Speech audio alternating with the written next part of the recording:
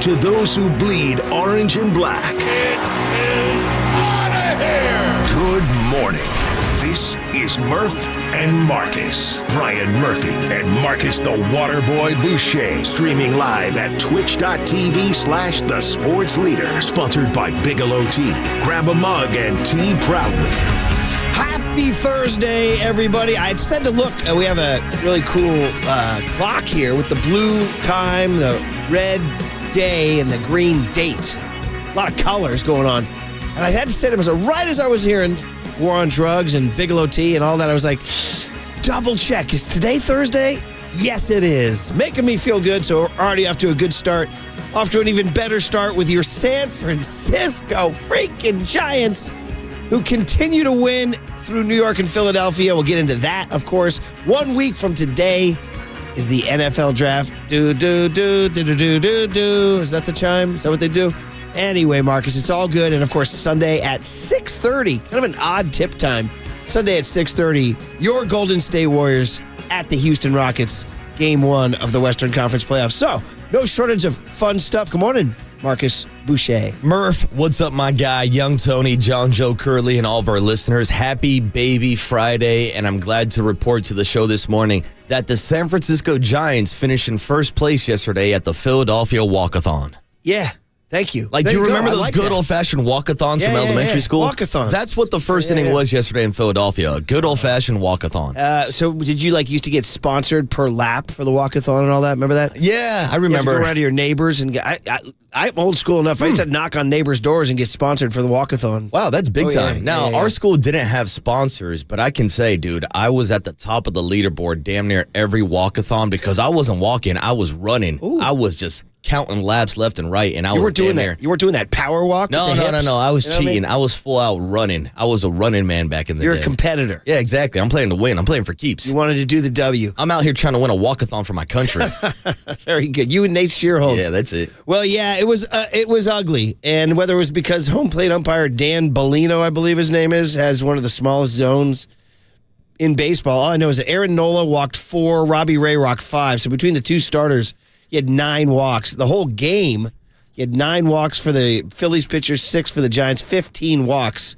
So, man, shout out like these 13-year-old juniors games. I was at a juniors game yesterday. A lot of walks. Yeah. That's what happens, kid, when you put 13-year-old kids 60 feet, 6 inches from them. But not Robbie Ray and Aaron Nola. What are you guys doing? And it's kind of funny because you say Robbie Ray, and Robbie Ray was like, yesterday they won. Listen, it's great. They're playing unbelievable. They're 13-5. The only team in baseball better than them happens to be in their own division, 15-4. I was looking all this up. They're 3rd in Major League Baseball in runs scored. Their bullpen is 2nd in Major League Baseball in ERA and 3rd in WHIP. Like all these great stuff. And yet, one of my big takeaways yesterday was how pissed I was at Robbie Ray. How about that? I don't know. Something about it. It's like you give him a 4-run lead. Don't go out there and start freaking nibbling. Got nibbling Ned out here, just doing attack. And the thing is, I think that's who Robbie Ray is. Yeah. Right? He is. Yeah. And I hate to start the show like this, too, because the Giants did put up a season-high 11 runs yesterday, so we will talk about Wilmer Flores leading Major League Baseball in RBIs, Jung-ho Lee leading Major League Baseball in doubles as well, and the job that they got done last night without hitting a single home run. But, Murph, you're right. It's the inconsistencies of a Robbie Ray. One day he looks like a Cy Young winner. The next day he looks like one of those 13-year-olds on the junior field throwing from 60 feet 6 inches for the first time. He does. Like even earlier this year out in Cincinnati, he threw 5 perfect innings. Then the pitch clock rattles him and he couldn't find the strike zone. Couldn't hit the broadside of a barn, Murph. You know, FP Santangelo, I'm doing a lot of radio because I'm in the car a lot around these times with youth sports and all that, and we did have a ball game last night. But FP's great. He's really, really good. He just watches the game so keenly. He had a theory in the first inning that so the Giants score 4 in the first, which is great. The Phillies have their own. I mean, go listen to WIP. They're probably saying the same thing right now about Aaron Nola. You know what I mean? They're upset as heck. Yeah, on a day where Aaron Nola still finished with like 9 strikeouts, though. Yeah, 8 or 9 in the box. And Robbie Ray Same with Robbie Ray. Finished with 8 strikeouts, right? A boom or bust. But he noted that the very first batter of the game, Giants are up 4-0. It's great. Trey Turner hits a ground ball to the left side. And it's one of those tweeners. It's either Chapman's ball or Adames' ball. They're not sure. Chapman surprisingly surrenders it to Adames, who's going away from the bag, and can't make the long throw across the diamond because Trey Turner's very fast.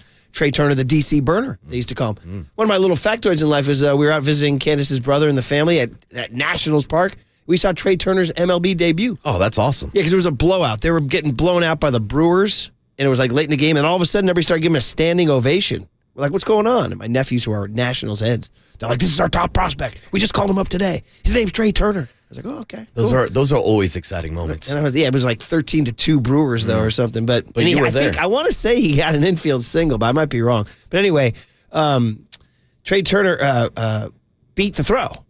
And as Robbie Ray continued to struggle, FP made an observation on the radio. He said, I think Robbie Ray's an excitable boy. Shout out Warren Zevon. Excitable boy. Great tune.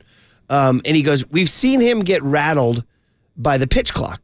Yeah. He's had a couple of pitch clock violations. He goes, so maybe he's one of these guys. He's a little bit, he didn't say this word, but the point he was trying to make was he's rattleable. Like things can kind of upset his rhythm. And he said, I wonder if the very first batter of the game, he thought, I got a ground ball to get Trey Turner out. Chapman should have gone to his left and made that play. Instead, he left it to the guy with the longer throw. And he goes, my speculation is that he never got over that hole. And it was an interesting theory that he's kind of, that kind of stuff can bother him. He said, just a theory. Just a theory. Yeah, and I can understand that as a former pitcher myself. Anytime you get a ground ball, you're expecting an out to be made. But also, you're a big league pitcher. You got to have a short-term memory. You got to turn around and say, hey, Willie, I'll get you another one right here. Hey, Matt, I'll get you another one right here. To me, it's more about maybe just getting him in the stretch early because he looks a lot more comfortable out of the windup than he does the stretch, just from my naked eye and watching the game in those damn near naked tight pants that he wears every single night. He seems more comfortable out of the windup than in the stretch. And early on, he's in the stretch, and then he couldn't find the strike zone. That could be it, too. But look what happens. They wind up winning the freaking game. In fact, with all this negative talk about Robbie Ray, why don't we spin positive here? They're 13-5. They're 9-3 on the road. They're 9-3 on the road. I almost dread them coming home where they're 4-2. And they won't come home because this road trip continues in Anaheim after today's getaway day game, which is a little bit later, 1:05 our time, 4:05 Philadelphia time. And another pitcher who could be a little frustrating, Jordan Hicks, goes on the mound against Christopher Sanchez. But hey, the way this thing's going, man, you expect the Giants to win because Pat Burrell called Rob Manfred yet again. And Rob Manfred answered, wait, are you calling from San Diego where they keep winning? He said, no, pal. I'm calling from the Giants clubhouse where we keep winning, you empty suit. Put it in the books. San Francisco Giants 11, Philadelphia Phillies 4. Beautiful baseball. Beautiful baseball. It's a marvelous day in the BAY. I like America. Healthy flow. Winning is fun. Yeah. Buster was a winner, bro. We want to be a gritty, grindy bunch. The win package begins to take shape there. And no home runs to report, as Marcus noted. So an 11 runs, 13 hits, and no bombs. How about that from the gritty San Francisco Giants as they are continuing to just find different ways to win ball games? Season high 11 runs yesterday, not a single home run in a home run ballpark, Murph. Yeah. And the wind blowing out, too. So, how was the rest of your Wednesday night, brother? Everything else was chill, man. I made sure to just stay home, catch some extra Z's. I told you I've been dealing with a little bit of a bug, so shout out Bigelow T for making my voice sound nice and smooth this morning. Smooth. Thank you. But then I also stayed up to watch Klay Thompson exercise some demons up in Sacramento yesterday. Yeah, how about that? Hell yeah, I tuned in. When I tuned in, the Mavericks were up about 20, and it never stopped. It's funny. These days, when a team's up 20 in the NBA, you're like, okay, I'm just going to wait for the other team to catch up, and then we'll take it from there. Because 20-point leads, if there was a way to quantify how many blown 20-point leads, this had to be the year of the most blown. Yeah. But not last night. The Mavericks just put a big old stiff arm on the Kings and kept them back. And I was like, my number one reaction, other than Klay, obviously, which we'll get into, because he did exercise some demons, scored 16 points in the second quarter alone. Let's go, Klay. After going 0 for 10 in the same situation, a play-in game in the same building last year. He had a big fat smile on his face after the game. But my number one reaction when I turned the TV was, way to fire Mike Brown. Congrats. Yeah. You know what I mean? I mean, listen, I know it's a lot more than that, but that was my number one takeaway. How'd that work out for you guys?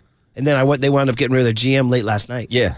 And in between, they got rid of their franchise player, De'Aaron Fox, shipped him out to San Antonio. So things are going smooth up in Sacramento. Back into a dark age for Sacramento? Yeah. Look, I love our listeners up in the 916. No disrespect to the Bean Boys up there, but listen, man. This is kind of the consequences of your own actions. Firing Mike Brown, moving on from De'Aaron Fox, and now firing your GM. Yeah, no good. But now Klay has an intriguing game down at Memphis on Friday. They would get a chance to, if they win. Anthony Davis played, and when he plays, that's the Nico. Listen, the trade will live in forever in infamy.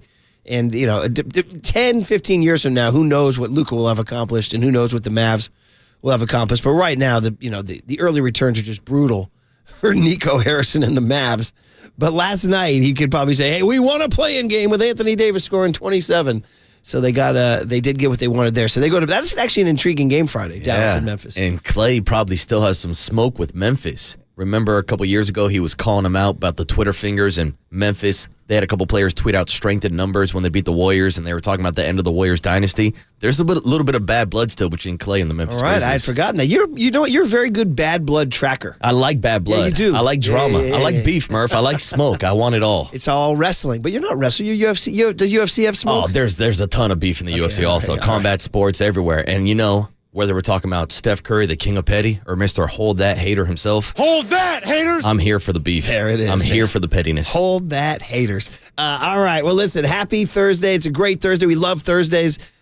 You always know the weekend turns when young Tony starts asking questions on a Wednesday around 7:15.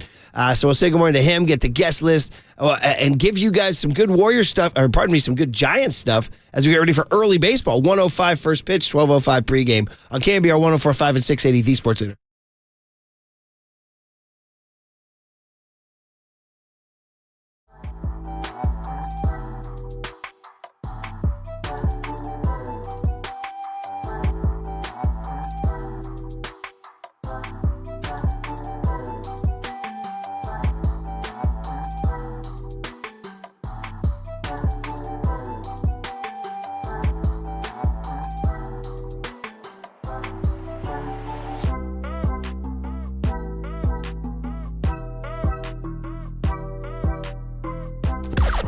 Now, from the O'Donnell Financial Group Sports Desk. Learn more at odfigroup.com. O'Donnell Financial Group, because planning is a process, not a product. Good morning. Today is Thursday, which means we have 2 more days left of our contest. We are giving away 2 single-day tickets to go see Metallica on June 22nd at Levi Stadium. Stay tuned through the 8 a.m. hour for your chance to win today.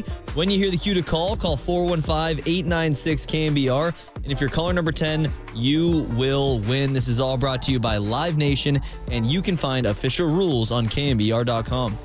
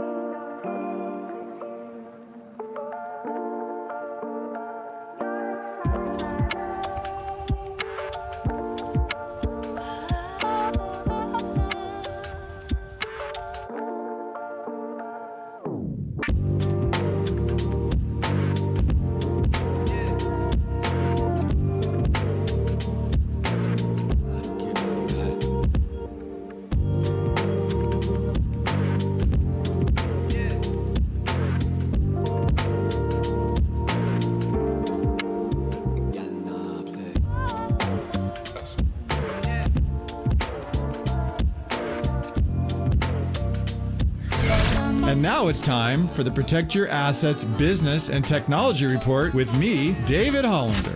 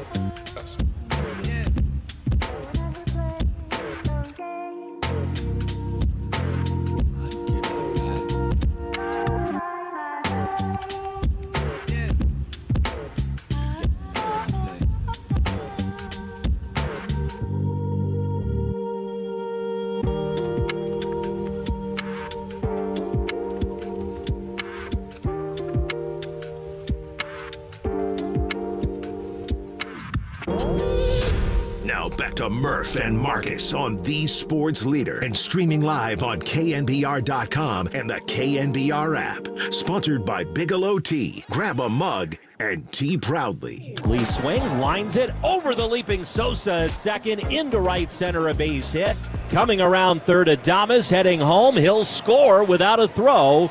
And Jung-ho Lee stay hot. Bailey swings, ground ball left side into the hole, sliding Turner can't get it.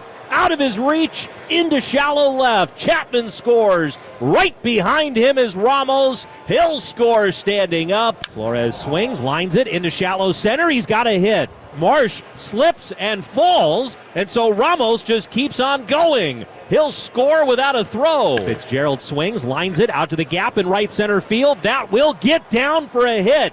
Wade has scored. Tyler Fitzgerald, another hit. This one an RBI double. Joe Rizzo and LaRussell, the duo you never knew you needed. Sounded good to me, man. Sounded good to have young Tony dialing up all these hits. Tyler Fitzgerald, 3 knocks yesterday. He's hitting 314 now. Ooh, stay hot, Fitzy. In his last week. Ready for this? 11 for 23 in his last week with 3 doubles, a triple, and a bomb. Doing it. 842 OP, or I should say, pardon me. Yeah, 842 OPS. You heard Jung-ho Lee. I'm making the call right now. Not the boldest call in the history of the world, but a mildly bold call on hot takes on a scale of 1 to 10. It's probably about a 2. Jung-ho Lee, All-Star game. Ooh. Right now. It's like maybe a 3 or a 4. I like He just has all the sheen of an All-Star. Everything he's doing looks like an All-Star. He's playing like an All-Star. And I'm calling that Jung-ho Lee will be at least... The Giants will have at least 1 All-Star. Could have more, but I'm locking him up right now. Where is the Midsummer Classic this summer? That's a great question. He'll look good on the line when he gets introduced. By the way, I already have him there. It's booked, all right, guys? But let it be known. Yeah, I'm going to speak it into existence. I wonder if you can get odds on that. If you can bet on players making the All-Star game. That's interesting. Because I would have thought about making that bet before the season, but I don't want to jinx anything. Since I was the one who bet on Jung-ho Lee to win Rookie of the Year last year, and Murph, the fact that he went like 15 plate appearances more to gain his rookie status last year. We've had a bunch of people text in over the start of the season asking about whether or not Jung-ho Lee would be eligible for Rookie of the Year, but no, he exceeded the minimum number of at-bats last season, so he's technically not a rookie this year. That's a great stat. I didn't know it. Thank you. I learned something. What did I learn today? I already learned that. Also learned that Jung-ho Lee will be jogging out to the line at Truist Park in Atlanta, Georgia. A-Town. Let's have him race the Freeze at the All-Star game. That'd be good. I'll take Jung-ho Lee. I'll take Jung-ho Lee. The Freeze versus the Grandson of the Wind. So I'm just putting it out there. So I just love everything about this guy. 2 for 5 yesterday, 2 RBIs, 2 runs scored. He right now probably the best all-around player on the team. I would agree. Yeah, I mean that's it right there. He's the best hitter on the team. Defensively, it feels like every single ball that's hit the center field is being caught. Can't thank Pistol Pete Patilla enough for flying out to Korea and just standing there and giving us just clapping. Remember that video of him just clapping? They're like, there's video of a MLB executive. We're like, hey, that's Pistol Pete. That's Pete. And he was just standing. They're like, he's showing face. He can't talk to him, but he's showing face. It's almost like a game of like, where's Waldo? Anytime you want to go back and look for Jung-ho Lee highlights in Korea, you can see Pistol Pete Patilla in the background. No joke. He got a gig somewhere, didn't he? We should call him up. Yeah, I think he tagged along somewhere. We should call him up and ask him to come on, tell us about that trip to Korea and what he saw. And hey, man, listen, I'm pumped that Jung-ho Lee came. Listen, maybe it's a Korea-Japan thing. I don't know, but the Dodgers are getting all the Asian talent. We got Jung-ho Lee. Yeah, and he looks fantastic. And he's a superstar in Korea. Like, I think people didn't realize, like, how big of a star he was. He was the MVP of the KBO before he came to the San Francisco Giants. I mean, this guy was a phenom that was drafted first overall, was the first ever Korean baseball player to entirely skip the minor leagues, went straight to the big league level. And that sounds impressive, but it's more impressive when you throw in the fact that he was drafted as a shortstop. But Ha-Sung Kim was playing shortstop on the Kiwoom Heroes at the time. So Jung-ho Lee made the transition from shortstop to center field without playing a single minor league game. And then he went on to be a 5-time Gold Glove winner in center field out in the KBO. Like, this guy has it. I said it when they first made the move. I was like, damn, he might be the best Korean hitting prospect to ever come to the States. And so far, he's showing off some of that talent and some of that stardom also. Bro, I didn't know you had the book on Jung-ho Lee. I'm a Jung-ho Lee head. I did. You're breaking out all kind of. I didn't know he was signed as a shortstop. Oh, yeah. He was originally drafted as a shortstop. I got a bone up on my Wenke and on my Jung-ho Lee teenage years. Yeah, I remember like riffing last year, like, hey, maybe with the constant rotation of Giants shortstop, they had 5 or 6 different guys play last year. Hell, just put Jung-ho Lee out there. Absolutely. It's like in my immaculate grid, I always use Willie Mays. Because he played a game at shortstop. There's always like minimum game, one shortstop, $500. I'm like Willie Mays. It's always like a good number too, like a 0.4. So now I'm going to use, he might at some point have to step in there. I don't know. I mean, we've seen Mookie Betts go from the outfield to shortstop to second. Noah Lowry played right field, all right, and Pedro Feliz caught. You know, there was a crazy extra inning game against the Padres. They had a bunch of injuries. All of a sudden, Noah, in the middle of the game, middle of the 13th inning, Noah Lowry had to trot out to right field. It was great. We asked him about that down at FanFest at Oracle Park this year, and then Sergio Romo chimed in about the time that he played third base for the Tampa Bay Rays. Times plural. Yeah, how about multiple that? Times. Yeah, the Twins do that crazy stuff where they're like, yeah, we want to match up hitter to hitter, so we're not going to remove you from the game. You're just going to go to third. And then they can bring him back in.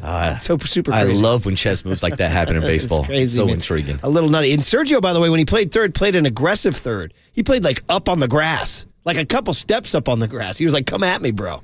Bring me the hot corner. Yeah, don't try butting on Sergio. I saw Sergio. He did the Sunday game. I like how NBC Sports Bay Area is going casual Sundays. Laura Britt's wearing music T-shirts. Have you seen this? She went Otis Redding last week, Beach Boys last Sunday. And Sergio just showed up in jeans and sneakers and like a polo golf shirt. They are going hyper casual Sundays on, I don't know what Ed Asner would say about it, but at least it's not casual Friday. Yeah, a little too casual. So anyway. You're going to be casual with my Giants coverage, huh? Exactly, I don't like it. Exactly. I need you on cutting edge, man, trying to win the West. So again, today, 105 today, Jordan Hicksy, as a texter, texted in, going against Christopher Sanchez. And then they go off to Anaheim, and it was funny. I was just talking to Waterboy during the break, and I was like, Giants go to Anaheim after this. People kind of forgot that, that they're not coming home. They actually have one more stop on the road, making this a very long road trip. And I looked at MLB's app, and I looked at Friday. I go, oh, hey, Logan Webb's pitching Friday. He said Angels, TBD. And then I went to the Saturday, and I touched it, clicked on the Saturday. I was like, oh, hey, Landon Roop's pitching Saturday. And it said Angels, TBD. And then I went to Sunday, and I clicked on Sunday and said, hey, Justin Verlander's pitching Sunday, Angels, TBD. Giants doing this Buster Posey. Buster's probably tell me who my damn starting pitchers are. I need to know. So Webb Friday, Roop Saturday, Verlander Sunday, because that's how the Giants roll this year. The Giants are announcing their rotation ahead of time in honor of Buster Posey, and the Angels are keeping it secret in honor of Farhan Zaidi.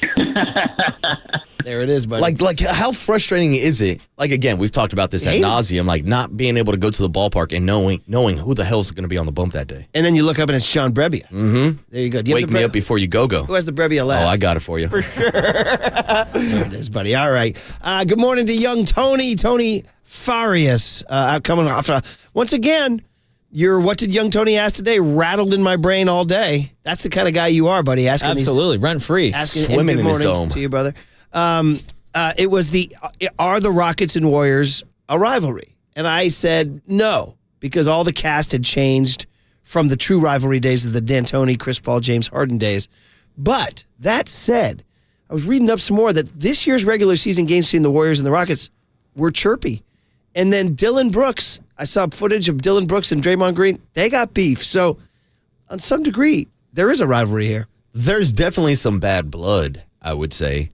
But I'm probably sticking with my answer from yesterday. It's hard to be a rivalry when the Warriors have pretty much beat down on them one-sided. Like, you need two parts. You need two to tango. You need a dance partner. The Houston Rockets have not been that dance partner. Yeah. Well, interesting. We'll ask some guest lists as we get our guest list here on a Thursday. April 17, 2025. 408 says Marcus has a sore throat not because of his cold, but because of his fire takes this morning on Jung-ho Lee. Hell yeah. And his background. Very good. He buried the lead, too, because Jung-ho Lee's on his fantasy team. Oh, yeah. Dude, not only is Jung-ho Lee on my fantasy team, thank you, young Tony. Are you the hooligan? No, I am the Jung-ho Brews. Okay. There's the Jung-ho crew in center field, and I like beers, so my team, in honor of Jung-ho Lee in the beer shower, my little logo is Jung-ho Lee in the shopping cart from last year, chugging a beer. I am the Jung-ho Brews. I like that. And, I know everybody knows Japanese beer. Sapporo, etc. What is the best Korean beer? That's a great question. I just asked the robot here. It's called Korea Cass, C-A-S-S. Ooh. Cass beer. Shout out our former colleague Cass Centeno. Raise your hand if you guys remember the days of Murph, Lyota, and Cass Centeno. No. Come on. That was way back. She went with us to Vegas and booked. We had a male strip review called The Thunder Down Under. Oh, I've heard of them. On the show. We had him on the show. I was literally going, so tell me about your act. I was like, so what do you do then a little bit later? You take off the pants? I was going to say, how did the review go? Well, it seems like there's only one way for you to review it. That day was a little bit controversial because maybe we had a little trouble getting on the air and maybe somebody had to wake up Gary Radnich. Oh, no. And then maybe somebody called it the darkest day in KNBR history. The darkest day in KNBR history coincided with the Thunder from Down Under. But we did get on the air in time to have the Thunder Down Under as we interviewed them in it. And by the way, we didn't. We just had to sit in like a little corner of a casino. So you had the ringing bells and everything in the background. And here came these Australian dudes all buffed out and half naked. Yeah. My sister's a big fan. I was like, so then what do you do? What do you do with the what do you do with the pants when they come off? Oh yeah, you know what they're doing. So, you know exactly what they're doing. We literally were interviewing the Thunder Down Under. Wow. This is part of my career, buddy. And now I'm connecting the dots. It makes sense why Murph doesn't like the Thunder era of the Warriors. It's because of the Thunder from Down Under. Oh man, what do we got, Tony? All right, good morning, everybody. Joining the show today at 7 o'clock, the guy who got the win last night for the Giants, Lou Trivino. That's awesome. What a story. Out of baseball in 23 and 24 would have been so easy to say that's it. The baseball gods are telling me to hang it up, and instead gets the W in his hometown. Yeah. Grew up 20 minutes from the Philadelphia ballpark, yeah. Former Oakland A, former Yankee. Yeah, as very well. much associated with the A's. Yeah. Very much, yeah. No doubt. Today's Thursday, so we have our executive show. Larry Bear is joining the show this week at 7:30. Larry, what you got, buddy? We're coming at you, dude. Coming at you. The big hit is going to be at 7:50. Cooler content at 8:30. And then you guys were talking about it. We have Jonathan Fagan joining the show at 8:15 to break down this Rockets-Warriors matchup, this Rockets rivalry, some might say, some might argue. Okay, we'll ask him. Yeah. Matt Mayoka to close this out at 8:50 as well. Okay, great. Well, yeah, a week out. I've finally started boning up. About a week out is about the time you should start boning up. About a week ago. Yeah. Start learning my Walter Nolans. D tackles out of Ole Miss. Up on Walter Nolan. But in the meantime, after the game, another comment from a Giants player that could be telling you what they're thinking inside the clubhouse about the Buster Posey era as opposed to past years. Next on The Sports Leader. I'll bone up on it right now, brother. I'm always boned up on my winky knowledge.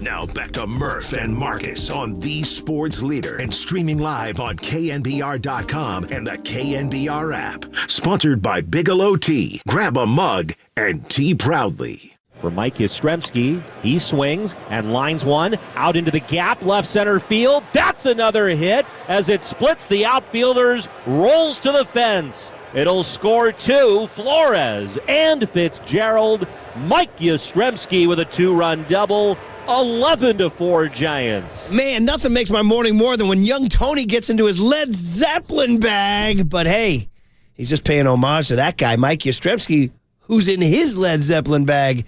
How about Yaz bringing back classic rock as his walk-up song, When the Levee Breaks? Man, levee is broken for the Giants in terms of the Buster Posey era because they're flooding us with wins, 13-5 with an 11-4 win last night. Lou Trivino, last night's winning pitcher, and a really savvy kind of pickup. Buster didn't do a whole lot in the offseason. He did that, though. He and Zach Manassian found Lou Trivino, clearly a Bob Melvin. Hey, you want to call this guy because Melvin and he did a lot in Oakland together. He joins us at 7 a.m. live from Philadelphia as the Giants get ready for an early game today, 105. Jordan Hicks on the mound against Christopher Sanchez. My Philly buddy said, I just keep telling myself it's early. Because it is. He goes, I'm now watching something on Netflix. He's very upset. He's very upset. But keep telling yourself that. They're fine. They're 10-8. They're like one out in the East. It's like what are you worried about, buddy? You're right there. The Braves are off to a terrible start. You and the Mets just go do your thing all summer long. You're fine. But the Giants, meanwhile, have rolled into Philly. And I told them all I want is a split. Well, they've got that. Mm-hmm. Now do you get greedy and go for one more? Yeah. Hell yeah, you get greedy. Right. Because the gritty Giants are in town, Murph. Gritty Giants. And it's funny because I've heard that argument go both ways for teams that are doing bad to start the season and for teams that are doing good to start the season. Oh, it's early. It's still only April. We're not that deep into the season. I'm like, well, all these games count. At the end of the year, when we're going to be scoreboard watching and talking about one or two different games deciding maybe a wild card berth, these games matter, and this is why the Giants came out of spring training after having the best record in spring training to have a goal to win games early, to play every single game like it's a wild card postseason game. And you're seeing that with the aggressiveness on the base pass, the approach with two strikes. You're seeing a different ball club this season. Yeah, in fact, Yaz got caught stealing yesterday, and it was their only the second time all year they've been caught stealing. And I don't mind it, to be honest with you. I agree. I actually was in the car when that happened, and I was talking to my windshield. I'm like, I'm good with the go. I'm good. You got to go. You got to push it. Got to be aggressive. Tip your cap to Marchand, not JT Realmuto. He was DHing last night. What a player he is, by the way, Realmuto. He's a stud. By the way, we are sponsored by Marin Health with top physicians, surgeons, and clinicians right here in the North Bay. Marin Health puts you closer to your best health, world-class care, closer than you think. And don't forget those Metallica tickets, still giving those away. 8 a.m. hour today to see Metallica June 22nd at Levi's Stadium. 8 a.m. hour. Come on, man. That's iconic stuff, Metallica at Levi's Stadium. You don't want to miss that this summer. Sounds like a good time. Meanwhile, good time for Mike Yastrzemski, as we said, 2 for 4, 2 RBIs, 2 walks, reached base 4 times yesterday. He's hitting .314. His OPS is over 1,000. And I teased you by saying, and John Curley's always out here looking to start S. As Nomar Garcia-Parra told me back in '99, don't start S. That's what he told me. Don't tell it to John Joe Curley. Walking through the dripping Fenway tunnels with rats and mold and exposed pipes and all that stuff. After he and Tim Hudson had words in July of '99 or August of '99. Anyway, point is that Curley wants to start S because after the game, Rich Aurelia asked on NBC Sports Bay Area Mike Yastrzemski a question. Here you go. Did you work on something differently this offseason or in spring? Because to me, just watching you at the beginning of the season, you seem to be very fluid, hitting the ball the other way. You've been getting to pitches that sometimes in the past you might not have gotten to consistently. Have you done anything differently with your approach up there or the stance or anything? Yeah, I think a lot of it is just a mindset. I worked on a mindset a lot. Just kind of trusting myself, letting the ball travel, understanding that I don't have to hit a homer every time. I don't have to try and do too much. And I think that I fell into that trap the last couple of years where I tried to hit every ball as hard as I possibly could, and it wasn't working, and I had enough of it. And so I said I was going to do everything I could to go back to being a true hitter, and that's all I'm trying to do right now. Okay, so that is either just a savvy vet adjusting to a trend that he had fallen into, or are we back here taking shots at the Farhan Zaidi regime where it's launch angle or bust, home run or bust, strikeouts are okay, Gabe Kapler going, yeah, nice strikeout, buddy. You almost went yard. Good job. Or is it an adjustment to Buster, Pat, Zach Manassian, everybody saying, hey, guys, become a baseball player, become a baseball team, go the other way, make contact. Don't try to leave the yard every single time. Do you read that as Yaz just trying to get better or Yaz adjusting to a new regime? I think it's a little bit of both, but I do think it does kind of show the difference in regimes. You mentioned Gabe Kapler. I believe we had a discussion on the show about Kapler's comments about how strikeouts were better than grounding out because you could ground it into a double play. Like, we've had this argument before about the usage of analytics, which all teams should use analytics, but you should not live and die by the analytics. When it comes to the argument about whether or not you should bunt, the analytic crowd will tell you, no, you shouldn't bunt because you're giving up outs.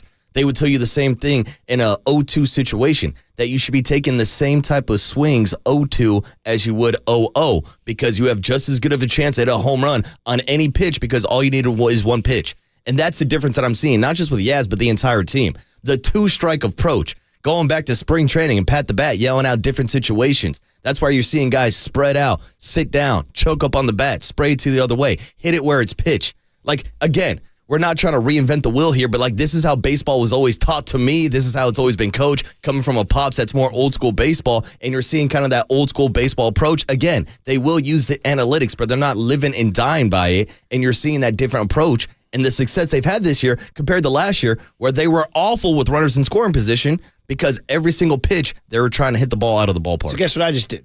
I just looked up 2025 Major League Baseball team hitting stats, went to the split scoring position. I did not know what I was going to get. I didn't know. You guys ready? Number one in Major League Baseball. The Giants. The Giants have the highest batting average of any team by a good margin. They're hitting they've hit. They lead Major League Baseball in with home runs. I was in the wrong category there. I'm sorry. Third in Major League Baseball in batting average. Third. I'll take that. That's really, really freaking good. They're hitting .281 with runners in scoring position. So it's exactly what we're talking about, not worrying about, doing what the right thing is. It even goes back to the sacrifice bunt, which I don't know. Maybe I'm an idiot for still believing in it. I still believe there's a time for the sacrifice bunt. And I'll never forget reading the Glenn Dickey column in the San Francisco Chronicle by the young GM on the rise, Billy Beane, who was saying, you're an idiot if you bunt. And they all laughed and chortled. Well, look at the morons who bunt. And I was like, what do you mean a moron? Sometimes you need to sacrifice bunt in the right situation. They're like, you're an idiot. Giving away an out is stupid baseball. Yeah. And I was like, I remember reading that column going, well, I think this column's stupid. Yeah. But I think it's stupid for you to have that take when it's a 0-0 ball game and you're playing for one run and you've got a leadoff double.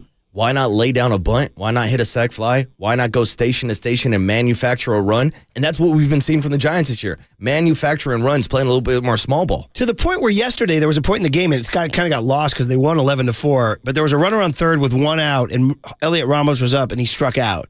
And I was miffed and I was like, this is exactly what the 2025 Giants are not supposed to be. I was like, I know it's baseball. It's hard. Sometimes you strike out. I'm not going to bury the guy for it. But I did note it, and I was like, hey, Ramos, you had one job, and that was to put the ball in play there. It reminded me of 22, 23, and 24. Yeah, but also there's a situation, I believe, in the sixth inning. Jung-ho Lee came out to the plate with a runner on third. First pitch up in the zone, sprays it the other way, gets a sac fly. That's how you get the job done. That's why Do a job. That's why he's my all-star. That's it, all-star Jung-ho Lee. A couple guys calling in right away. Scarecrow down in Hollister has thoughts on this topic here. So, Scarecrow, good morning. How are you? Hey, what's up, Scarecrow? Hey, I am well, guys. But, we have the Dodgers, and I hate to say that word because it sticks in my throat. But the fact of the matter is we have the Dodgers show you how this is done. You throw the ball, you pitch the ball, you run between the bases, you hit the ball. Mm-hmm. It's all basically fundamentals. You do those, you're going to do fine. And while I'm not maybe the smartest guy on the block, I do live in the Sacramento area, and I see a whole lot more orange and black than I'm seeing green and gold. Yeah. And that makes me very happy. That is interesting. Giants maybe. Well, that's, we can talk to Larry Bear about that, actually, about taking over Northern California. So, Scarecrow, thanks for the call. And then Jeff in Santa Rosa next up. Jeff, good morning. How are you, man? Good morning, Jeff. Good morning, everybody. Hope everybody's well in their family. What a great way to start the season. Absolutely. What a great way. Absolutely, Jeff. 13-5, Jeff. Pardon me, sir? They're 13-5. Yeah, I mean it's obvious, it's awesome, and to Marcus's point, down the road we're going to look at these games and go, boy, sure glad we won these, sure glad we won that one.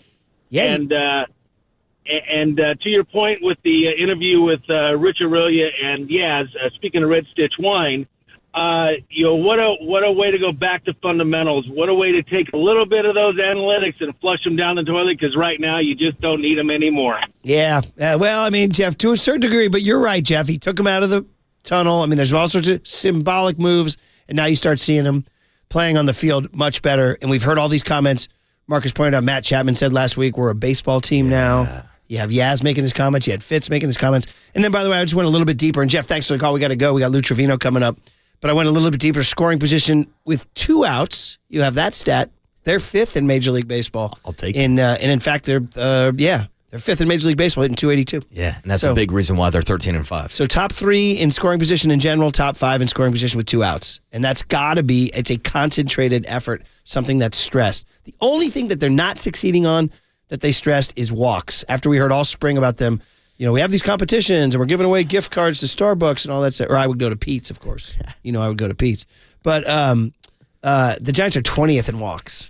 Yeah, and Robbie Ray had something to do with that last night. Yeah, Robbie Ray has allowed 15 hits on the season. He also has 15 free 90s handed out. 15 walks this year for Robbie Ray. And I love that every morning this guy, 925 guy who's a hater, he texts in, he goes, hey, when's the Giants' April pennant ceremony? Love it. I like these about texts. About a week away. Come on down. We'll let you cut the ribbon, every bud. Every day this guy sends us. Like I said, it's better to win games early on than to lose games. And 408 says, anybody changing their 2025 Giants win-loss prediction? I feel like once you make your prediction, you got to stand by it. You got to stand by it. Just like the Giants stood by Lou Trivino by picking him off of the, I don't want to say the scrap heap, but really off of the streets because he was out of baseball. I should say out of the bigs.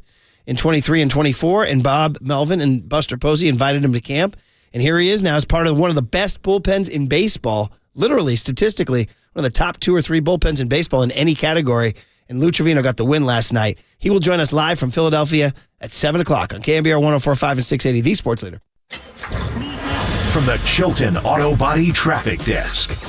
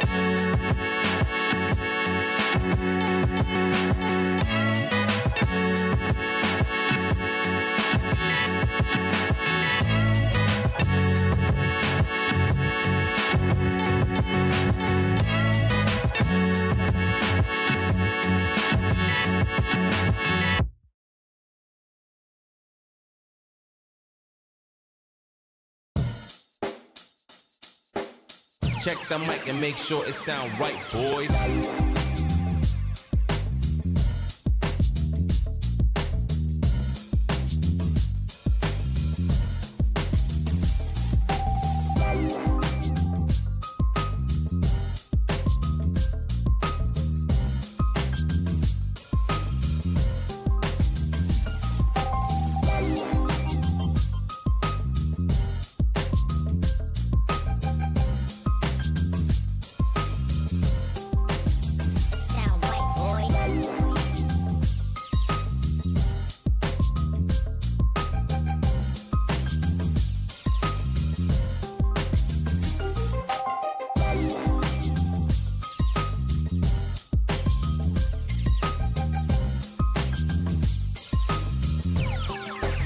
It sound right, boys.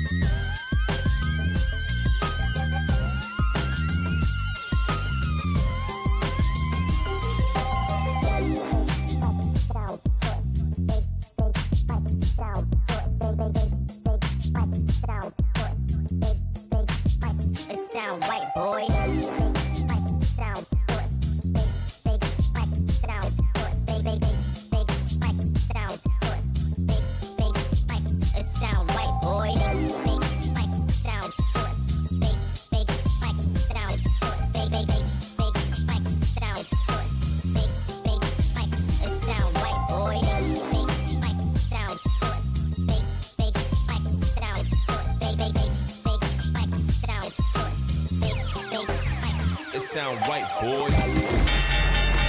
Now, it's time for KNBR's Opening Bell Report. Sponsored by Protect Your Assets with David Hollander. Concerned inflation will ruin your dream retirement? Learn more. Listen to David's show every Saturday morning or call 1-866-PROTECT.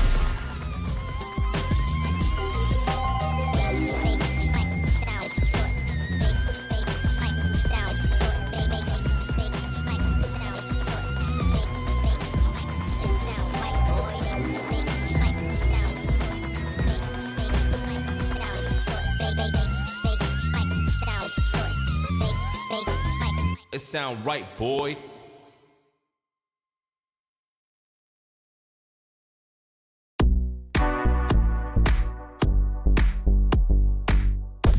Listen to the sports leader anywhere, anytime. Download the KNBR app. Murph and Marcus continue live from the KNBR Casino Matrix Progressive Jackpot Studios. Casino Matrix. Progressive jackpots are here. Where are you? Just drop in. 1-800-GAMBLER. Murph and Marcus is sponsored by Bigelow Tea. Grab a mug and tea proudly. He down.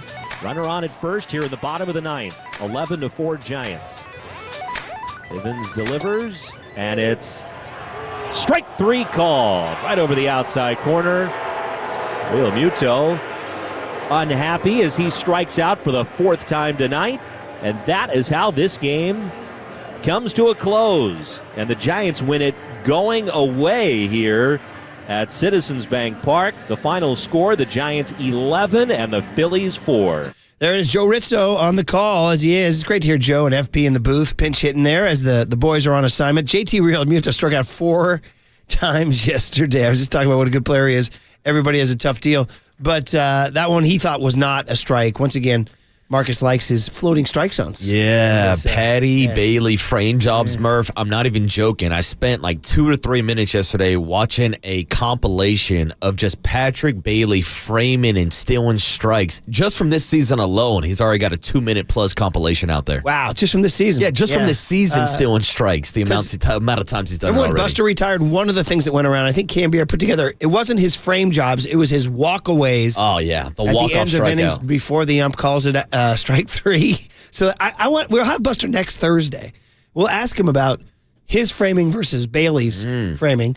Mm-hmm. You got to be careful. Don't want to get Buster into a situation where I believe the first time he came on our show after being named president of baseball operations, talked about Patrick Bailey's abilities defensively and didn't want to get too far ahead of himself, saying that he is better than him defensively. I do know, remember, he did say he doesn't, he goes, We asked him about his offense, and he said his number one job is to steer this pitching, because right now he's hitting 184. Yeah, but he did have an two RBI single last night, but he's not hitting. Lamont Wade is not hitting. 0 for 3. He's now down to 102. Now, is it early? Is it early? Well, it's 18 games now. Wade on the interstate. It's something to keep an eye on. He did walk twice yesterday, as every Giants hitter reached at least twice.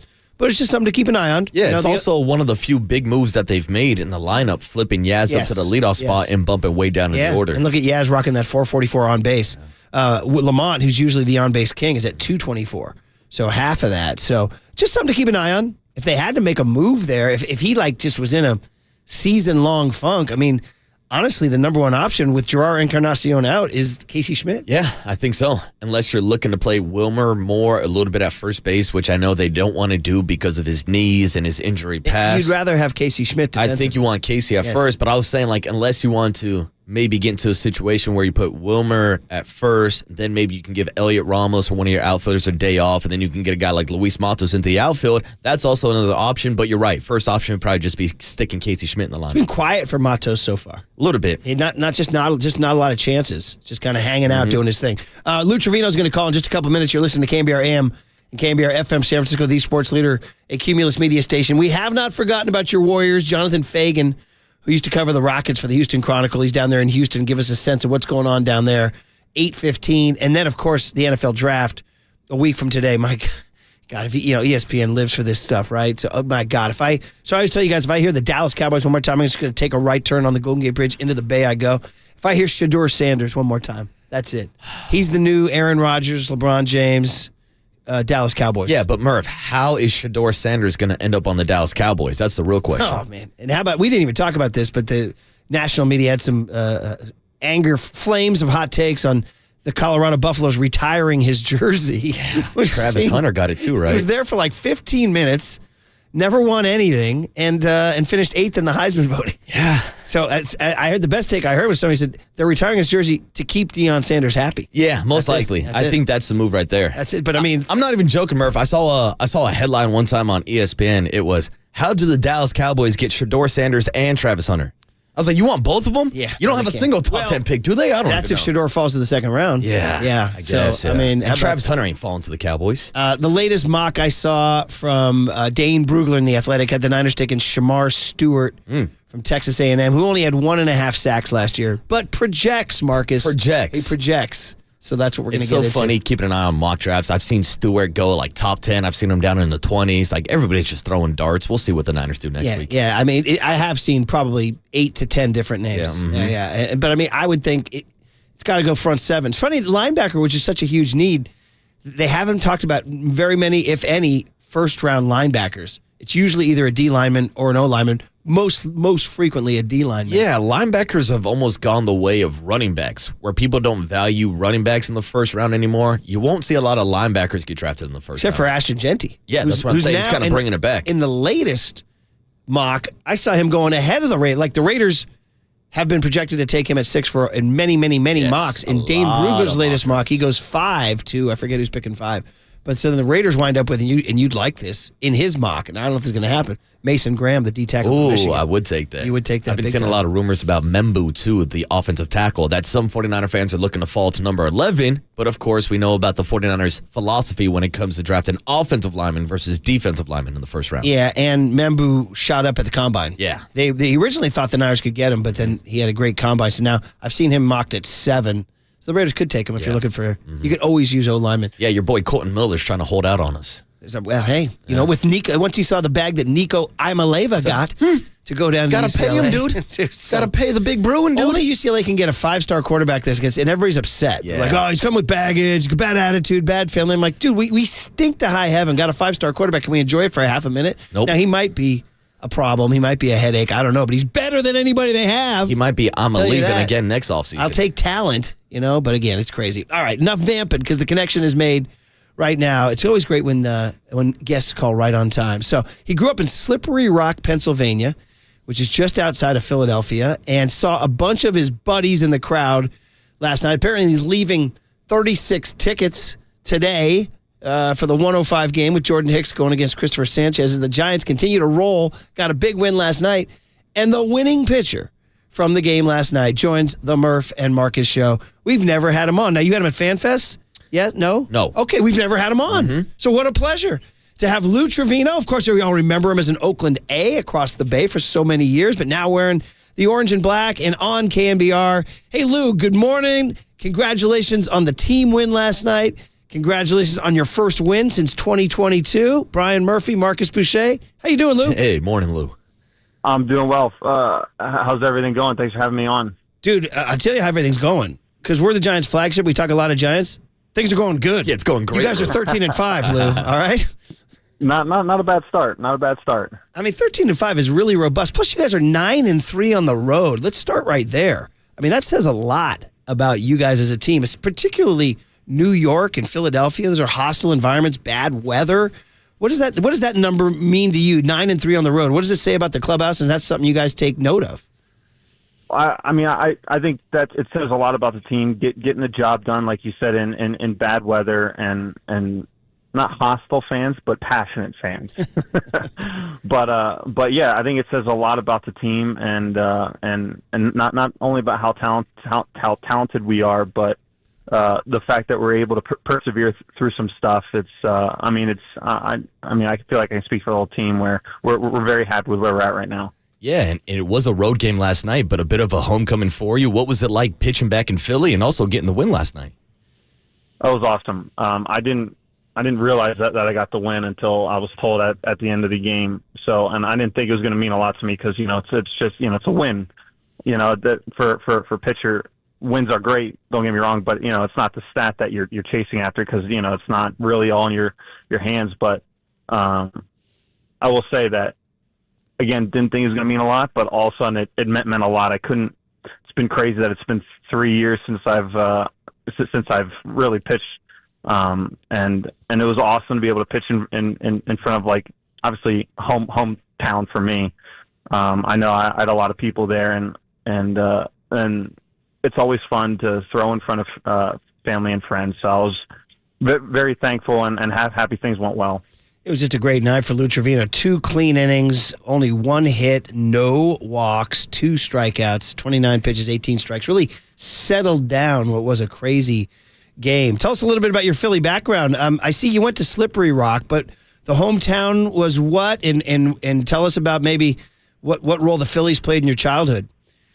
Yeah, I grew up in the Quakertown area, so it's about an hour north of Philadelphia, and I was a Phillies fan for a long time. I was at Citizens Bank Park at least 10, 15 times when I was a kid. I was a big Chase Utley, Jim Thome, Ryan Howard, Pat Burrell, which is pretty cool to have him as a pitching coach. So yeah, I haven't played in Philadelphia a lot in my career, even though I've played for almost, I feel this is the 8th season. So this is the second series that I've had here, and it's very special, just because going there as a kid, watching those playoff teams, to be able to actually play there, it's pretty cool. I don't know, it's kind of hard to describe, but it's like that surreal feeling when you walk out on the field and you're just used to being in the second or third deck, just kind of scrounging up tickets to actually be on the field. It's pretty special for me. Lou, you mentioned last night was your first win since 2022, and I feel like we might need to explain this to the audience for the people who might not follow your story and what you've gone through the last couple of years, going through the Tommy John surgery and then also dealing with the shoulder injuries. You were out of baseball for 2 seasons, so how was that journey for you? How was it just sticking to the game, getting back healthy, and then getting back with the Giants this spring? Yeah, it was a tough go, but I feel like God blessed me at the same time. I was able to spend a lot more time than I would have with my family, but at the same time, yeah, it was definitely rough. The TJ rehab didn't go as smoothly as one would hope, and then I felt like I finally got out of the woods with my elbow, and then the shoulder flared up. So it's just feels one setback after another, and it's not like I ever doubted I'd come back. It's just kind of how when I was a kid, I always knew I was going to be a big leaguer, but when it actually happens, it's like, wow, it happened. I always knew that I was going to come back, but when I finally did, it was a touching moment almost. Like you know it's going to happen, but not surprised. But I can't come up with the right words to say, but more thankful and just feeling so blessed to get another go around at it, especially with the team that we have. I feel like we have such a special team. So to be able to be here, first time throwing in 2 years with this team is awesome. Lou, talk about and we're talking to Lou Trivino, the winning pitcher from last night's Giants game. They won 11-4. They're 13-5. They have a getaway day in Philadelphia today before flying to Anaheim for a finale of this long road trip. Tell us a little bit about the mental struggle. Like, every pitcher that goes through Tommy John talks about how hard the rehab is. Now, you're north of 30, though, and you've had a career in that. I'm wondering if at any point you're like, man, are the baseball gods telling me I'm never going to make it back to the show? Because, you even signing with the Giants this February, it was non-roster, right? How hard was that? Like, coming to grips with, wow. And maybe, I don't know, talking to your family about, I don't know, is this the end? It certainly isn't. But did that ever enter your mind? No, not even a little bit. And like I was saying, I always knew I'd be back, It maybe took a little longer than I thought. But I will say, I feel like I had it a little easier, so to speak, because when I was going through rehab, there's a lot of guys that when they go through rehab, they're all by themselves. They don't have families. They're renting a place, and there's really nothing but rehab. And I was very fortunate that my wife was pregnant at the time, and we just had a new baby girl. Nice. So I was able to go to rehab and then kind of take my mind off of things when I got home. So I had that almost distraction to where I'm not constantly focused on, well, I got to get better. So things aren't going right. So I feel like I had it a little better than most. And I know, 33, I'm an old man, but I feel like I have a lot more years to get to this game. And I always say it's like I got a new transmission. The engine, the shoulder is great. That's a diesel engine. We'll go for 1 million miles, but I just need to switch out the transmission, and then we'll be able to pitch for a bunch more years. Yeah, I love it, Lou, and congrats on battling back and getting back on the bump. But I did want to ask you about your relationship with Bob Melvin. Obviously, you played for him in Oakland, so what's that relationship like, and what is it like being back in Bo Mel's bullpen? Oh, it's great. Yeah, I played under him for a very long time, and it was great to talk to him before we signed, and he was telling me, he wanted me here, and I was very thankful for that, to have him in my camp. He's one of my favorite managers of all time. He's just a great guy, great manager. And again, it's cool to have that familiarity with a manager to be on a new team. It's special for me. What interactions have you had with Buster Posey, who I imagine you faced at some point in interleague baseball? I did face him. Yeah. I did face him. We're not going to say how any one of us fared, because I don't want to do that. We can look it up. But I did face him. It's great. Yeah, tell us about, because the role he plays over here. You were across the bridge trying to do your thing in the green and gold.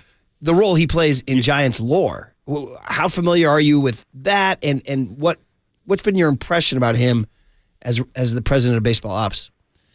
Well, I know from talking with a lot of people, they're all very excited about the direction that he's going to take things. They really like him, and obviously he's well loved with San Francisco. But not only is well loved with the fans, he's well loved among the people and among the organization. And just in my limited interactions with him, I've spoken to him a handful of times. He's the real deal. He's a great guy, and he's very intelligent. And I think it's great to have a guy like that not only was in the game, but played in the game at such a high level, and I was able to play with a lot of different guys, see the comings and goings of guys. So like, he has a little, not empathy, but a more of an understanding about what we're going through than a guy who has really never played but is brilliant, and I think that does make a big, pretty big difference. And he I think he's got us on the right track.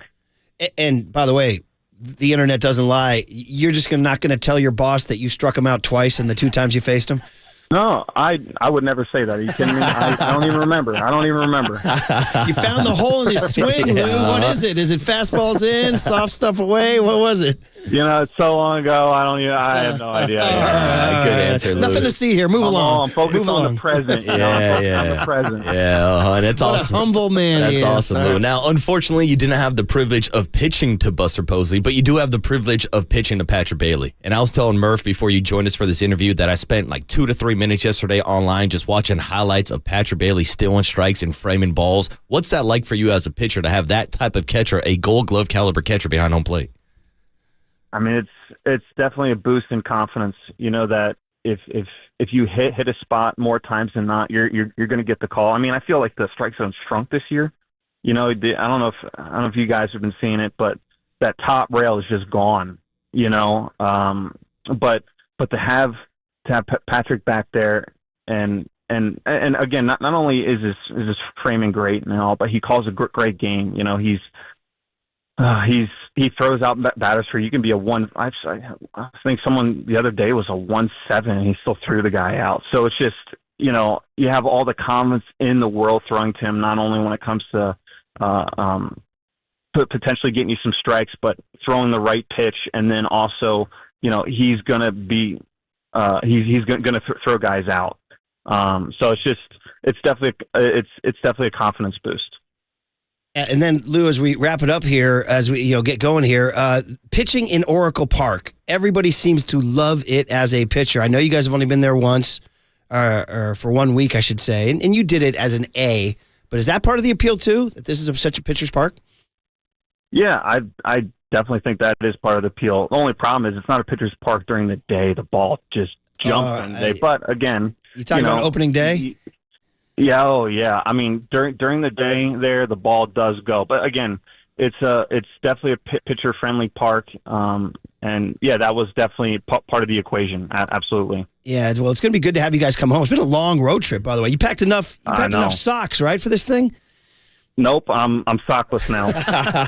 They used to say. I remember that first time Mike Krukow came on when he was just starting to broadcast, and they were like, "Man, 3-city road trip." He's like, "I only have 6 pairs of underwear." He goes, "I guess I go 6 and then commando the rest of the way." That's what he says. So, you guys, those are long trips, man.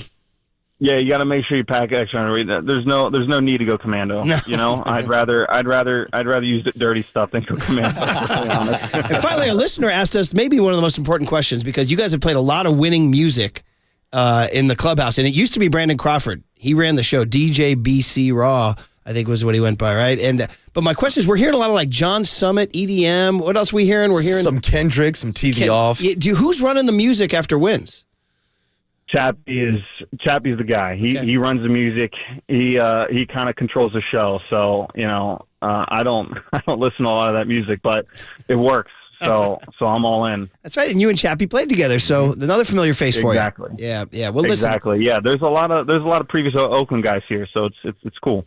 And last one is, before I let you go, is just your chance. I know you've spoken on it before, but your chance to say something to A's fans out there about leaving Oakland. I mean, I know they're in SAC. It's drivable, but listen, it's not the same. I mean, from Catfish Hunter to Ricky Henderson and everything in between, the lore of the Oakland A's from 1968 to 2024, and you were a part of it. Those fans that you connected with, just your feeling and your emotion about the A's leaving Oakland. Yeah, it definitely is sad. There's like you said, there's a lot of history in Oakland. The amount of big names and winning seasons that came through that area. It's definitely sad. But the only issue, like the thing is, the only constant in life is change, right? So like, it sucks.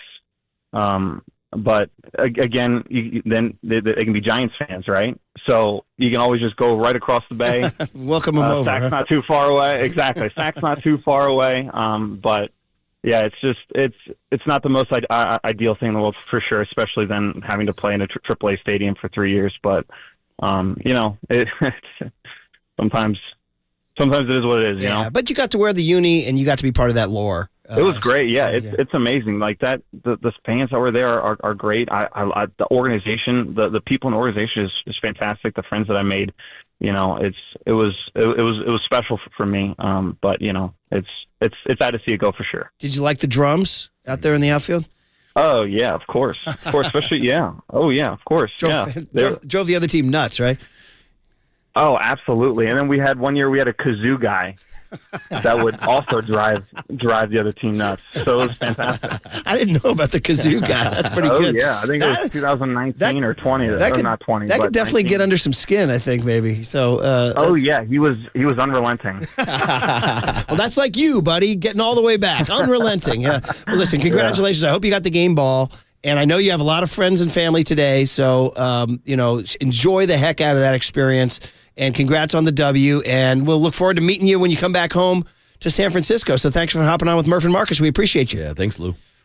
Absolutely. Thanks for having me, guys. Yeah, good guy. Lou Trivino on the UMA guest line. Giants, everything's coming up roses, buddy. Yeah, good guy and a good story. Everything's coming up roses. We got Larry Bear at 7:30. So we haven't talked about this all morning long.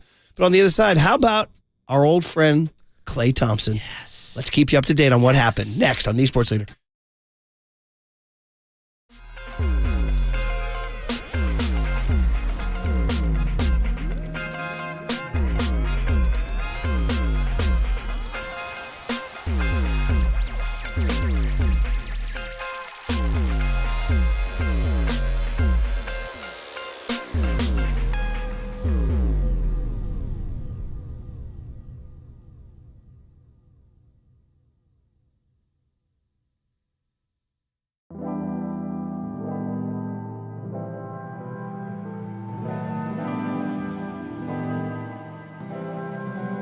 All right, on the line, our guy Steve Moskowitz. It is, of course, the week of tax deals, but Steve's always looking to help you on any level. Steve, good morning. You want to talk about what to do if you didn't get your ERC check?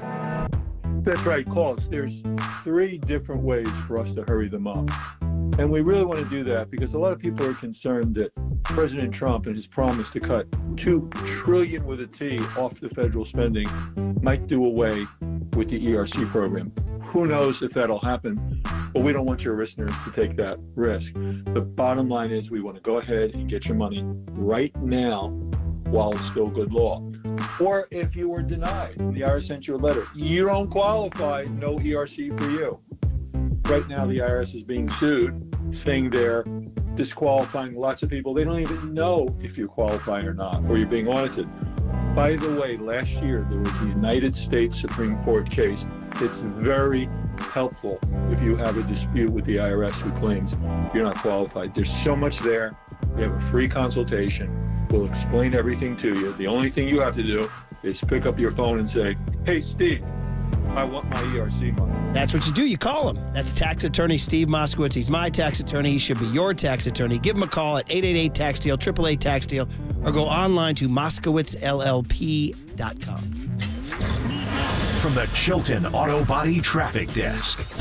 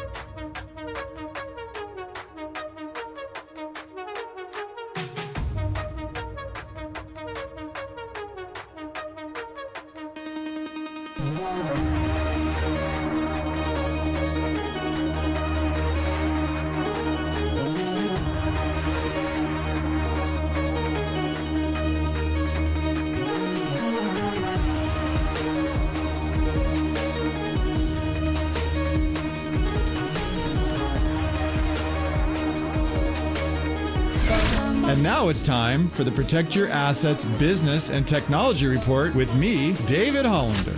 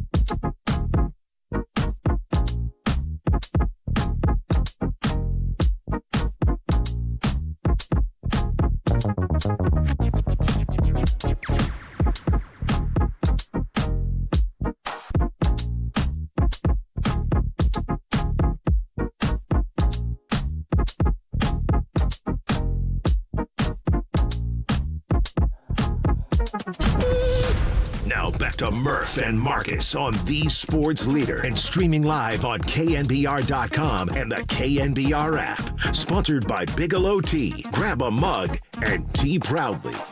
And strength in numbers is alive and well. I can't wait. There was this one player on the Grizzlies who tweeted strength in numbers after they beat us in the regular season, and it pissed me off so much. I can't wait to retweet that thing. Freaking bum. I had to watch that. I'm just like, this freaking clown. Okay. Sorry. That memory just popped up. You're going to mock us? Like, you ain't ever been there before, bro. We've been there. We know what it takes. So to be here again, hold that and strengthen. Oh, that's that voice we missed so much. Klay Thompson. Man, oh man, it's just like he's been gone. He's gone from our minds. We haven't seen Dallas in a while. And, of course, after the Luka trade, they kind of plummeted. And then look who popped up in our lives last night in Sacramento, Klay Thompson. Now, that sound was from Marcus. What was that from? You found that. So that was the 2022 finals run. I believe after they beat Memphis in the postseason that year, Klay Thompson went to the podium and called out some of the Twitter fingers that were talking S on the Memphis Grizzlies roster, talking about the end of the dynasty and strength in numbers and all that BS. Next thing you know, Warriors win another title in the dynasty, and now Klay Thompson has himself a play-in matchup on Friday against the Memphis Grizzlies. Because Klay Thompson played very well last night. Hold that, haters! He went to the building where he went 0 for 10 last year in the play-in game. Didn't exist statistically, but existed in a lot of Warrior Twitter fans' minds. It exists in the comments section, I'll tell you that. And what did you say about comments? Comments suck. There it is. Especially these dumbass youngins who know nothing about Klay Thompson. And, Klay Thompson's old, Klay Thompson's washed, Klay Thompson went 0 for 10. Put that in your pipe and smoke it, and I'll be smoking tonight out on that boat with Klay Thompson. Yeah, right? And so no boat in Sacramento, maybe in the Delta, perhaps. Yeah. But he, 16 points in the second quarter, 23 in the game. Anthony Davis scored 27. They blew out the Kings. Hey, Kings, way to fire Mike Brown. Good job. Good job, good effort. They also fired their GM, Monty McNair, late last night. Sorry, we got a lot of Kings fans listening. Yeah. As Lou Trivino said to A's fans, just come on over. Yeah. Hey, Kings fans, come on down. Yeah, this The water's offseason. warm. Yeah, Kings fans and Kings ownership are going to be lighting up a lot of resumes. Light the beam. Lighting beams and resumes. So Klay, we'll get to it in just a little bit. He did say that last night played a role in his mind, but I do want to tell you guys we are sponsored by Surfside. How about that? Before first pitch, grab a pack of Surfside iced tea and vodka, or Surfside lemonade and vodka. Surfside, a proud partner of Giants baseball. That's a new one. There you go. I like that. So Klay last night got it done. You know, I wondered what was going to happen. I mean, how sad it would have been to get bounced in the play-in game in Sacramento 2 years in a row for him. Now he plays Memphis Friday, as you noted, and there's some history there, some beef there. But Klay last night told Anthony Slater, by the way, hardest working man in show business, drove up to Sac to cover that game. I love it. And Klay told him, he said, 0 for 10. Yeah, I heard about it all summer. Now, the audio's a little muddy, right? A little muddy. Yeah, but we do have him on Scott Van Pelt because the game was on ESPN last night. Actually, I went to TNT first. I don't know what I got. Some sort of Animal Kingdom show or something. I don't know what I got. Yeah, Buffy the Vampire. Whatever. So then ESPN had the game. So I switched over, and so Scott Van Pelt got our guy, number 11, Klay Thompson, about exercising demons. Shout out the movie The Exorcist, young Tony. You don't want to watch that one. Oh, man. That's one of the first scary movies I ever saw. Scary? Dude. You mean traumatizing? Yeah, traumatizing. Yeah. I've been traumatized ever since. No, scary movie is like Nightmare on Elm Street. Oh, Exorcist is like changes your life. Dude, I saw that when I was in 4th grade, dude. Still scarred to this day. Anyway, here's Klay last night with Scott Van Pelt. What did you all know, and what do you know that matters about what you guys did tonight and what you'll try to do Friday? We've had to endure quite the year, especially when it comes to the injury bug. And yeah, no doubt. To have our team almost complete, obviously we miss our brother in Kyrie. I mean, we all can imagine what he would do for our team. With sky's the limit with he's in the lineup, but we're so desperate to keep the postseason alive. It's a privilege to play basketball this time of year, and I told the guys before the game, I mean, we have nothing to lose. Go out here with a free swing, play for each other, and play free-minded, because that's when we're at our best. And there's nothing like being able to compete this time of year. It's truly special. Klay, it's always a pleasure to watch you do what you do and to visit with you, man. Stay well until we talk again, all right? Thanks, Scott. It did feel good to exercise those demons in here, man. I bet it did. I bet it did. Buckets, baby, buckets. Definitely on his mind. Of course it's on his mind. His last game as a Warrior. Yeah. I mean, he's one of the most beloved Warriors in the history of the franchise. Is he number 2? I mean, Rick Barry, Chris Mullin, Nate Thurmond. Obviously we know number 1 is. I mean, Klay's probably number 2. If you had to take an all-time popularity list. There were some people who I think might view Klay as being more popular than Steph. Bro. That's a spicy take. Come on now. Come on. We're talking about the greatest human being in the history of civilization. You're not wrong, but the vibes of a Klay Thompson, man. Certainly. The vibes of a number 2 guy. Yeah, exactly. Yeah. And that's why he was such a great number 2, being that Robin 2 Batman with Steph Curry. And definitely this was on his mind, so it's great to hear him play or talk about being free-minded and going out there and exercising some of those demons. He also had an extended cut with Scott Van Pelt about getting hot in the second quarter and thinking about some of those missed shots from last season. It's why you train so hard, year in and year out, to be ready for moments like that. And I know I didn't end my season last year so well in this same building. And I knew once I saw one go in and I got my feet under me, I was going to let it go until I missed. And luckily for me, I didn't miss that quarter. And I think that helped us separate and hold on to that lead, obviously, for the rest of the night. Yeah, he went 5 for 5 in the second quarter, which, again, 1 bucket was more than he had last year at this time in the play-in game. And then finally, here he is about facing Memphis on Friday. I mean, to me, that's a good game. Get your popcorn, man. I know Giants-Angels will be going on, but that's a more attractive game to me than, what is the Eastern game? It's good question. I forgot. Who cares about the I know, East? exactly. It's going to be Bulls versus who lost on? It's a Magic beat the... I think it's going to be Bulls versus Orlando, right? No, Orlando won. Orlando won. So it would be the Hawks, Atlanta.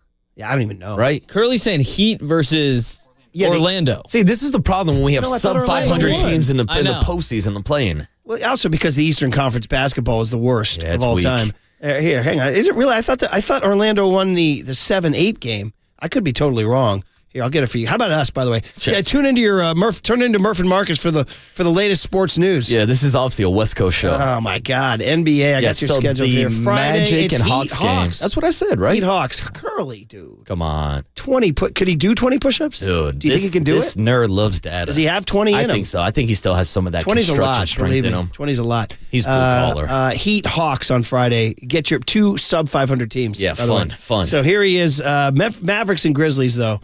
Going at it on Friday. Clay's ready.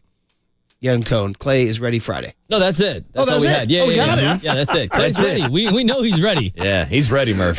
Blown, Just like we were for that segment. Blown segment at the end. All right, Larry Bear on the other side. We'll talk about the Giants' big picture. What's going on here next on The Sports Leader?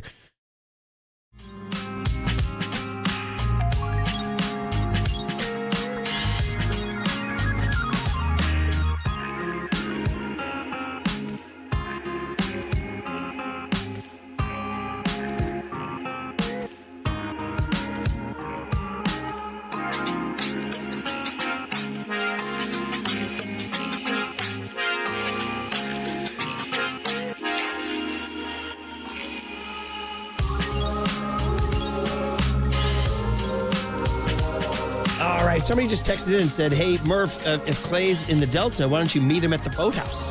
That's a sharp listener right there, because River Island is what we're going to talk about.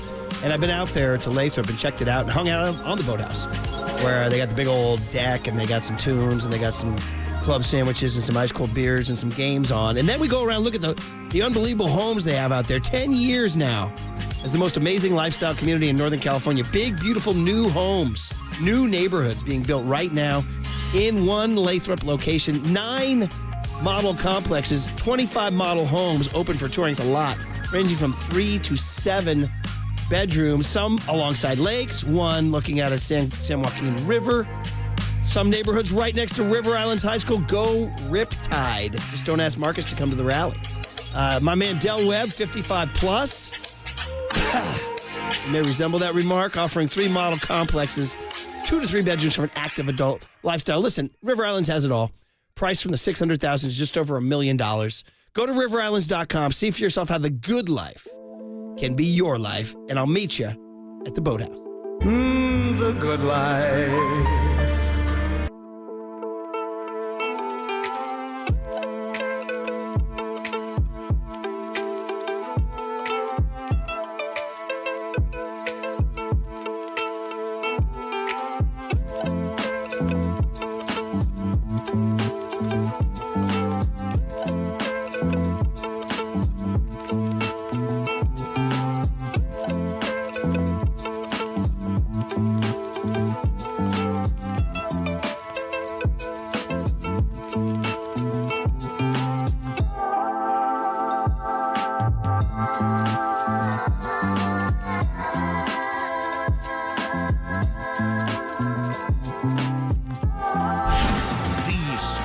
Leader presents the Giants Executive Show. Every week we go straight to the offices of 3rd and King and hear from the guys who are calling the shots for the orange and black.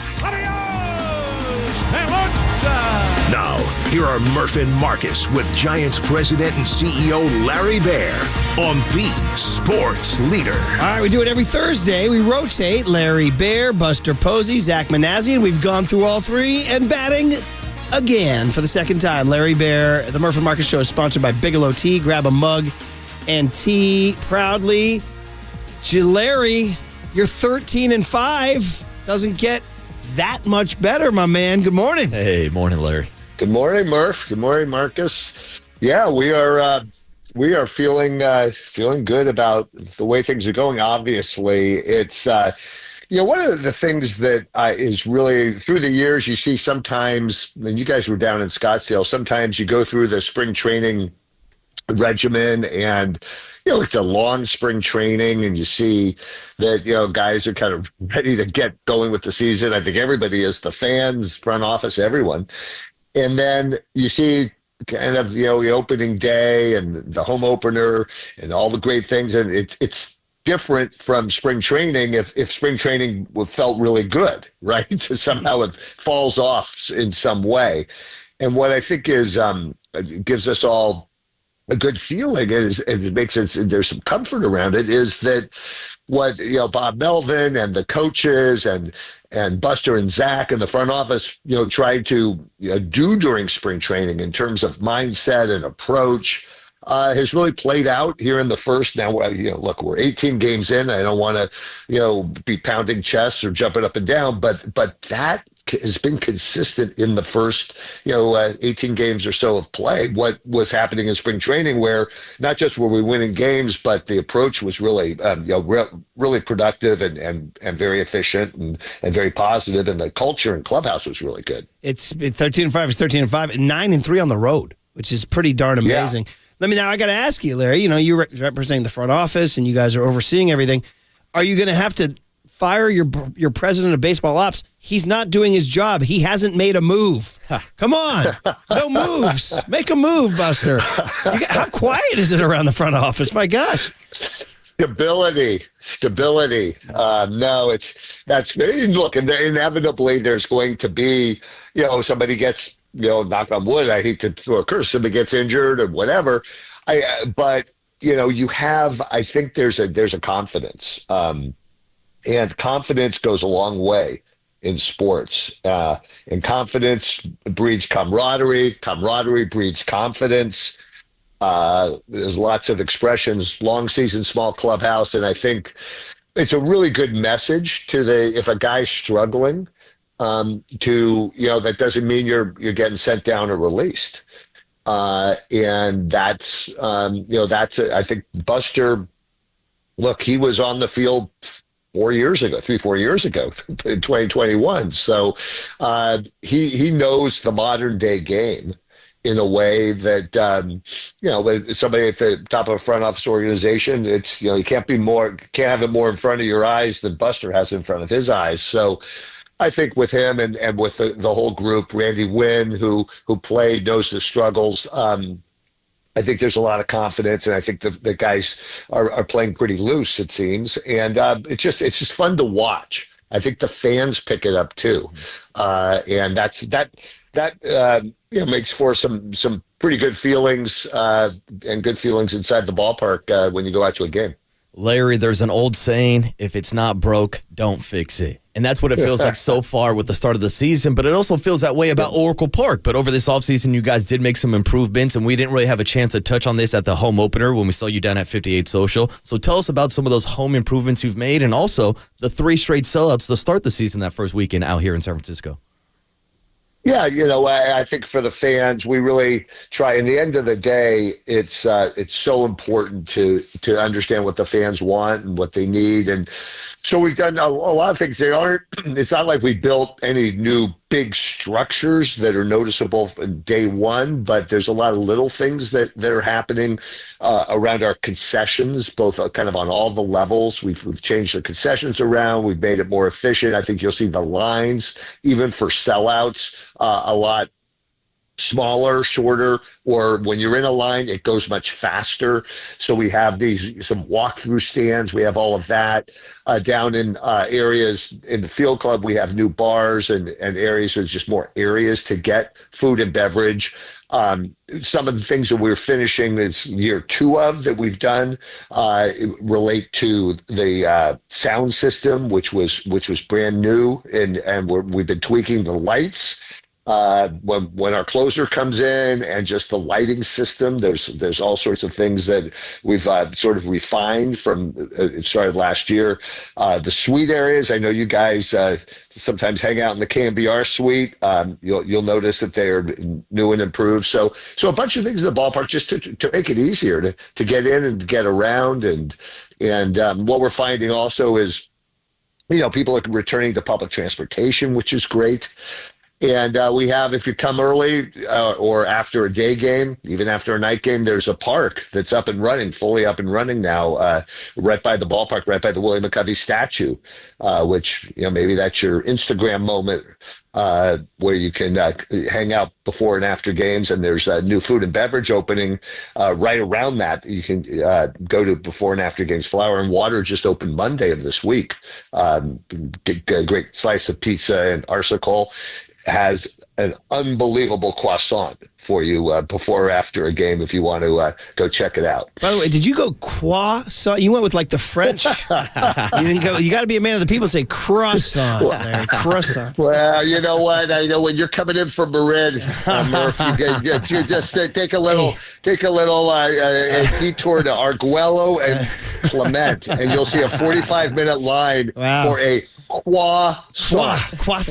By the way, I do want to listen. I took French at Lowell. I know. I see that. I love asking you harder questions because you can handle them. But I will, as the kids would say, glaze right now.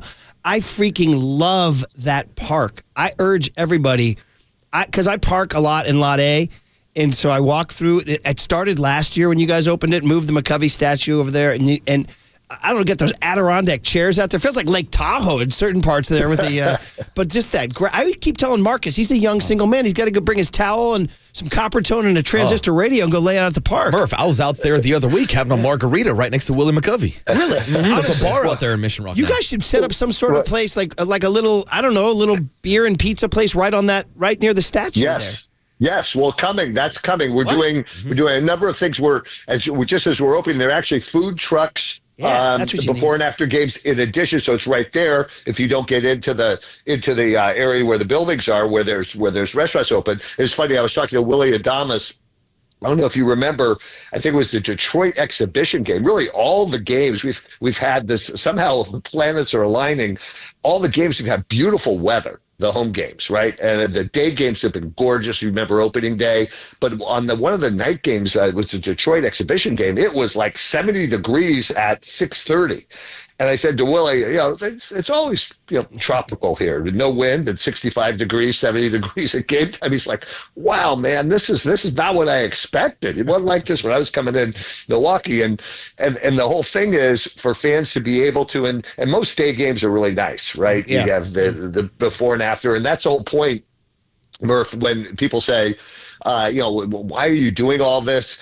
Multiple reasons, but one big reason is, we're not going anywhere. We're going to be there a long time. We got a long lease, and we want the front door, back door of the ballpark, however you look at that area, to be really nice for fans for decades to come.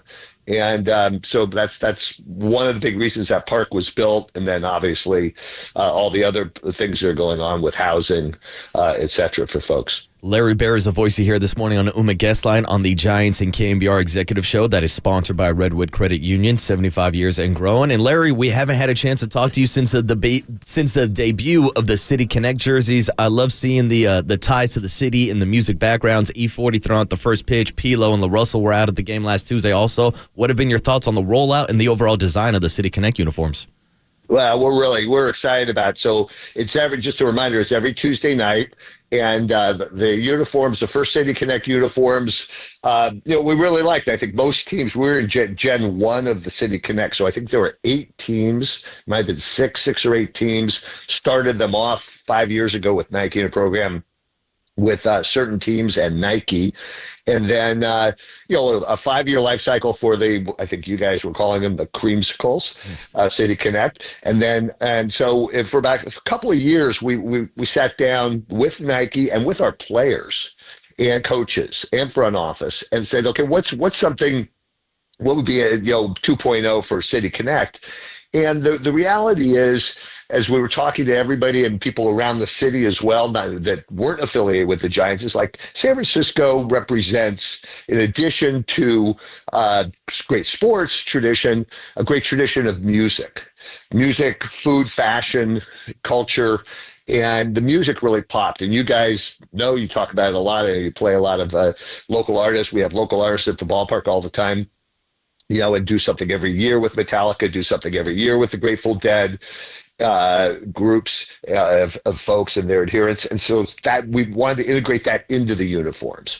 And so the purple and some of the tie-dye connects to that. It also connects to, interestingly, and Rachel Heitner group who put this all together. Also, you go back and do the research, the New York Giants back in the 2010 to 2015 era wore purple. And we so we kind of reprised that into in City Connect. So that was sort of the origin of it. We've tied in a local guy I think you had on, rapper LaRussell, did a song that we unveiled when we unveiled the uniforms, our own song tied to it. So it was very cool. E40 was all over it, and so every Tuesday night you're going to see the new City Connects. Yeah, I know. I think in general, I like them. I think I do. I think they kind of look, when you look at them wholly together, they kind of look like Giants uniforms. And you look closer, you get all the extra stuff. And you know what, Murph? Yeah. And if you don't like them, it's okay. You might be just a tad bit out of the demographic. Man, I'm hearing that a lot. Tell them. You and me both. We're fighting. Well, the kids are City Connects. In general, we're trying to get kids, in their 20s, 30s, teens to focus on some cool uniforms and obviously, wear them around town. Yeah, for sure, man. Hey, it's Bald, by the way. The Larry Bear Show, sponsored by Benjamin Moore Paints. Experience the Benjamin Moore retail difference at our independently owned authorized retailers today or at benjaminmoore.com. Before I let you go, Larry, we won't talk to you before next Saturday, which is Brandon Crawford Day. this is what you guys do, man. You guys do your ceremonies, and you've built these forever Giant connections. So anything you could share with us on the prep for that, having it done on the day Bruce Bochy's in town, was that obviously deliberate? Who's coming in? How can you get everybody hyped for Marcus got the T-shirt at Media Open House. It's a cool T-shirt. Great shirt. And Brandon Crawford, the Pleasanton kid who went to Foothill High and grew up at Candlestick. One of the unique careers in Giants history. Well, Craw's such a special person in our world. And look, you know that it's rare for somebody to have a through line with one franchise, just in general, for years, right? For all the years he played for us and came through the system. And then it's really exceptional for somebody to be, a native to our area who grew up as a fan. And, he spent, obviously he had the 1 year in St. Louis, but was really a Giant from birth. And it's going to be, all-time greatest shortstop in our history, and all the records. And I think you're going to hear from a number of his teammates that having it against the Rangers was very much intentional. So Boch could be part of it. Boch, been talking to Boch, and he very much wants to be part of the ceremony.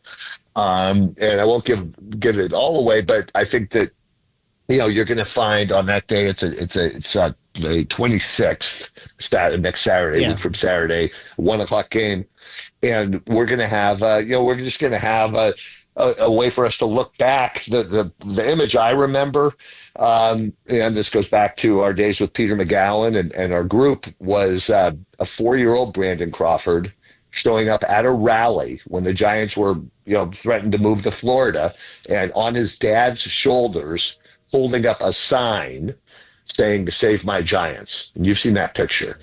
And I think that kind of says it all. Not only Giants stay, but Brandon Crawford through high school in the East Bay, UCLA, became the greatest Giant shortstop in history. So he and his family has been super involved with us, and Mike Crawford, his dad, has been involved in all of the efforts throughout Major League Baseball around ALS. So he's a special person in addition to a special part of the Giants franchise, forever Giant. Just wanted to mention it because we won't talk to you before that. It's going to be a great day. We'll look forward to any and all luminaries that arrive and Boch for sure. Mm-hmm. Yeah, for sure. And one thing I wanted to call out, just a quick thing, and I don't know if you've seen it. I think it's posted, not in the it may not be in the print edition yet. There's a story today that just I think gives a little bit of the idea of the culture you're talking about of where we are, and it's of a very special person, Drew Robinson.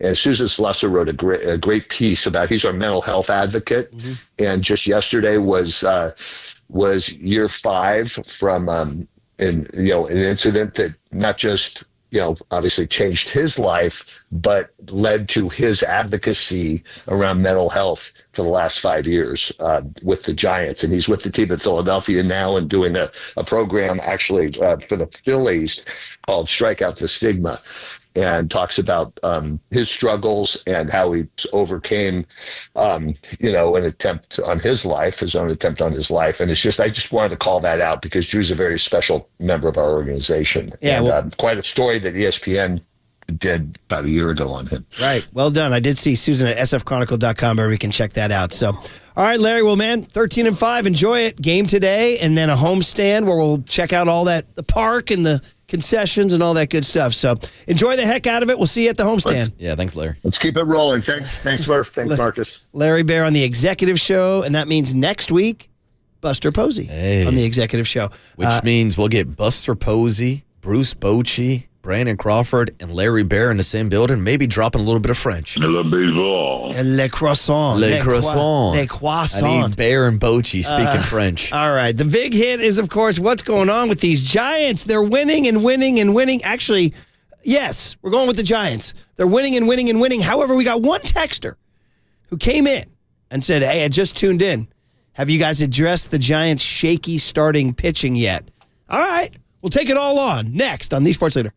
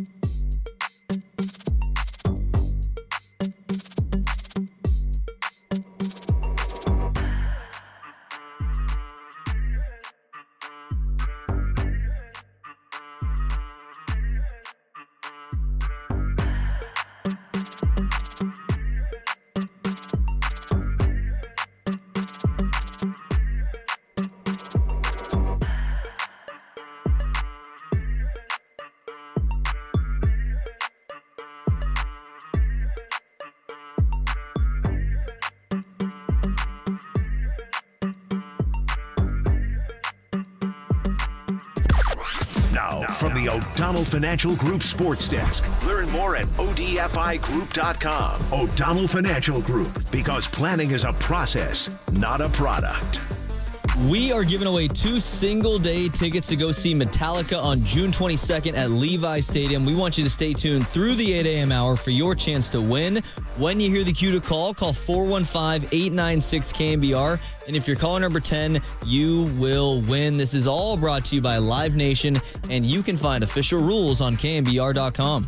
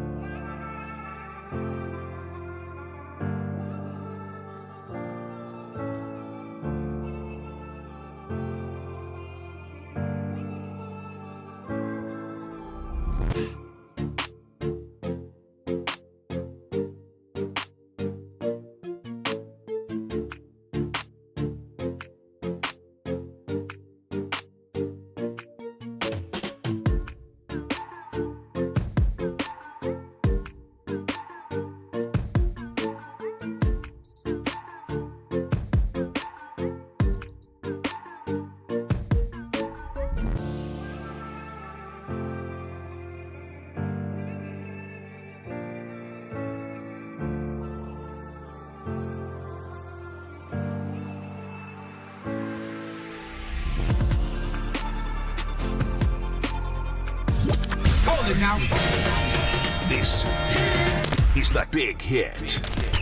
Sponsored by Benjamin Moore Paints. Experience the Benjamin Moore retail difference at their independently owned authorized retailers today or at benjaminmoore.com. On KNBR 104.5 FM and 680 AM. The sports leader. Murph and Marcus is sponsored by Bigelow Tea. Grab a mug and tea proudly. And the 2-2, Fitzgerald swings, lines it out to the gap in right center field. That will get down for a hit. Marsh picks it up on the edge of the track. Wade has scored, and Tyler Fitzgerald, another hit for Mike Yastrzemski. He swings and lines one out into the gap, left center field. That's another hit as it splits the outfielders, rolls to the fence. It'll score two. Flores and Fitzgerald, 11-4 Giants. Bivens delivers, and it's strike three called right over the outside corner. Real Muto unhappy as he strikes out for the fourth time tonight. And that is how this game comes to a close. I mean, what is going on? The Giants are rolling. 2 out of 3 in Philly with one more to go. Get greedy. You've got your split, and now you can get 3 out of 4 today with Jordan Hicks on the mound at 1:05 p.m. Getaway day. Then they hop on a plane and fly the long flight from Philadelphia down to Orange County. Get off the plane, and that's where, it's funny, the original Beautiful People sound that we use on all our packages, for the Warriors and the Giants and the Niners, that all came from Orange County. It did. Because Dante Whitner, the legendary, great Dante Whitner, who we love on the radio, who should probably talk. Is he a draft expert? I don't know. Probably not. He's an expert at everything. Yeah, it's true. All I see are first-round draft picks. We asked him, we were talking to him, and he said, where are you? He goes, and Dante goes, yeah, I'm down in Newport Beach. I got my workout in. I'm like, oh, man, you're down there in Newport Beach? And he goes, yeah, with the Beautiful People. Yeah. And that's where it all started. And we that cut started that, the win and packages. Boom, and it was old Paulie who said, hey, Marilyn Manson has a song called Beautiful People. And next thing you know, we got win packages, and the Giants are getting them. Yeah. And then, of course, we do weekly interviews with Mike Kruko. He dropped a beautiful baseball on us that led to the Giants win package. And then Steph Curry dropped a beautiful basketball. Just organically. And it all came together, and we had our beautiful win packages. In fact, you're listening to KNBR AM and KNBR FM, San Francisco, the sports leader, Cumulus Media Station. Maybe the perfect time to do it on the Big Hit, because the Big Hit is the Giants continuing to roll. My gosh, they did it again last night against a good Phillies team. I know Phillies fans are like, what the blank is going on? We're the Phillies, you're the Giants. I saw some Philly fan account guy melting down. How are we losing to San Fran? Well, the Giants are 13-5. They're 9-3 on the road. And, of course, it's not official until it gets called in. So Pat Burrell is our official designated caller. He calls Rob Manfred. Manfred said, wait a minute, is this the San Diego Padres calling? He goes, no. It's the other smoking hot team in Major League Baseball, the San Francisco Giants. Put it in the books, you empty suit. San Francisco Giants 11, Philadelphia Phillies 4. Beautiful baseball. It's a marvelous day in the BAY. I like America. Healthy flow. Winning's fun. Yeah. Buster was a winner, bro. We want to be a gritty, grindy bunch. There it is. It's taking shape, just like this team is taking shape. And yesterday was a day for the offense. 13 hits, season high 11 runs. Sometimes you worry about guys, Lamont Wade's hitting 102, Pat Bailey's hitting 184. Doesn't really matter when Mike Yastrzemski's hitting 314 with an OPS over 1,000. And the guy I'm saying right now, my April 17 call, Marcus, Jung-ho Lee, 338, OPS over 1,000. I'm calling All-Star. I'm putting him in the All-Star game right freaking now. I'm with you, Murph. He's playing like an All-Star. He's playing like a guy who might be taking over the face of the franchise label. I mean, he's turning into that kind of guy. It is still early on. We went through all of his accolades out in Korea earlier this morning, how he might be the best Korean hitting prospect to ever come to Major League Baseball. He seems like he's on that type of path this season, and he's the kind of guy that's been displaying the new approach when it comes to the plate, which leads to the Giants having more success at runners in scoring position, doing the smaller things. I talk about how much I love watching Jung-ho Lee play baseball. Every single ball that's hit the center field, it feels like it's going to be caught. Watch him run the bases. Watch him take an extra bag first to third. Watch him do the little things, which now it seems like everybody's doing, which has led to this 13-5 record. Absolutely. And then, of course, Matt Chapman's finally over 200. Adames is finally over 200. They each had hits and RBIs. Or yesterday, actually, Chapman had no RBIs, but he had 2 hits. So that's all great. They're 9-3 away from home, which is kind of amazing. But if we're going to be the salty morning show that needs to ask the hard-hitting questions. All these flavors, and we choose salt. Believe me, I want to preface everything here by saying I couldn't be more delighted. The Buster Posey ethos, the gritty, grindy bunch. They've had any number of comebacks from early deficits, all that stuff. A real question. It started with a text from the 775. A real question. Starting pitching. You know, if you're going to do this for 162, and especially in Buster's model, where you're not going to be using openers and rotating guys and calling guys up all the time from the minors, you know, these 5 guys are supposed to be the guys. And to be fair, to be honest, they're not getting it done right now. In fact, Marcus and I just did a little research project during the break, and we looked up the Giants' starting pitching ERA, strictly starters, 27th in baseball. Yeah, that's not good. Oh, by the way, you know who's below them? The Yankees. Yeah, how about that? A lot of injuries start the season for the Yanks. And then you go Rockies down there, too. You're down there with that, and the Orioles who are off to a slow start, too. So, I mean, listen, 1 through 5, you're looking at Logan Webb, probably feeling pretty good about him. Yeah, okay? He's your ace. Then you're looking at Justin Verlander, guys, and it's been right? You're looking at Robbie Ray, and last night, Robbie Ray, quite frankly, to use a little salty language, pissed off a lot of Giants fans. I think Giants fans felt like, man, what a team. They put up a 4 spot in the first inning in Philadelphia, and Robbie Ray went out and committed the cardinal sin of not attacking the zone. No free 90s, 4 walks Murph. in that inning. No 4 free walks. 90s. Walked in 2 guys that inning, right? Jordan Hicks had a rough outing in New York when he finally went through the 3rd time. He got knocked around. He did his thing. And then you got Landon Roop, who maybe, right now, might be your second best starter. So, I don't know. It's 18 games. They've all only had 2 or 3 starts, right? This is only going to be Hicks's 3rd start. So it's early. Let's preface it all by saying it's early.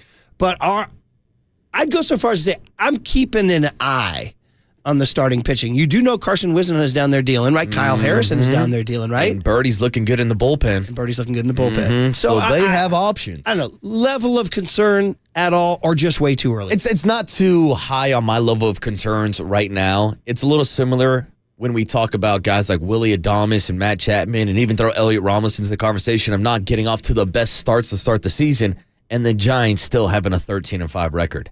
I think it's a good sign, especially a good sign for your bullpen. That's been one of the best bullpens in Major League Baseball. We can get into some of those stats also, but you're 13-5 when you do have one of the worst team ERAs with your starters to start the season. And even outside of the ERAs, you know what stands out more to me, Murph?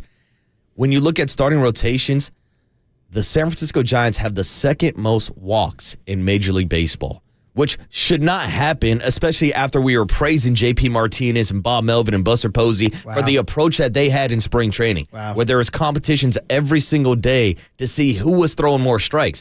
Robbie Ray has only allowed 15 hits this season. He's handed out 15 free passes.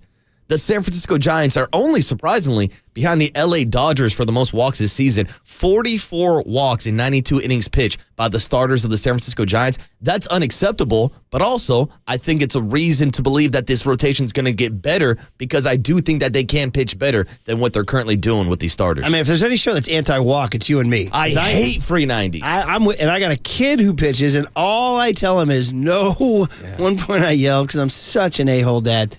I just yelled, no. He walked a kid, and I yelled, no walks ever. Ever. No. I honestly tell him I'd rather have him give up a bomb than a walk. I think you're right because walks are rally starters, and that's why it was so frustrating yesterday. Exactly. And defense killers. And so you're looking at the first inning after Aaron Nola starts off the walk-a-thon out in Philadelphia yesterday. You're like, damn, the Giants get a 4 spot. Robbie Ray, just go out there and throw strikes. You have a great defense behind you. The Giants are playing some of the best defensive baseball this year across the entire league. Throw strikes, get some ground balls, get some outs, and when you're walking guys in the first inning, it's a terrible start. But that's just kind of some of the inconsistencies that we've seen from Robbie Ray, not just this season. Yeah. Shout out his start in Cincinnati with the 5 perfect innings before the pitch clock meltdown, but also throughout his entire career, for being honest. 408 sent in a text that summed it up perfectly. When I was driving yesterday, I was listening to him walk, and I was thinking about the trade for him, and I was, they got rid of Haniger, which, whatever. We liked Mitch Haniger, local kid, but it just wasn't working out. And I was thinking, Robbie Ray, that's good. And then 408 texted and he goes, these old Cy Young winners were available for a reason. If you're Seattle, we have to ask, why did Seattle deal this guy? Because they didn't want his contract. Yeah, exactly. It's funny because we brought this up a few times during spring training. Robbie Ray's the forgotten man. Like, we didn't talk about Robbie Ray too much in the rotation, which is funny for a show that focuses so much on pitching, myself speaking, and like how much we pay attention to the Giants and pitching and defense.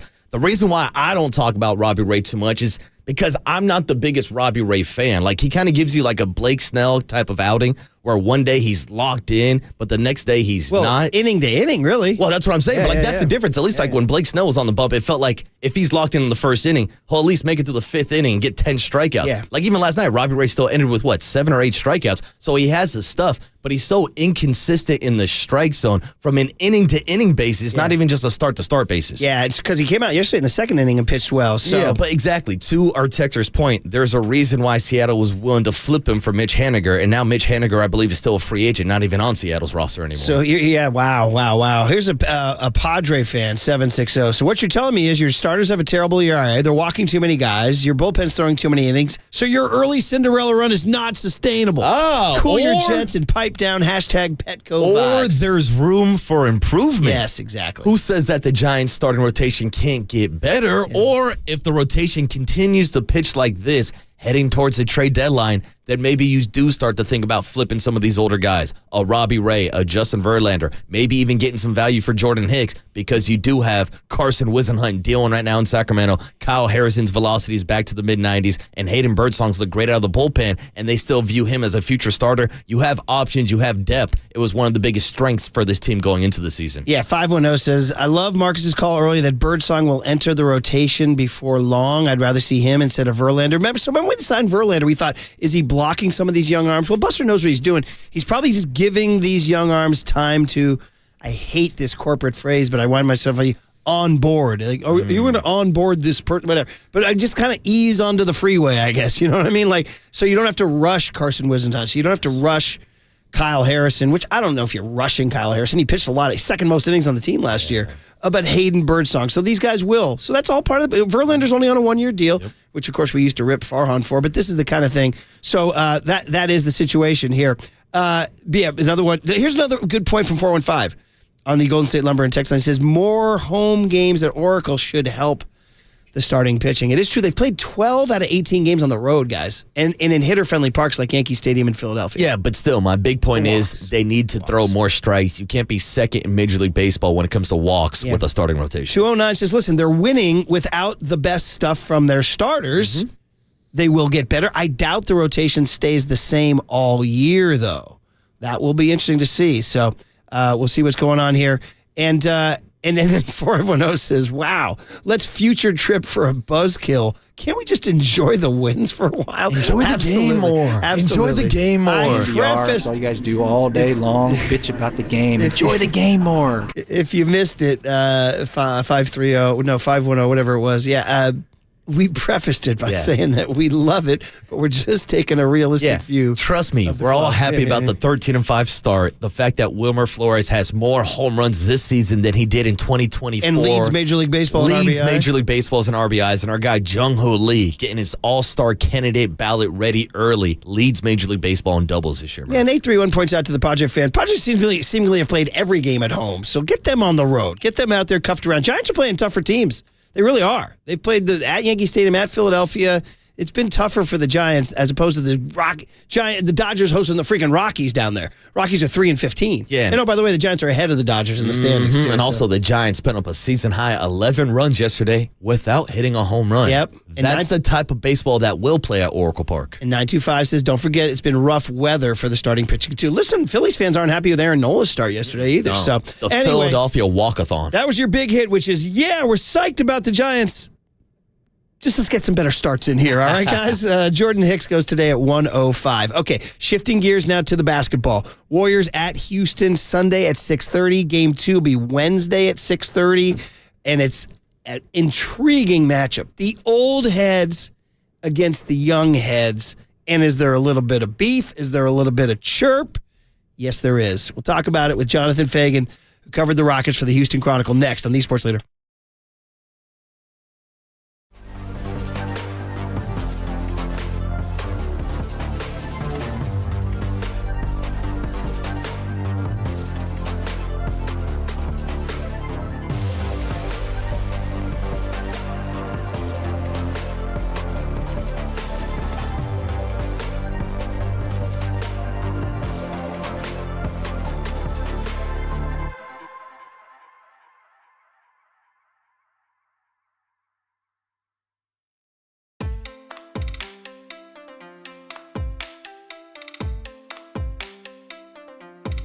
All right, let's talk about Amichi's and all the good stuff. Listen, I can brag about Amichi's all the time about anything. The Detroit-style pizzas, the pastas, the wings, all that.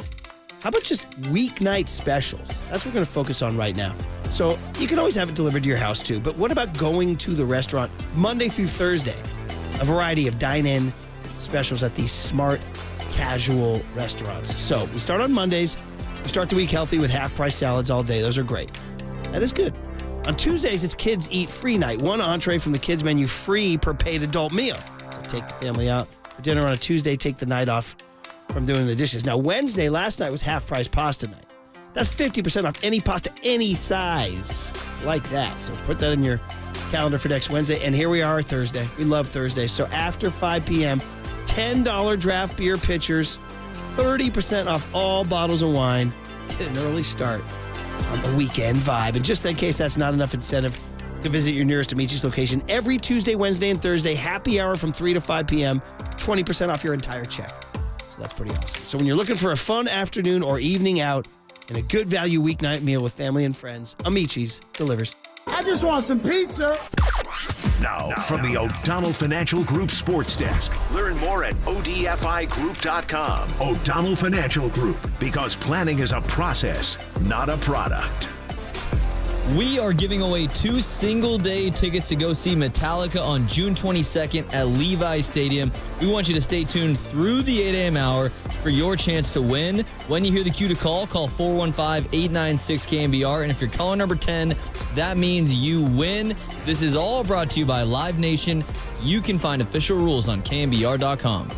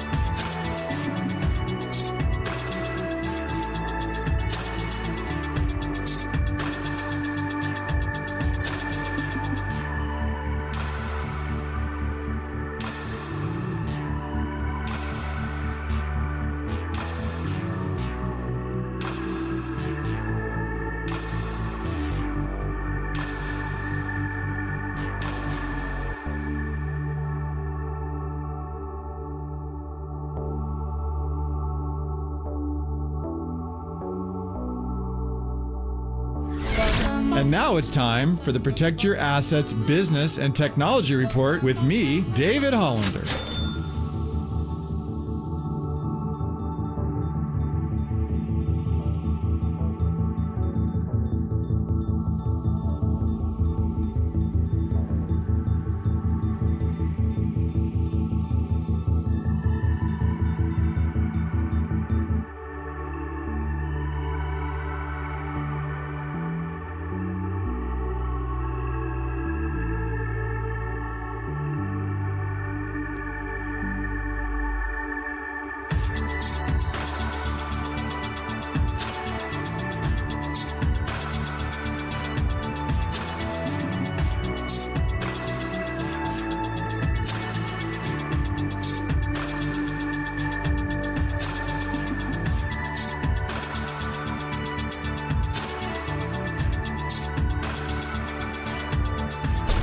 Listen to the sports leader anywhere, anytime. Download the KNBR app. Murph and Marcus continue live from the KNBR Casino Matrix Progressive Jackpot Studios. Casino Matrix. Progressive jackpots are here. Where are you? Just drop in 1-800-GAMBLER. Murph and Marcus is sponsored by Bigelow Tea. Grab a mug and tea proudly. Yeah, they're a great team. They're a number 2 seed for a reason. They're young, athletic, they hard-nosed. Jalen Green playing at a high level. Sengun up and down the roster, so it's going to be a tough physical series. We just love the opportunity to be in the playoffs again and have an opportunity to strategize and figure it out on the fly. So I'm looking forward to the weekend. No matter how it plays out, this is what you love. Yeah, it is super fun. The Warriors are back. They finally won a play-in game, and now they face an intriguing team that Anthony Slater called young, long, physical, and chirpy. So we'll have a lot of fun. Sunday night, 6:30, Game 1 in Houston. Of course, the Warriors have some history with a former version of the Rockets. This is a different version of the Rockets. And the voice you'll hear knows all about it. Jonathan Fagan, who for years and years covered the Rockets for the Houston Chronicle, just handed over the beat midway this year, but still knows this team stone cold. So, Jonathan, welcome to the Murph and Marcus show out here on KNBR in San Francisco. How you doing this morning? Hey, morning, Jonathan. I'm great.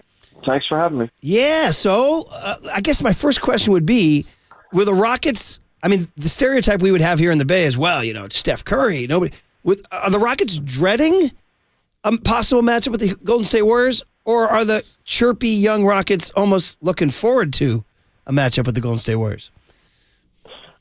Well, and we're looking forward to being in the playoffs and getting it going. For a lot of them, it's their first time. They certainly weren't dreading the Warriors. They're the second seed. They feel good about it. They're excited just to be in the playoffs for the first time. If you're a baseball player and you make it to the major leagues and, wow, that guy's got great stuff, you're not dreading it. You're happy to get in the batter's box and start your career. This isn't starting the career because they're not all rookies, but it's starting their postseason career. So they're real excited about it. And the fact that it's the Warriors, most of the teams in the Western Conference have a superstar or some more than one. So, yeah, it's Steph Curry, greatest shooter ever. That's something to be playing against. But LeBron James, biggest scorer ever, and you can go down the list. So you get in the playoffs in the Western Conference, you're playing superstars. The team that doesn't really have superstars is the Rockets. But they're pretty high on what they've got. So I think they're pretty fired up about it. But not in their case for these young guys. It's not because it's the Warriors. It's because it's the playoffs. Jonathan, we know that there is a playoff history between the Warriors and the Rockets back when James Harden was coming back to the other side of the Bay and playing games over in Oakland and Oracle. But now the Warriors are over at Chase Center and the Rockets are coming to town with a brand new team. But tell us, what is the kind of viewpoint out in Houston? Are Rockets players and fans viewing this as a rivalry against Warriors, or how are they viewing this matchup? No, it can't be a rivalry when only one team has won. And for the players, no, it's just a real good team, with superstars on it. Because not one of them played against the Warriors in the playoffs before. Even the guy, or with the Rockets, even the guys who've been around a little bit around the league, Fred VanVleet was in the Eastern Conference. Jeff Green's been with everybody, but none of them were with the Rockets in those series. For fans, it's kind of you can't think of it a rivalry in a traditional sense, but it is more like, yeah, of course it's the Warriors again, and if the Rockets can win this series, for fans, it would mean a lot that it was the Warriors, and probably some in the organization, people who've been around, like finally, when the Rockets won the one play-in game, it was definitely a bigger thing than it would have been because it was the Warriors, but not for players. They were happy to win the game and go to Las Vegas. They could kind of feel it, of course, but you feel that in the playoffs anyway, especially for a team that hasn't had a playoff series in town for so many years. the last time the Rockets were in the playoffs was the bubble year. So it's been a long time since the arena felt like it would feel for a win.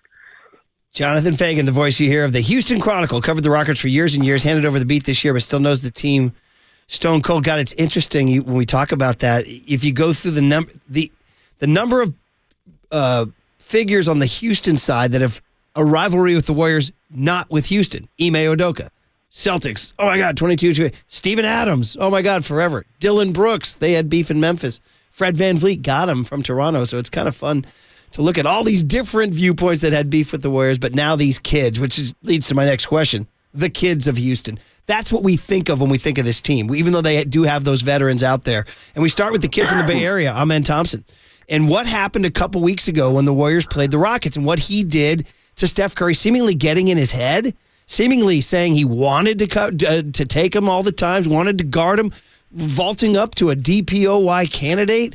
Jonathan, tell us all about what Amen Thompson has done to Houston and what you think about his potential matchup with Steph Curry. Well, it has now gotten out that he is a tremendous defensive player. Around here, just everybody knew. I remember even at the practices when he was on the select team for USA Basketball before the Olympics, and I talked to coaches and players on the Olympic team. I didn't talk to Steph about Amen Thompson, but of course he was in those practices, and they were telling me, wow, this guy, for one thing, they kept saying he's way stronger than you think he is. But he is a tremendous defensive player because he's got a real feel for it and just the physical attributes to do it with great length and quickness but he's got the vision. He's just a top-level defensive player, elite defensive player, and a really good matchup for Steph. Now, you guys know better than I probably, although I have seen all those Steph games where, Amen Thompson did a great job, but Steph missed some shots that he makes. But that's how it is against great players. And I would imagine that's how it could be again, where Amen Thompson could have a great defensive game and Steph could go for 36 or 34. The goal has to be when you're playing guys like that is can you get them to miss a few shots a quarter more than they would have? And will that make the difference? And he and their defense as a whole are built well for that. Can that happen? He's disruptive. It's a great combination of point of attack defense. He's got it, and great hands to be disruptive, get deflections, get his hand on the ball. That steal late in the game against Steph where he'd already switched and Jalen Green was on him and Curry made his move and Thompson just reached and helped and got a hand on it and went off Steph's legs. Things like that they do very well. Lots of guys do. Tari Eason is great at that. He's not the same level of point of attack defense, but just gets his hands on the ball so many times a game where it makes a difference. Kind of like what they do on the offensive boards, where they're always a factor on the offensive boards. Sometimes they don't get it, but they're going for them. That'll be a key in the series too. We saw how physical the matchup was in the final regular season matchup between the Rockets and the Warriors out here in San Francisco, the back and forth with Draymond Green and Şengün, and even Steph Curry and Ime Udoka actually getting into it a little bit at halftime. And then Ime, after the game, gave this quote: when people start complaining about foul calls or crying about your physicality, you've done your job. So tell us, Jonathan, is there a feeling out in Houston that the Rockets are in the head of the Golden State Warriors? And is that the key to beating the Warriors in this series, that physicality? Physicality, yes. They're not getting in Warriors' head.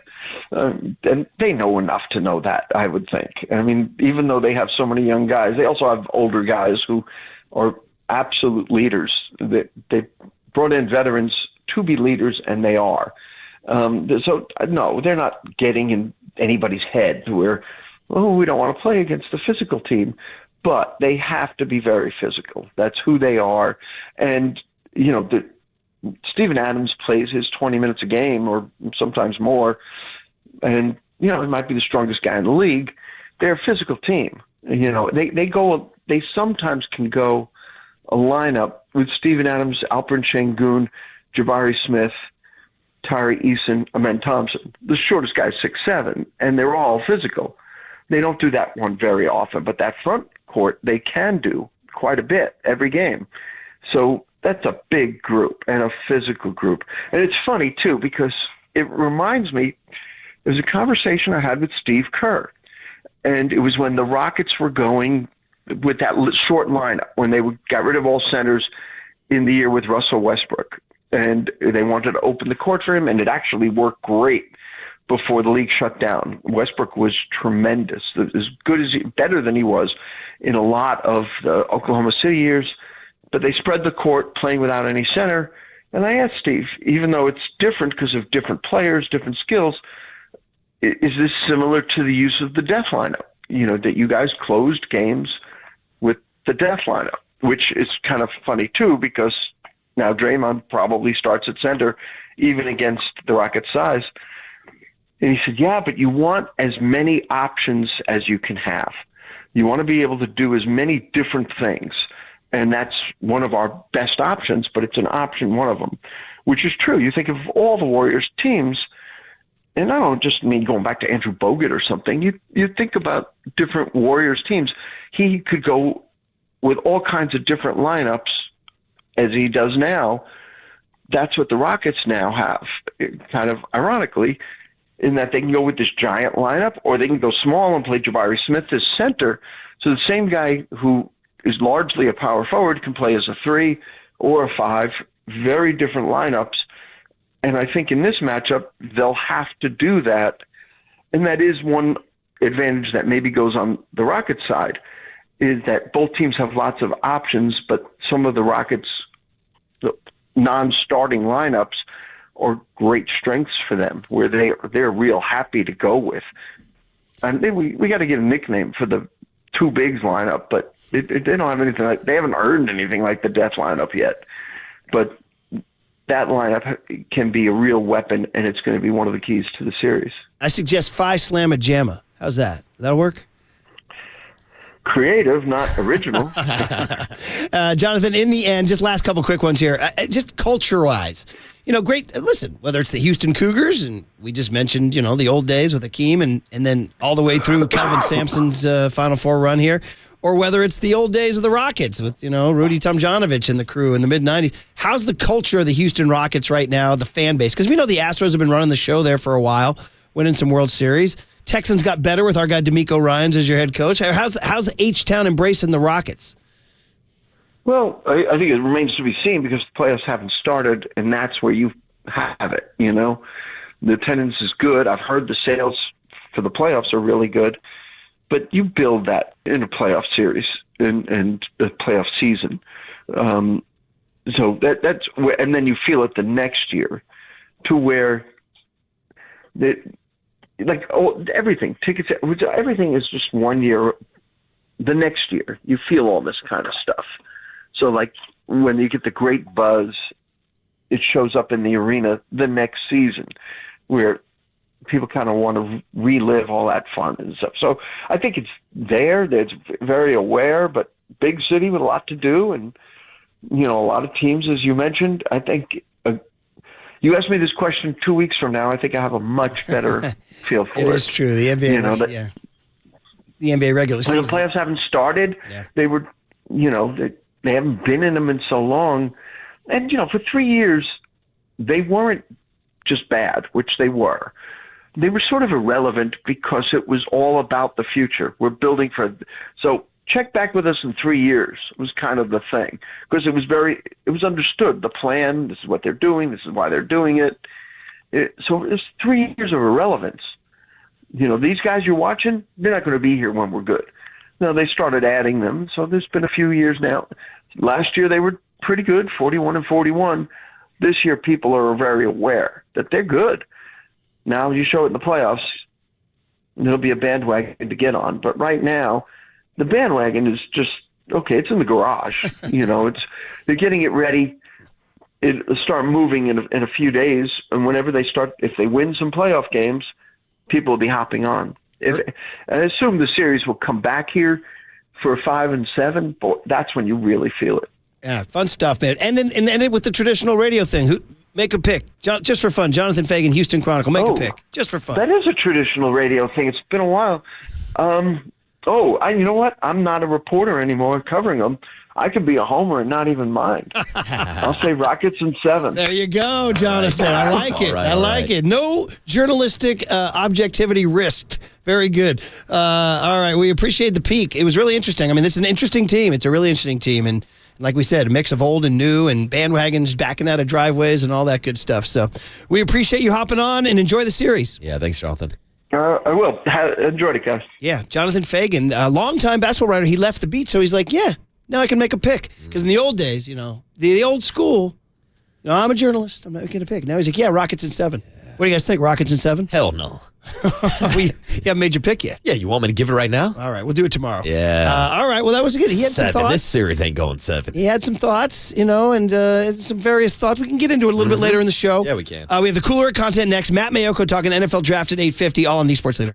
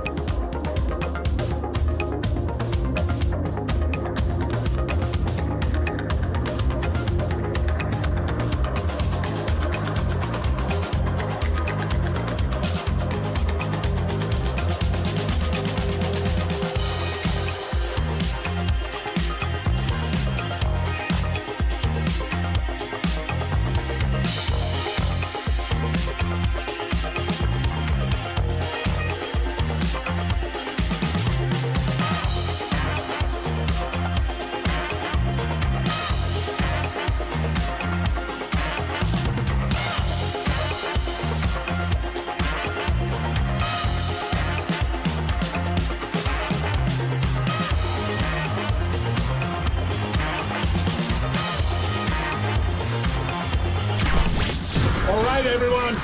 Chill. This is the cooler He's bitten a cooler of content. Cornucopacious of joyful news. We might be on the sun. Murph and Marcus is sponsored by Bigelow Tea. Grab a mug and tea proudly. Man, you guys inserting that Nick Young, we might be onto something, makes me want to go to Bob's. There you go, buddy. With that blinker in the background. Yeah, that's right. Very good. The hazards. Marin Health sponsors the Cooler of Content with top physicians, surgeons, and clinicians right here in the North Bay. Marin Health puts you closer to your best health, world-class care, closer than you think. Shout out the old heads checking in saying that Jonathan Fagan had a Lenny Bruce Woody Allen vibe. Very much old school there. So is he a New Yorker? Probably. I always wonder, like, New Yorkers who moved to, like, some place like Houston. They must feel like they're on Mars, you know? But he's obviously been there a long time because he's covered the Rockets forever. You know, it's home and probably housing's cheaper or whatever, but guys walking around like, I'm from New York. What's going on here? What is this place? What is it? What is Houston? What the hell is this? New Yorker in Texas. Yeah. They go, they move, and then they become Texans, but they still got the New York accent. Everybody's going to Texas. Rich Aurelia does his Thursday hit with the boys in the afternoon at 5:30. Do like Richie. There it is. Yes, that's the guy. Okay, so Cooler of Content. And while we were doing our show, how about a little breaking news? Thank you. Lee Corso, who's turning 90, the former college football coach who's now been since 1987 part of the ESPN College Game Day. And if you watch it every Saturday, like I do, you've seen, age take its toll last couple of years. My God, he's going to be 90. What do you expect?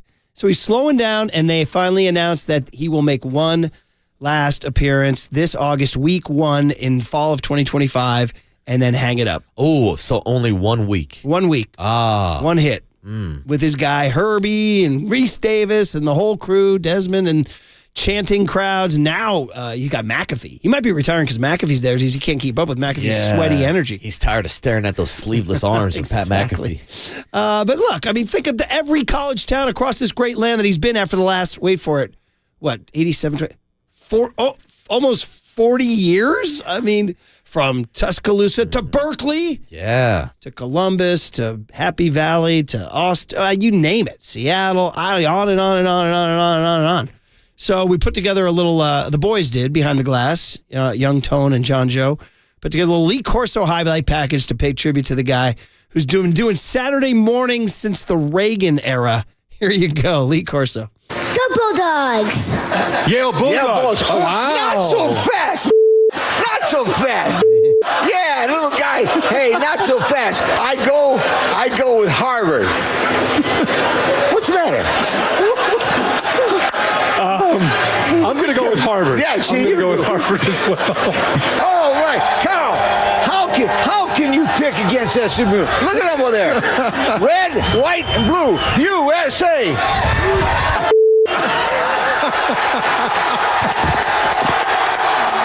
Hey! Glad there's a delay. Shasta, shame on you. Watch that mouth out. Not so fast, you guys over there. Not so fast, my friend. Not so fast. Not so fast, Joe. Not so fast. Not so fast, my friend. Not so fast, my friends. Not so fast, my friend. Not so fast. Not so fast. Not so fast. Oh, I got it not so fast. Tell him not so fast. Not so fast. Not so fast. Not so fast. Not so fast. Yeah, you did a lot of cool things in your time, but you finally got a not so fast. Yes, and this sets the bar. There it is, Lee Corso. And if you're wondering why everybody was laughing on the stream, the first one, he drops a word for a little person that I guess you can't say anymore. No, Murph, you cannot say they're doing the Yale-Harvard game, which is odd, and this little kid was on the desk, and he goes, "Go Bulldogs!" And I guess you can call it the M word now. And Lee Corso drops it on him, and that's why everybody's laughing so hard. Panel went Not crazy. so fast, you little M. Yeah, Hey, little guy, get back here. That's so pretty Not funny. so fast. Yeah, Well- tip of a cap to a legend. Well, Lee Corso will always play a role in my life because Steve Mariucci told us when I was covering the Niners back in the 90s. One time Mooch said, it's like we were talking about game prep or something, or game planning. He was like, Lee Corso always told us, work expands to time allotted. Meaning like, we're going to have a 4-hour meeting, guys. You got to kill a 4-hour meeting. But if you make the meeting 45 minutes, you can get the work done in 45 minutes. So work expands the time allotted. Yeah, someone tell it to John Joe Curley with our post-show meetings. Exactly. Exactly. We can be in and out of those in 5 minutes. Also, Mooch had a clock that Corso gave him that where every hour said now.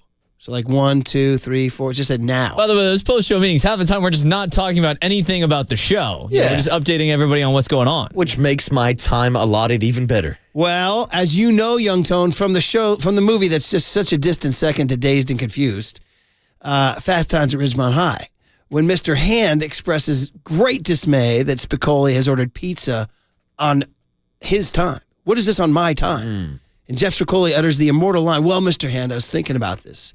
If you're here and I'm here, doesn't that make it our time? And surely there's nothing wrong with a little feast on our time. As you know, buddy. Get a good one. He's not wrong. But Dazed and Confused is so much better. Get a good one. Robert Parish. I said it. Robert Parish. Wait, what? What is this, 1986? No. Robert Parish, of course, former Warrior, legendary Golden State Warrior, traded to the Boston Celtics for JoJo White, and then became a multi-NBA champion. I always thought those Celtics got along. It turns out Robert Parish has beef with Larry Bird, and I love Larry Bird, and I love Robert Parish. I hate that these guys have beef. And I guess it was touched on in this Celtics documentary that, everybody says this Celtics documentary is good. Never heard of it. The Celtic documentary? I didn't even know what was going on. I just thought it came out in the last month or so. What is it on? Netflix, HBO? I forget. Is it ES? I don't know, but Brad Mansion said it's awesome. Yeah, you know I'm anti everything out of Boston except for my grandma. What about Aerosmith? Yeah, true. They make the list also. What about the Jay Giles Band? Oh, not a fan. What about New Edition? Oh, New Edition. I'll let it slide maybe through the fivefold. But yeah, mostly anything Boston, I'm anti. How about Fred Lynn? Yeah, I'm anti. How about, shots fired. Yeah. How about Carl Yastrzemski? Anti. Well, that's why I'm so anti. Can't trust these Red Sox. No, can I? Can I? We better stop this Young right Brian now. Murphy, anti. Yeah. Wow. You knew this about me. Don't act surprised. Robert, is he anti-Larry Bird? I'm anti-everything. I hate the Celtics. I hate the Patriots. I hate the Red Sox. Except for Aerosmith. Yeah, except for Aerosmith and my grandpa. And my grandma, straight out of New Bedford. Band. Yeah, sure. I don't even know Jay Giles Band. Oh, yeah, come on. Those guys. I know those guys. My angel is a centerfold. Nobody associates them with their, I don't know, everybody's heard the song. I didn't even know the band name, though. Jay Giles. Shout out Swayze. They did a cover of that. We could play that on Reggae Friday. Young Tony learned today. Love stinks. Come on now. Anyway, Robert Parish has beef with Larry Bird. I guess Larry Bird did not go to bat for him when Robert Parish wanted a new contract, and he addressed it in the Celtics documentary. Then he went on with Mad Dog Chris Russo, our great buddy who thought the Giants would stink this year. People have kept receipts, by the way. I know. People are calling for another Mad Dog appearance. They're checking in on Cooler Content saying, Mad Dog's got to come on and eat it. But Robert Parish told the story. It got worse between him and Larry Bird with Mad Dog Russo yesterday on Sirius XM. We learned that you didn't get Malone out of there with Bird because you were mad that Larry didn't back you up with the contract. And you said on TV, Celtic City, this is the first time I'm ever saying this. That was fascinating. Expound on it. Let me hear. Go ahead.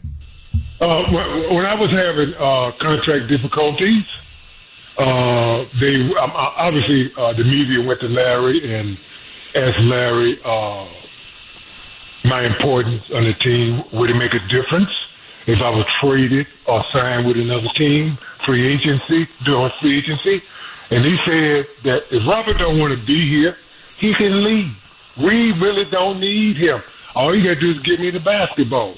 And I didn't harbor any animosity, no resentment towards Larry. Matter of fact, I didn't even mention it to Larry. My opinion was, if that's the way he feels, that's the way he feels. But I also told myself, if that mother needed my help, God help it.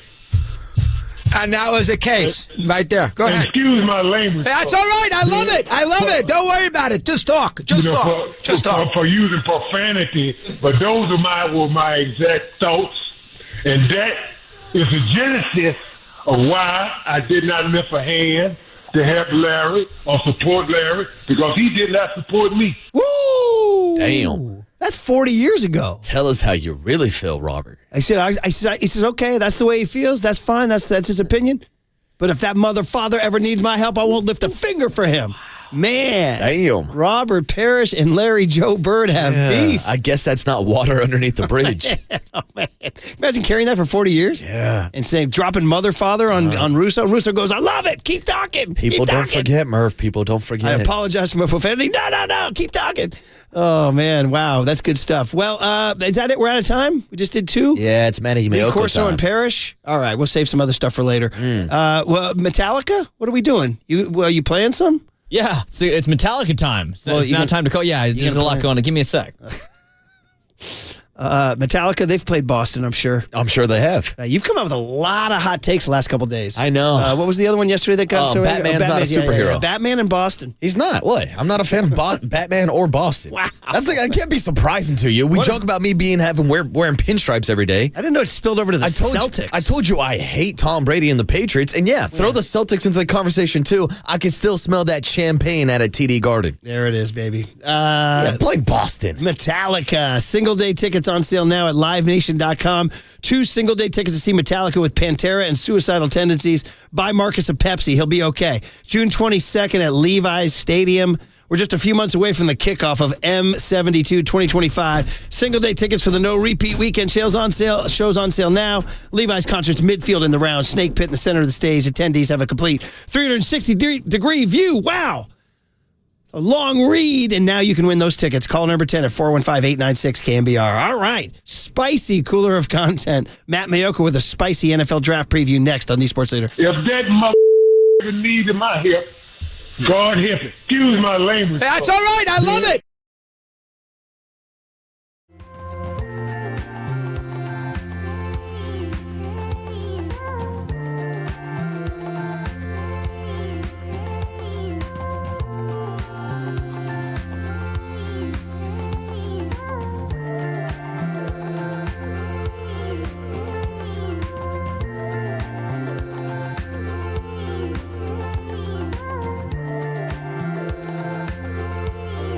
I love turning people on to El Cerrito Honda, rocking that license plate frame on my 2025 Honda CR-V Hybrid. If you see me in the city, pull up and roll down the window and say, hey, Murph, is that El Cerrito Honda? I say, yeah, it is. Why don't you get over there and check it out? It's off of 80 on San Pablo Avenue. It's easy to find in El Cerrito, California. Walk on in. Now, my man Sharif runs the shop over there, and he's like, don't mention me. It's about my sales staff. I get it. But it is a great shop, and it is a great selection. And I got my 2025 Honda CR-V Hybrid, which I love, at El Cerrito Honda. They have the best selection. You can start, by the way. I know I want you on the lot. I want you to go to San Pablo Avenue off of 80 and go check it out. But you can also go online to start your shopping. ElCerritoHonda.com and start seeing if they do have the car you're looking for, the Civic, the CR-V, the Accord, maybe even the electric Prologue. They definitely have the car you're looking for. So ElCerritoHonda.com, then go visit the lot, okay? El Cerrito, right off of 80 on San Pablo Avenue. El Cerrito Honda. Take it from me, more than just a car dealership. We're family. From the Chilton Auto Body Traffic Desk.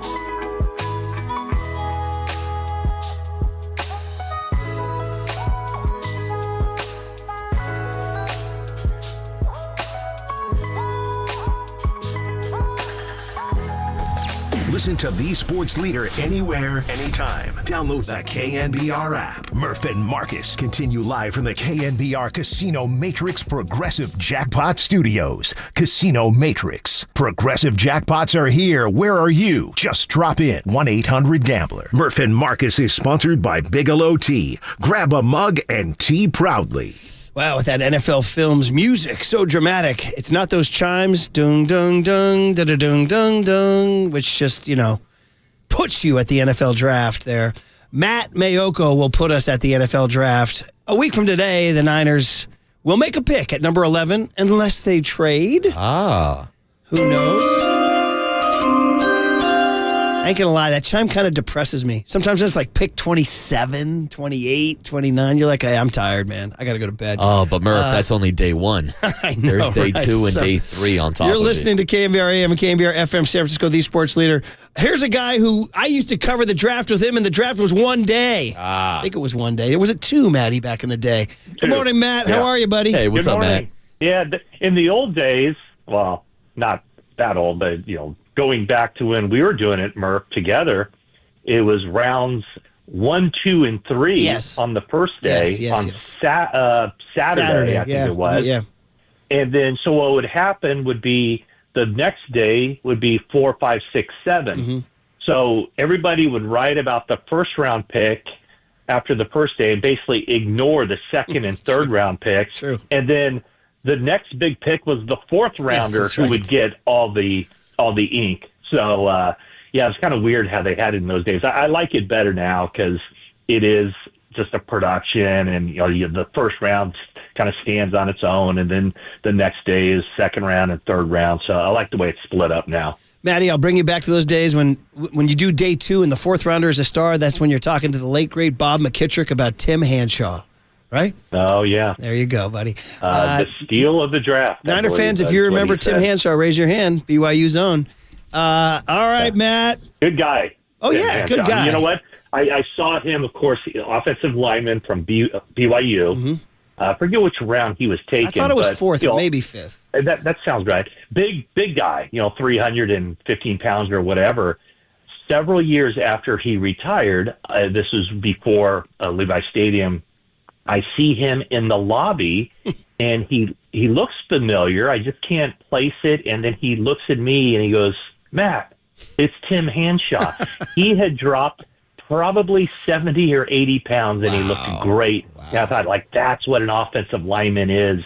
They're either, some guys, unfortunately, lose that daily routine and maybe add a few pounds. And then other people, if you've seen Joe Staley lately, a lot of these offensive linemen have to keep that weight up, and it's much more natural for them to drop weight. So, little aside there. Tim Hanshaw, digressions always welcome. 4th round, 1995. You and me, buddy. Your first year on the beat, man. Nice. All right. So, who mock draft 45.0?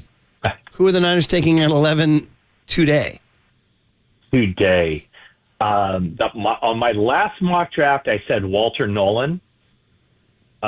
If they're going to take a defensive tackle, and I know they have a need for, a run stuffer as well, but I think if they take a defensive tackle at 11, he'd have to be somebody that can play all 3 downs and can get after the quarterback on 3rd downs. So that would be somebody. I would think sweet spot would be the defensive line, whether it's tackle, whether it's defensive end. And so my last mock draft was Walter Nolan. My first mock draft was Shamar Stewart. And the more I think about him, the more I like him. And I know everybody's saying, well, he's this incredible physical specimen. He's got the size, he's got the quick twitch, he's got the strength, he's got everything except for huge production at the college level. Only 1.5 sacks each of his 3 seasons. But I got to believe that there are defensive coordinators and defensive line coaches throughout the league who are saying, give me this guy, let me mold him. So those are 2 names right there that I think maybe deserve a little attention as it pertains to that number 11 overall pick. Matt, with 11 total overall draft picks, there's been a lot of talk about whether or not the 49ers should move up in the draft or even move down. Now, personally, it's hard for me to understand the strategy of entering the draft saying, look, we want to trade down because you don't know how those first 10 picks are going to play out in case someone does slide down your board. But when it comes to the strategy of trading up, we've seen this front office and this 49er group move up before for guys like Trey Lance. So if there was one player in this draft that you would trade up for, who would that player be? Well, that's a great question. Well, I guess Abdul Carter, but I don't think he's getting past 4. Maybe Mason Graham. Maybe that would be the guy from Michigan, a defensive tackle. Seen as very clearly the number 1 defensive tackle in this draft. That would be somebody. I guess you could make a case for both of the offensive tackles, whether it's Will Campbell or Armand Membu. I would say this, though, Marcus, is that when the 49ers have shown an interest in moving up, it's never been about this year, that draft. In other words, when they've drafted here in recent years, they've drafted looking ahead 1 year and projecting needs a year out. Look at what they did last year in the draft. I mean, their first few draft picks. I mean, they kind of figured that they wouldn't have either Deebo Samuel or Brandon Ayuk at the time of the draft last year. They figured they probably wouldn't have one of those guys, Samuel or Ayuk, this year. They thought that they wouldn't be able to re-sign Charvarius Ward. They thought that they wouldn't be able to re-sign Aaron Banks. And the same goes for Talanoa Hufanga. So what did they do in the first 4 rounds of last year's draft? They looked ahead to 2025, and they selected Ricky Pearsall, Renardo Green, Dominic Pooney, and Malik Mustafa to fill those spots. This year's draft is all about this year. And, their stated goal this offseason has been to cut salary cap costs for the future and also get a younger roster. So with 11 picks, they don't need 11 guys, 11 rookies to make the team. But if they can get, 6, 7, 8 rookies to make the team, they've gotten younger. So I would say that this year is different than other years where those middle rounds are really important. And do you sacrifice, getting 1 or 2 picks in those middle rounds to go up a few spots? I think everybody I talk to, the experts who really dive into this draft, they seem to think that you can get a very similar player anywhere from 6, 7, 8, all the way to the low 20s. So from that standpoint, there's probably going to be a lot more teams trying to move back than trying to move up. And I would think that the 49ers, I would expect them to stay at 11 probably. I would expect them to stay at 11. But if there's any movement, maybe it's to move back. Matt Mayoko is, of course, our 49ers insider for KNBR and NBC Sports Bay Area. You can check out all his content there, his podcasts, his writing, and you can hear him here every Thursday at 8:50. Matt, I hate to even ask, after Marcus asked such a good question about who would you trade up for, hate to ask a tedious question, but I will. What's the latest with Brock Purdy? And corollary, what do you make of him and George Kittle in Nashville going to a hockey game and lifting weights together? Yeah, that's a good sign. I remember the old days where, Kittle would half jokingly talk about how Jimmy Garoppolo wouldn't return his phone calls or his text messages. So it's good that the quarterback and the tight end are building chemistry, and that they're on Kittle's ranch throwing the ball around as well. The latest is that the 49ers have made an offer. It's kind of sitting out there. Brock Purdy and his camp and I don't know how much involved Brock is. I'm sure the agent is shielding him from a lot of this stuff, but the offer the 49ers have made isn't one that Brock Purdy's side is inclined to take at this point, nor will they. So it's just a matter of trying to find that right number. I think Purdy's camp it feels like the market is set. The market is what it is, and they believe that he's earned it. Jed York referred to Brock Purdy a couple of weeks ago as a top 10 quarterback. So we'll see how this plays out. But right now, nothing is, from my understanding, it doesn't sound like anything's close. There will still be, I'm sure, a few more offers exchanged here in the coming weeks. So, eventually Everybody seems to be confident that it'll get done eventually, but it's just kind of this back and forth. And it's kind of been the way the 49ers have operated, with Parag Marathe as a chief negotiator, John Lynch as, the decision maker and general manager. They haven't necessarily been proactive, as far as let's get this deal done now. I'm not sure that there's a lot more that could happen on the quarterback market that would change how this deal would be structured, or the average per year, or the signing bonus money. So it's a process, and nothing much has changed over the last couple of weeks.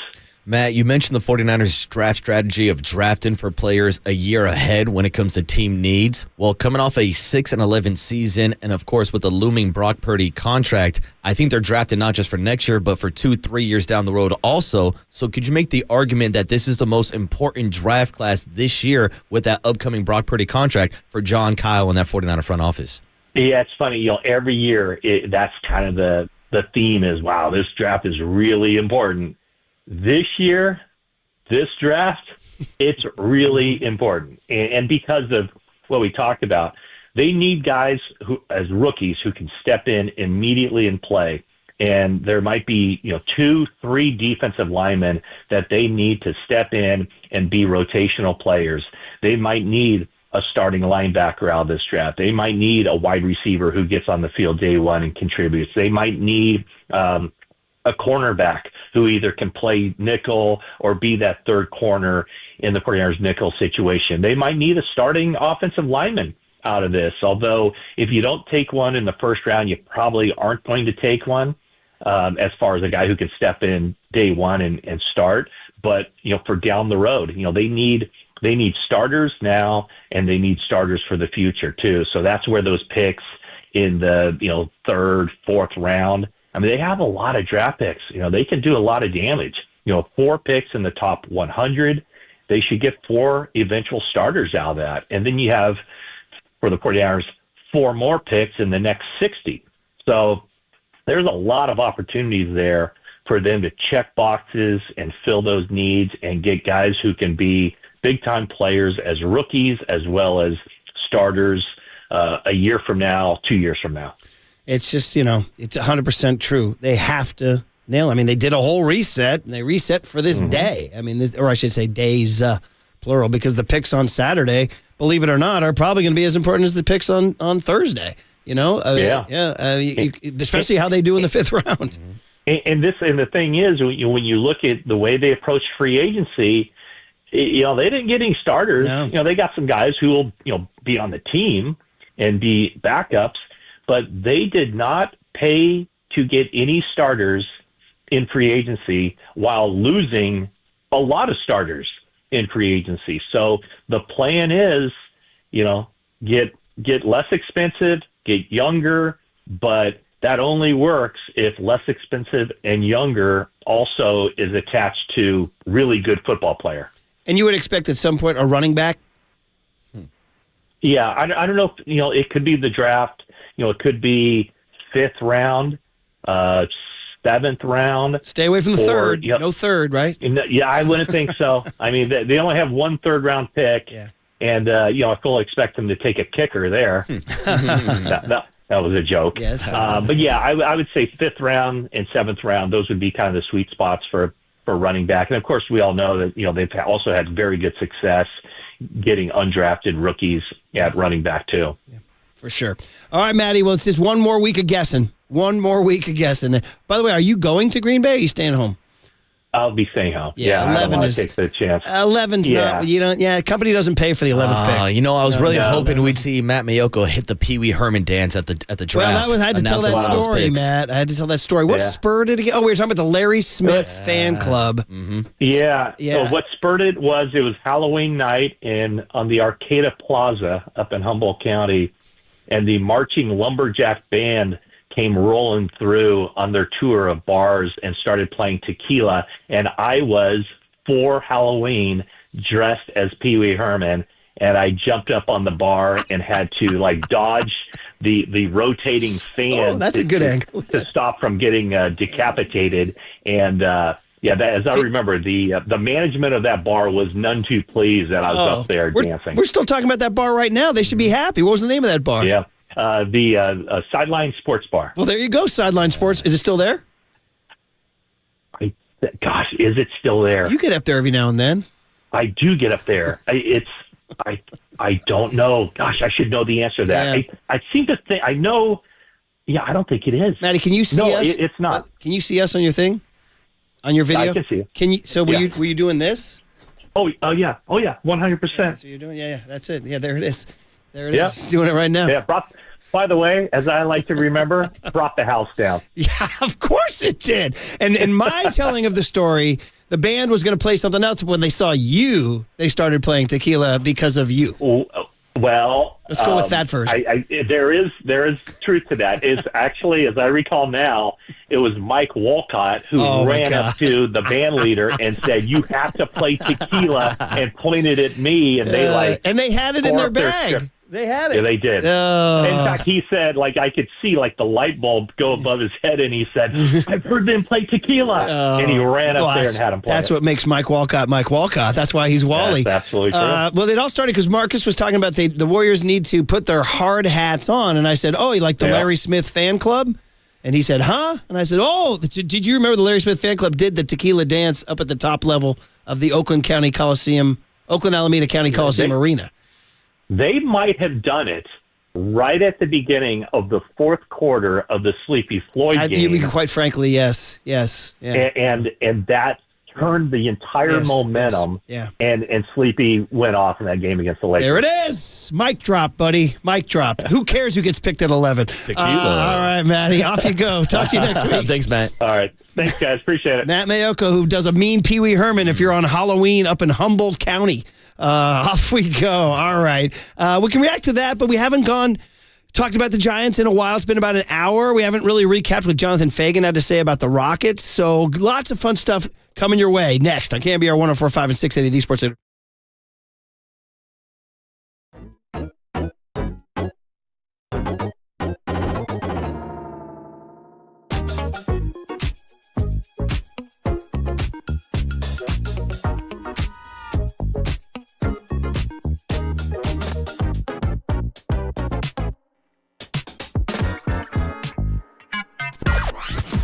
From the O'Donnell Financial Group Sports Desk. Learn more at odfigroup.com. O'Donnell Financial Group, because planning is a process, not a product. Today is getaway day for the Giants. We have Jordan Hicks taking the mound versus the lefty Christopher Sanchez. Pre-game coverage starts at 12:05 and first pitch is at 1:05 this afternoon. Joe Rizzo and FP Santangelo will be calling the action, and you can hear it all on the KNBR app and KNBR.com.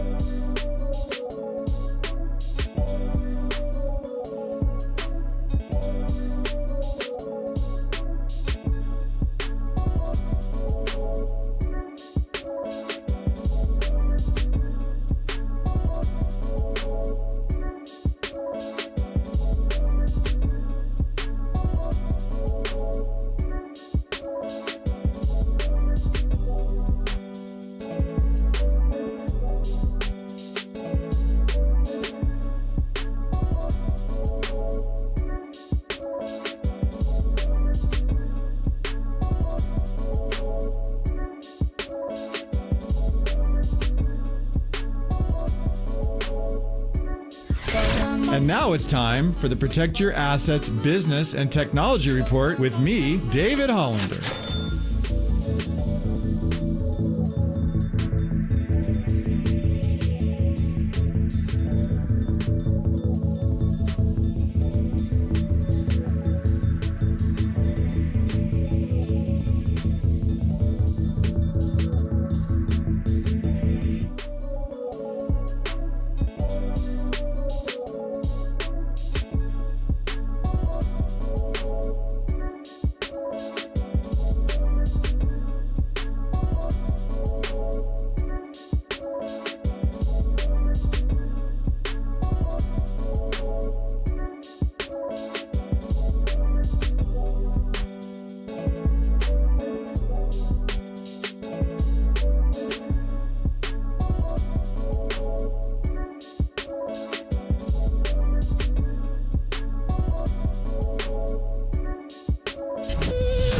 Now back to Murph and Marcus on the Sports Leader and streaming live on KNBR.com and the KNBR app. Sponsored by Bigelow Tea. Grab a mug and tea proudly. What interactions have you had with Buster Posey, who I imagine you faced at some point in interleague baseball? I did face him. Yeah. I did face him. We're not going to say how any one of us fared because I don't want to do that. We can look it up. But I did face him. And by the way, the internet doesn't lie. You're just not going to tell your boss that you struck him out twice in the 2 times you faced him? No, I would never say that. Are you kidding me? I don't even remember. You found the hole in his swing, Lou. What is it? Is it fastballs in, soft stuff away? What was it? You know, it's so long ago. I have no idea. Look at Lou Trivino riffing. I like it. That was earlier today on the show, the Murph and Marcus Show. Brian Murphy, Marcus Boucher right here. If you see us on YouTube and Twitch, I'd be the guy with the gray hair. He'd be the guy with the dark hair. Me being Murph, him being Marcus. That's me. And behind the glass, young Tony Farias pointing at you, asking questions on Wednesday, and somewhere back there, John Joe Curley doing push-ups. We're getting something wrong today. What was it? Oh, he gave us the wrong play-in team for the Eastern Conference. Yes, that's right. But way to screw us over, Curly. Lou Trivino came on at 7 a.m., and you're like, oh, yeah, well, middle reliever. But no, it was good. He was, first of all, he's part of one of the best bullpens in all of baseball, which we looked up statistically. In terms of whip and ERA, they are top 3, top 5 in baseball, which is playing out dramatically, particularly when the starters are not performing at that well. 27th in baseball in starter ERA right now. But Lou came on and, talked about his comeback from Tommy John and being out of the bigs for 2 years and getting his first win since 2022 and having played against Buster Posey when he was in Oakland A. Yeah. He struck out Buster twice in 2 at-bats. Yeah. Pitchers don't forget, Murph. I can guarantee if he really wanted to get into it, he can give you a pitch-by-pitch breakdown of those at-bats against Buster Posey. But I think big picture here, it was a great interview. In case you missed it, it's on KNBR.com or anywhere you get your KNBR podcast. Lou Trivino has been a great story. And maybe I view it differently, as somebody who's gone through Tommy John surgery and has seen the recovery and how long of a rehab process that it is. Because I do get a feeling that a lot of people kind of look at Tommy John surgery just as a torn ACL. It's it's just part of the game. All pitchers are going to go through it. But you heard Lou Trivino talk about how it took him 2 years being outside of the major leagues because of the Tommy John. Then he's trying to come back from Tommy John. He starts having shoulder issues. Those are 2 major injuries when you're talking about your right wing. So for him to battle through it and to be back in the bullpen now with Bob Melvin, with Matt Chapman, with some of his former teammates, it's a great story this season. It really is. And the bullpen's a great story. It really is. And Bob Melvin's been pressing the right buttons, guys. Yesterday, Robbie Ray, he got him for 4. Now, Robbie Ray pissed everybody off by walking 4 in that first inning. He pissed himself off, too. But he did grind out 4. He did give up a tank to Bryce Harper in the 4th inning.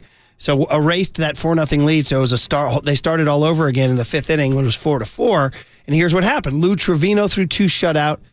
Camilo Doval had a spotless inning with a strikeout, no walks. That's 3 in a row. And Spencer Bivens came in through 2 innings and 1 walk. It's I'd say on the Q rating on the team. Now, he has a great story, but in terms of who Giants fans talk about, it's a war between Christian Koss and Spencer Bivens for who gets the least buzz. But Bivens has a role. Yeah, 2 of the last guys to make the roster out of spring training this year, and guys that are great clubhouse guys who bring a lot of extra energy and chemistry into the locker room. And I do want to point out Spencer Bivens. It's always a tough ask when you see a starter walking fools like Robbie Ray was yesterday in the first inning. And Spencer Bivens is up getting hot in the first inning. Yeah. Doesn't come in until later in the game. That takes a lot out of you to get up, get ready, sit back down, hang out for a couple innings, and then still come in at the back end of the game. You know, my world as a baseball fan changed when I read Goose Gossage's autobiography.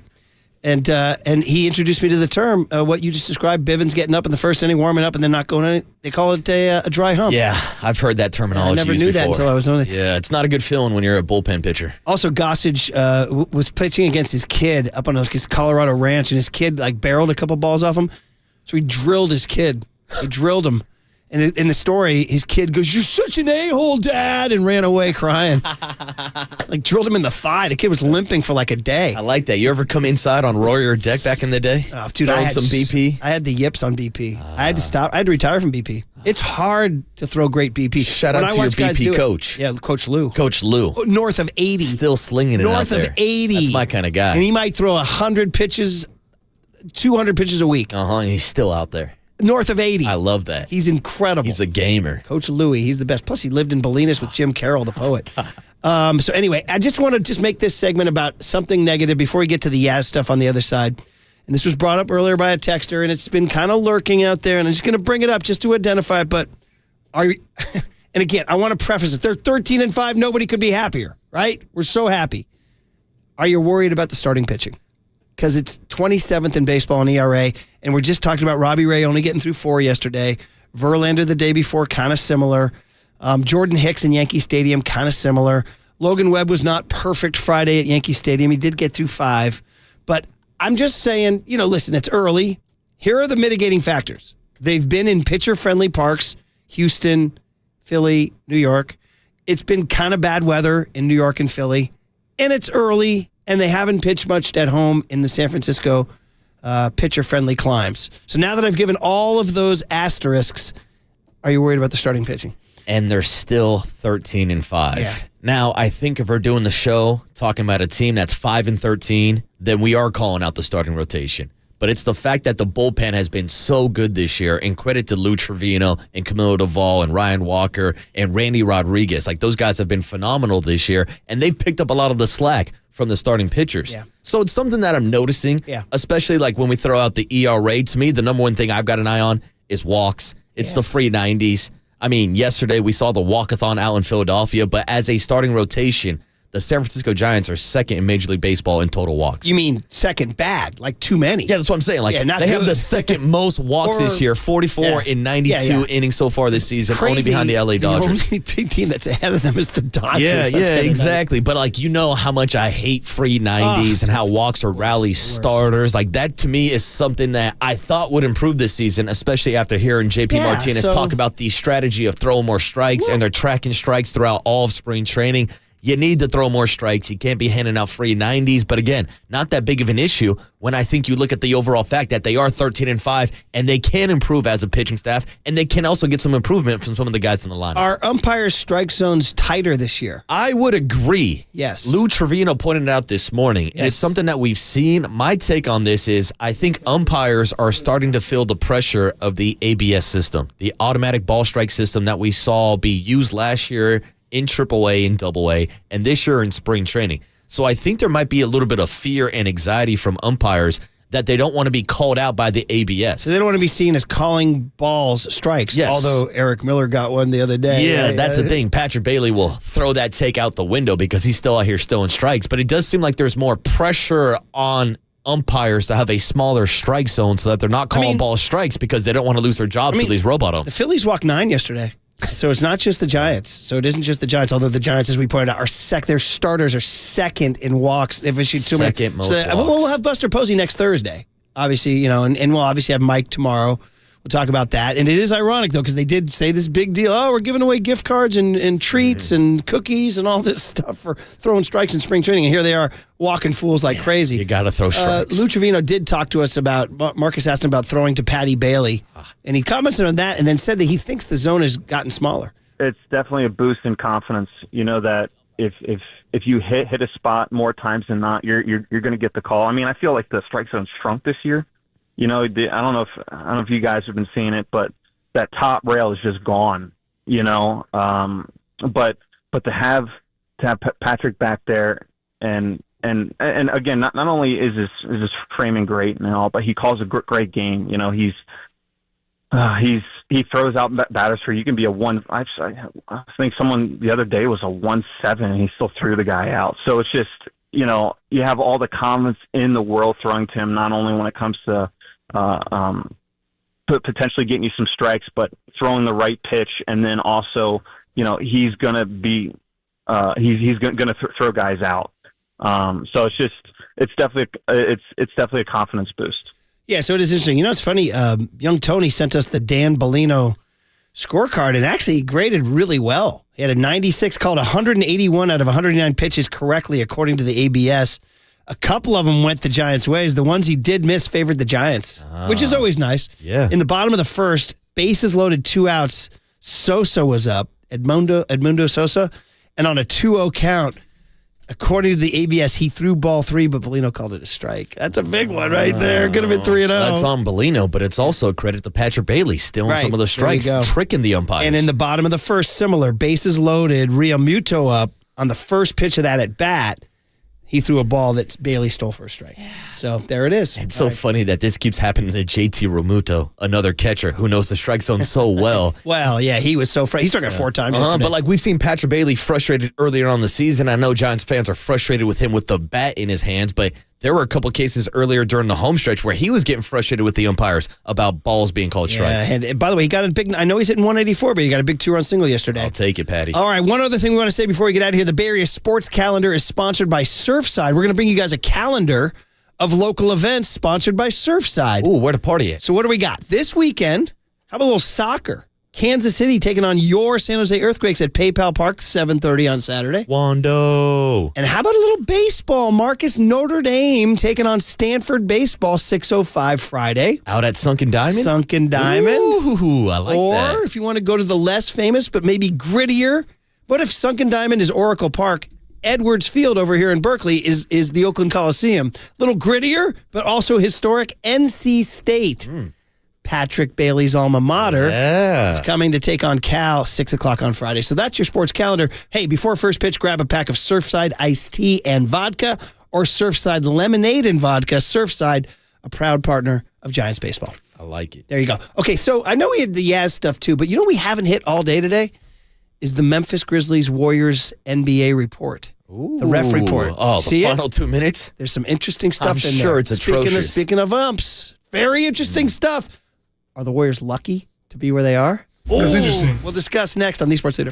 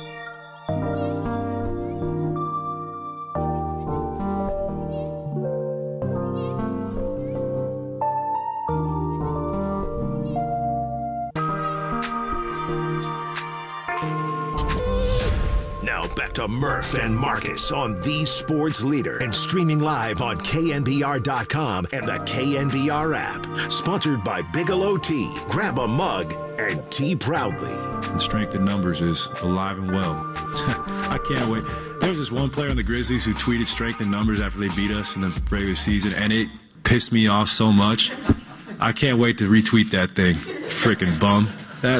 I had to watch that. I'm just like, this freaking clown. Okay. Sorry. That memory just popped up. You're going to mock us? Like, you ain't ever been there before, bro. We've been there. We know what it takes. So to be here again, hold that and strength in numbers. So that was 2022. Salty. We watched Klay go from mellow Klay to salty Klay over the years. That was pretty darn good. By the way, reminder that Giants baseball is early today. So 12:05 pregame, 1:05 first pitch, Jordan Hicks against Christopher Sanchez. These hot Giants. Can they do it again? Who will be the hero today? Maybe they're due for a really good start from Jordan Hicks. I don't know. But anyway, we did mention earlier on the show, shout out Klay Thompson. He avenged last year's pain. Hold that, haters! Of going 0 for 10 in Sacramento when the Warriors play and lost, and got a win by going for 23 last night. That's it. Exercised those demons and did it for our guy Triple E up in the rafters. Yeah, we had a great text earlier when we were talking about Lee Corso hanging it up, doing one last show next August. And we were saying, yeah, he didn't like that sleeveless, sweaty energy from Pat McAfee. And some listeners said, is that Pat McAfee or Triple E? so anyway. Good for Klay. And he did it. So they go to play Memphis Friday, and that was fun. Now, Memphis is only in that game because they lost to the Warriors. That was great. We talked a lot about it. Then it turns out that, we came on the air, and we were, quite frankly, bitching and moaning about the refs. We thought the refs did the Warriors wrong. Well, guess what? Not so fast, my friend, as Lee Corso would say. I'm paying tribute to the great Lee Corso, who will retire in August. The NBA does their final 2 minutes things. Now, we've talked about this various times through the years about what's the point of this whole thing? Like, what are we doing here? Like, do you want somebody to go review your day? No. And show you all the things that you screwed up? Absolutely not. All you got to do is read the text line, by the way. Yeah, exactly. If you confuse Dave Loggins with Kenny Loggins or things like that. Or a post-show meeting, Curly's telling you about how many times you missed the clock. I don't need it, Curly. I don't need it. Or today when we couldn't come up with the East. Oh, I'm blaming Curly for that one. Playing game. Who cares about the East People playing? are like, dude, freaking radio show, log on, man. Figure something out. I don't need to talk about teams with a losing record at this point of the season. So there was a movie called Defending Your Life with Albert Brooks where the premise is you die. Spoiler alert. Ooh. We all will. And then you go to purgatory. There's a rule that you go to purgatory and you have to go face a judge, and he picks 5 random moments from your life. And it has to, it's make or break. Oh, that's sketchy. And it's, of course, the luck of the draw. Yeah. What if they pick 5 when you were like your 5 worst moments, when you were like super petty, stabbed a friend in the back, maybe stole a candy bar or something. I'll see you boys in hell. First round's on me. Cheated on a girlfriend. Who would do that? Oh, never. Or a girlfriend cheating on you. Yeah. Anyway, point is that they do this last 2-minute report. And we've known about this. So, okay, well, yeah, it's going to make the Warriors look good because the Warriors got jobbed, right? Not so fast. Well, first of all, the good news. The Brandon Pajemski block with 37 seconds left, the refs ruled that was the wrong call. That was a foul. Incorrect call. It says it was a clean play, no foul. Yeah, that was a terrible call. I did not even need the replay. I didn't need a 2-minute report. I was there live right behind the basket in the lower bowl. That was all ball. That was a block. However, there's a big one here, my friend, that goes the other way. And when Steph Curry broke free on that great scurry where he got the inbound pass, he kind of ran that post play to the right of your TV screen. And it was the second one because twice he got the ball in, but this is the second one. And Ja Morant ran up behind him and knocked the ball. Do you remember this? He knocked the ball on the near sideline by Joe Lacob. He knocked the ball out. And then Ja started talking to the refs, and the refs said, no, it's Warrior ball. And then the Warriors got it in, and Steph got fouled, and he made his free throws.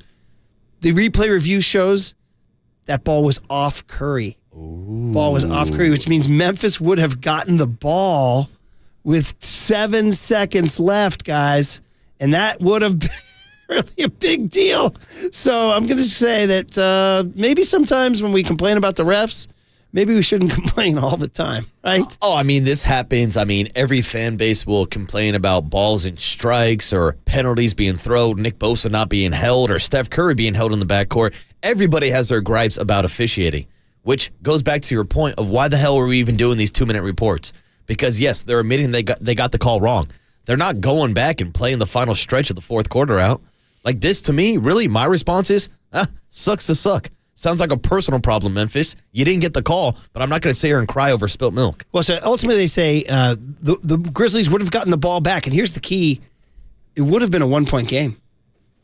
Because when they ruled the ball was off for the Grizzlies, Steph got fouled and made 2 free throws. So they would have got 1 second. But no, they could have lost the game. Yeah, woulda, coulda, shoulda. Oh, man. I know exactly. Yeah. Right? Well, then I go with the Steve Mariucci, the famous line, 2002 NFL playoffs. 49ers play the New York Giants. Legendary game at Candlestick, one of the biggest comebacks in the history of the NFL. Niners come back from 38-16 down to win the game, but the New York Giants had a field goal to try to win it on the last second. And the snap by Trey Junkin, the long snapper, they had just pulled off the scrap heap, was bad. The holder had to scramble, and he chucked the ball down the field. Chike O'Keefer of the Niners pulled down the New York Giants lineman who was trying to catch the ball down the field. Clearly pass interference. The ball fell to the turf. The ref said incomplete. Niners win. The next day, the NFL said incorrect call. It should have been pass interference. The New York Giants should have had the ball on the 10-yard line to kick a field goal that would have won the game. So we all brought Steve Mariucci down to the press room. We said the NFL just said they blew the call, that the Giants should have had a field goal from the 10-yard line. And Mooch, I still remember this. Mooch had these big blue eyes. Like I think Mooch's eyes got him far in his career. He's a very handsome guy. He looks at you, and he's looking at us, and he's looking at us, and he's looking at us. He looked at all of us, then he goes, bummer. Yeah. And that was it. And everybody left, and he walked out. So that's what I said. I mean, you're saying that to John the Grizzlies right now. It's a great response. Again, you're not going to go back and change history. It's cool that they're taking accountability for missing calls. I'm sure the refs don't like this, just like umpires aren't liking the ABS system and the pressure they're being put on to call more strikes now. But yeah, that's the game, Murph. And at some point, it's going to even out. People were even asking if the 5-second violation was a makeup call for the Warriors later in the game. I don't know. Did they double-check that with the time clock also? They did. How many seconds, Murph? They said the refs made the correct call in 5 seconds. People were thinking it was too early of a trigger. No. So that, well, I mean, again, now here's the other questions now. Do we start doubting the 2-minute review?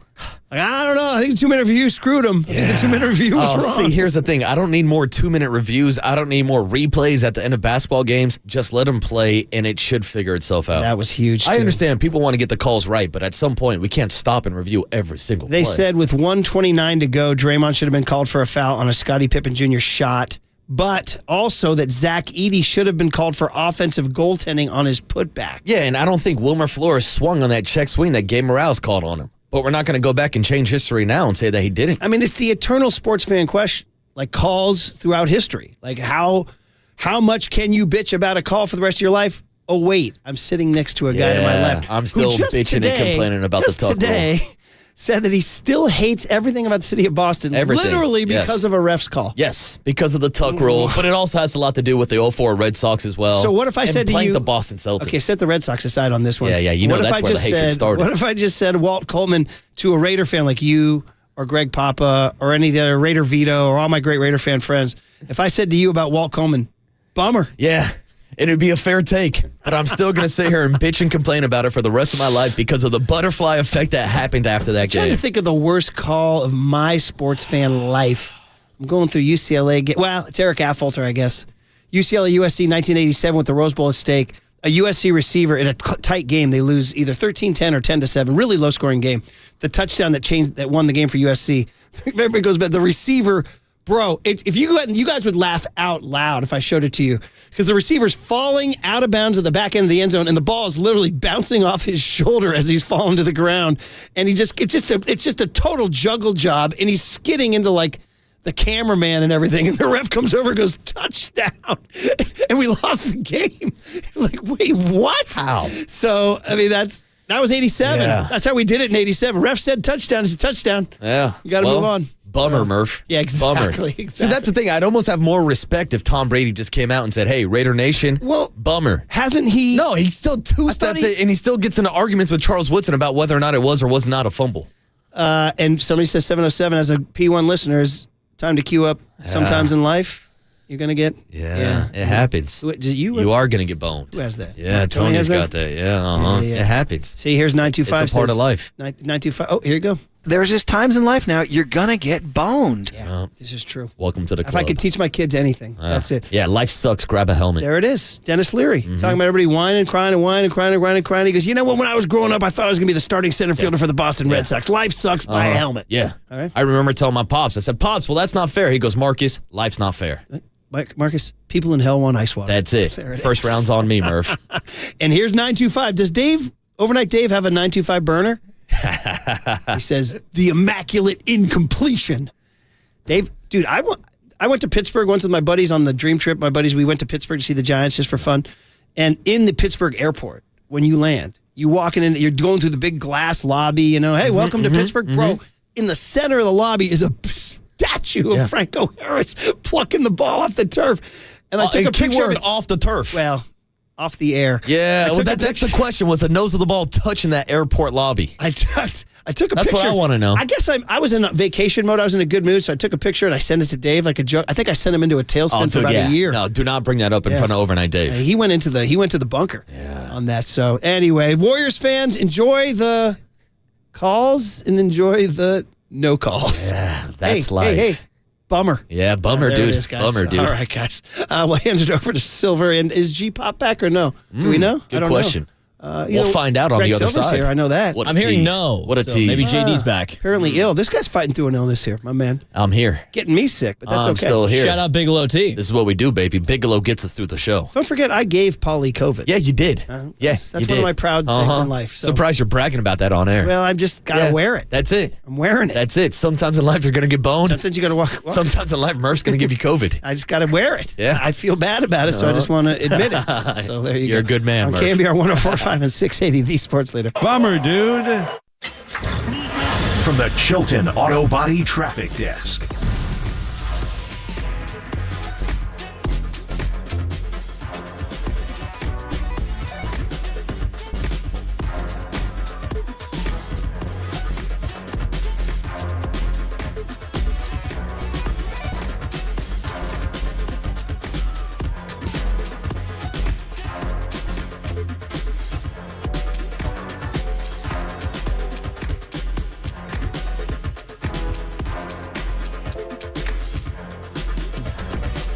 We do know Bigelow T's been helping Marcus get through his little illness here, which is awesome.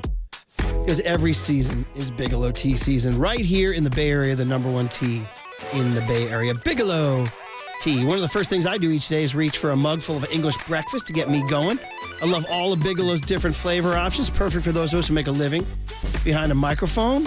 Keeps me going, keeps you going. Look no further than KNBR, where we have Bigelow Tea right here in the studio. So, grab a mug full of your favorite Bigelow tea and tea proudly.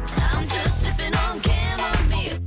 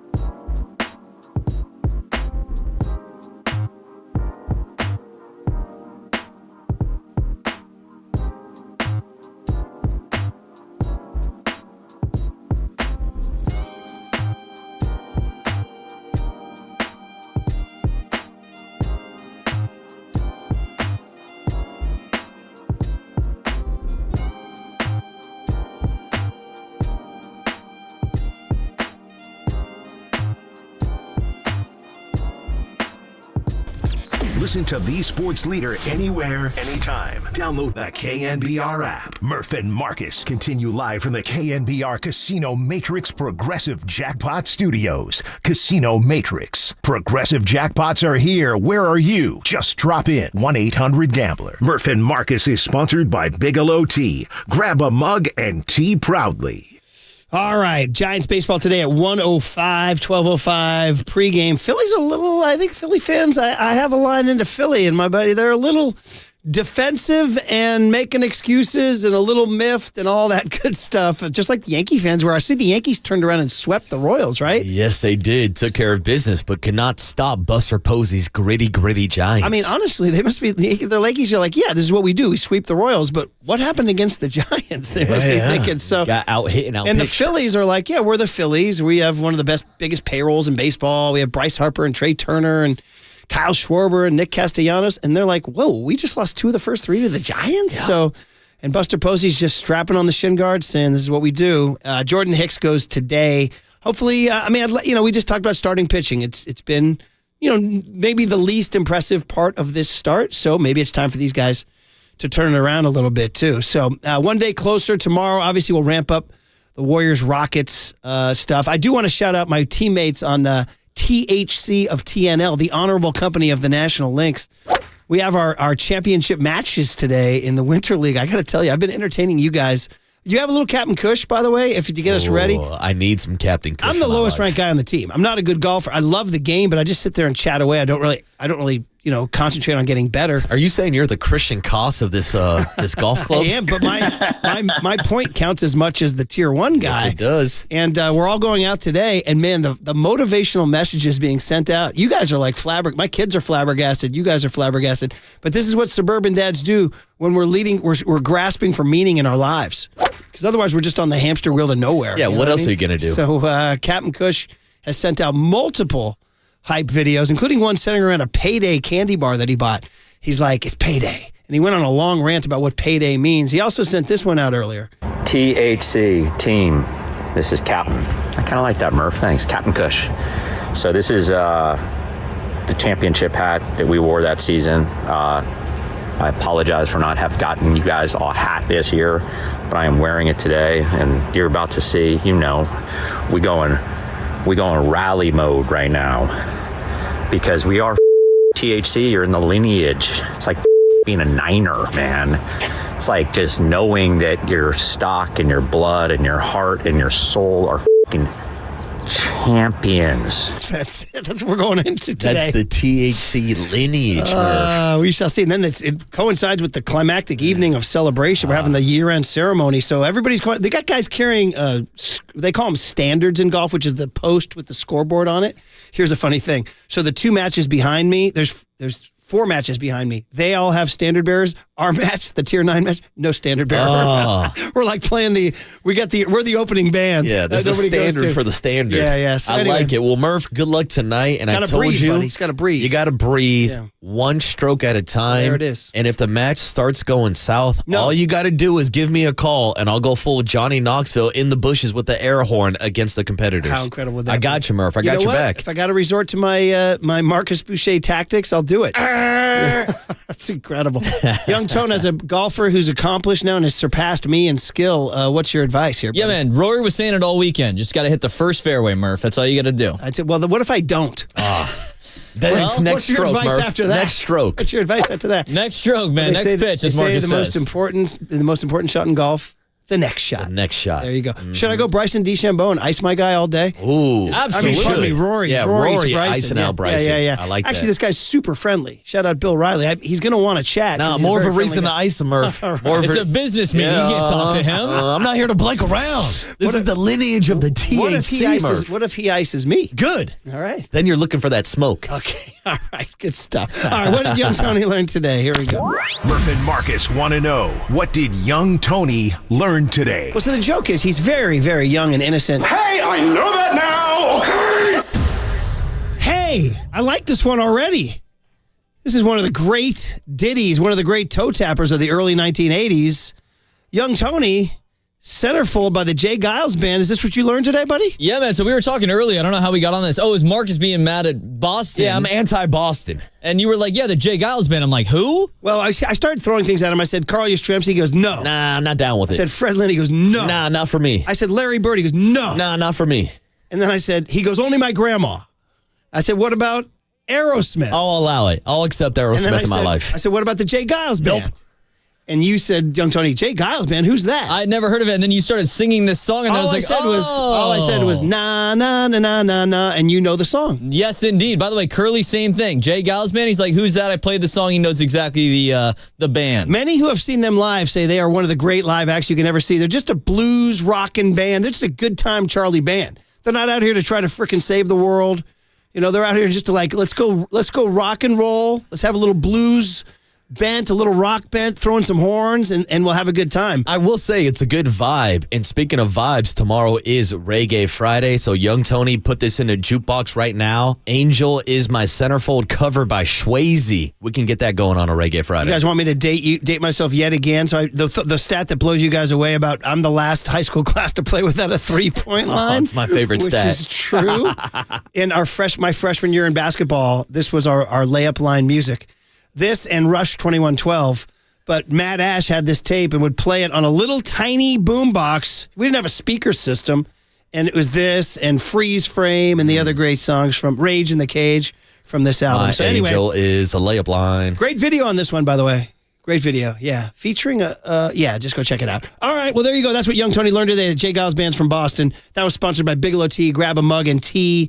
Proudly. Okay, Giants today. That's pretty much it, right? No NBA? No NBA tonight? No, not until tomorrow night where we have Klay Thompson against the Memphis Grizzlies. Shout out to Klay for that performance last night up in Sacramento. And I just want to say one last thing. Could the Padres just chill out? Yeah, lose a game. Like, what are they doing?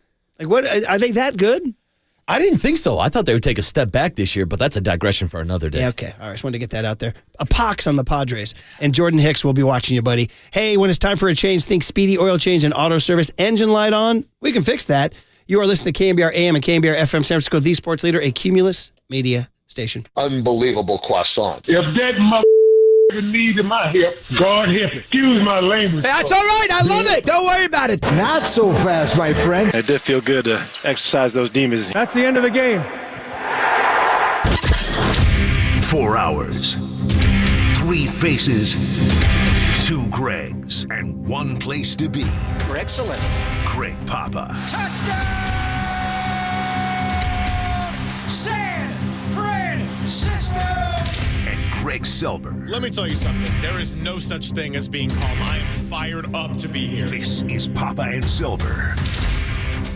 Morant the other way. Head of steam to the hole with an offhand layup. Curry the rebound. Morant is down. Now getting up. Curry.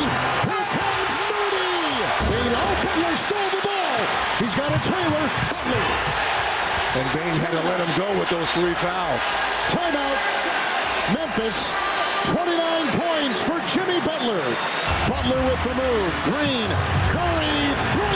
Good! It's Curry off the screen. Fakes. Fires. Stuck it. And he gets it out to Morant. 5 seconds. 5-second violation. They could not inbound. 5 seconds. Oh my goodness. Calamity. And that's it. The Golden State Warriors will hold on to the number 7 seed and make the playoffs with a first round game 1 invitation to Houston to take on the Rockets. You know, I tried to downplay it a little bit before the game, but we desperately needed to win this game and get 4 days. Our guys have been basically playing knockout games for about 3 weeks, one high-level game after another. So to get this one, it took 83 games, but we're right where we want to be. It did take 83 games, as you know very well by now. Big focus of the day yesterday. The Golden State Warriors get past the Memphis Grizzlies, 121-116. They had the 20-point lead, and then it got really dicey, but all's well that ends well. And they got a date with Houston on Sunday, which, of course, we will get into. Joe Varden of The Athletic, who covers the NBA at large, is going to be joining us at 11:30. And, of course, It's a short show today because the Giants play their fourth and final game at Citizens Bank Park in Philadelphia. They've taken 2 out of 3. They're looking to take the series and get their 5th win of the road trip. And we're starting dubs today because we got Greg Papa fresh off of the injury report. I know it's been an up and down couple of days for you, my friend. So good to at least see you. I hope you're getting some rest, and we're going to make it through these 2 hours. It's going to be good. Well, right after I saw you, so we do the show on Tuesday. We go over to the park to take our photos. We had some clever ones. Hopefully you're not feeling sick at all. But I had a big day planned because that was the Z-Man's 80th birthday party, and I agreed to speak a little bit. I didn't know I was supposed to MC the whole damn thing, but I get pictures from an older Silver, older Murphy, from my boys, John Ward and Dave Benzer and Rusty. Good thing we didn't go into the cooler. I'd still be on the IL. But right after I left you, whoa, it began to fade quickly. Dwayne Kuiper always calls it the crud. What I've got is the flub. And I didn't know what the hell I had for a long time. Do I have the RSV virus? Do I have COVID? I got checked for everything. It came back just old standard influenza. Not A, but B. So I got the flub, the flu B. But the scary thing is, and I would like the audience to reach out to me because I was a little worried about this. What concerned me, I've not been well since we went to the Presidio. Before the season started, I've been kind of playing through it. You could hear it in my voice. And that and the combination of pollen in the air, and I just get sick this time of the year. I always do early in baseball season. But I have a deep cough, and the cough is turned into a dry cough that I can't get rid of. And when I cough heavily, I get dizzy. And I was actually left you, and I was driving on the bridge, and I get one of those coughing spells, and all of a sudden I'm completely like I got vertigo again. The whole thing is spinning. It just goes dark. I'm like, damn. Well, how long is this going to last? I'm in the middle lane. What am I, in a bumper car? So it scared me. But thanks to Marin General and my guy Aram, I got a Rom from the press club and Schroeder's, and we love a Rom. But Aram and Marin General's taking care of me a couple of different times. And they got yesterday. I took the day off and got a battery of tests, so everything's strong. I should be fine. No more dizzy. I had one this morning, a couple of them. But anyway, I'm fine. And the best thing about going to see Aram and Marin General, not Aram, is he loves sports. He's just all up. And so he's right away. Thank God you're here. What happened at the end of the game?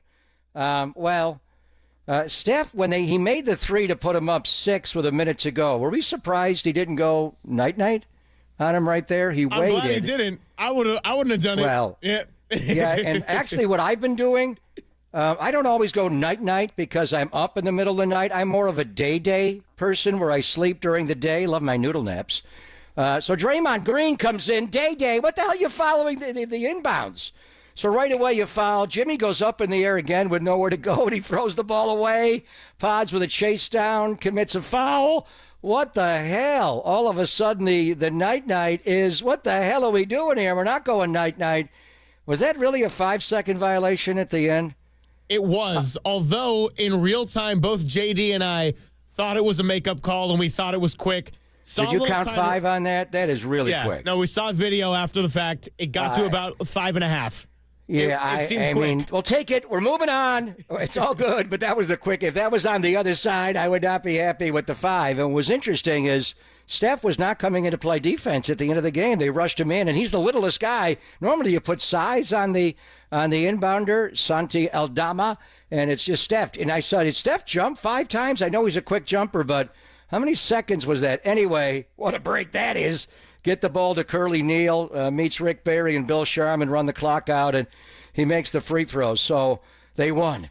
They move on. Put that basketball in a glass case, Steve Kerr. You finally won a play-in game. And it was, the principles are all there, but it's Jimmy. It's Jimmy. And it was Memphis's coaching staff's decision to just gap him, to sag him, to give him a dare, go ahead and shoot, step in, shoot around type 3. Go ahead, Jimmy Butler. Aren't you known for being Jimmy Buckets? We're just not going to guard you. I don't care if you're a 30% three-point shooter. You don't guard a guy. What's the percentage go up to? 40%? If you don't even challenge it. They gave him a couple of warm-up threes right away. They gave him to Gary Payton the second. They even gave it to Quentin Post. The Warriors didn't shoot a great three-point percentage, but the Jimmy wide-open threes just opened up the game. And we had to break down the Warriors. And today is actually, I love this day. And Steve Kerr said it's the favorite day of the year. In football, when we go to Santa Clara on Wednesday, it's installation day. And it's when Kyle Shanahan gets the guys all together and they talk about how we're gonna win the game coming up this week. This is a Houston install day. No practice today. They're going to meet at 4 o'clock. So they're giving the guy all the iPads and downloaded sets, and they're all looking at themselves as a coaching staff. And this is where the Warriors go next level and just don't lose. Play-ins are weird because we just played Sunday. Now we got to play Tuesday night, 48 minutes. What the hell's this? Now, and we're not going to start till Sunday night, which surprised me a little bit. Then Wednesday, game 2.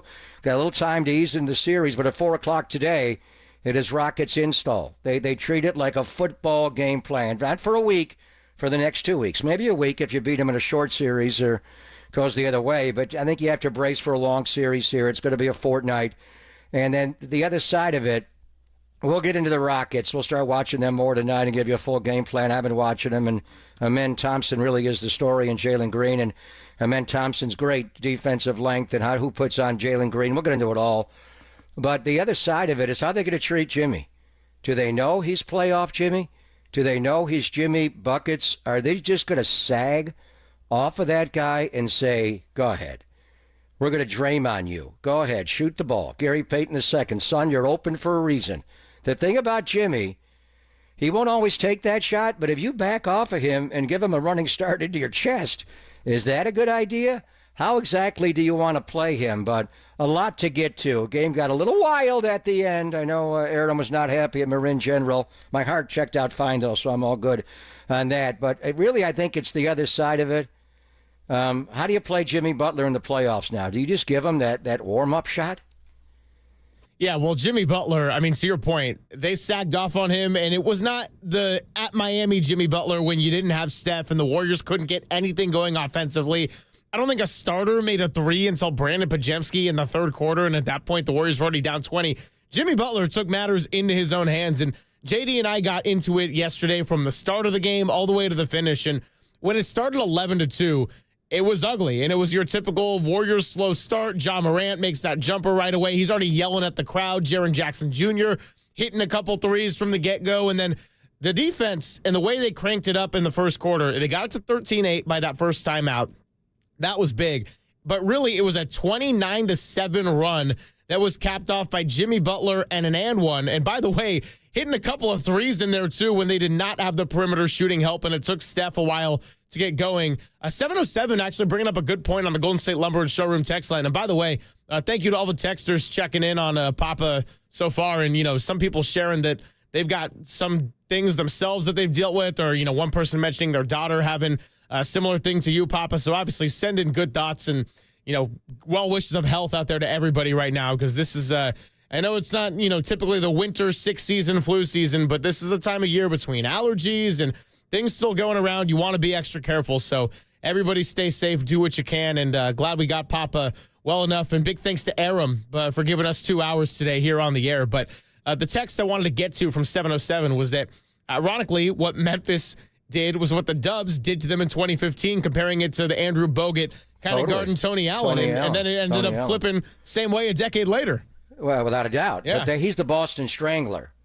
He can't make an outside shot. Tony Allen is in the NBA for one reason. Jimmy Butler's a 20-point scorer. Houston's got a lot of wings that they can put on you.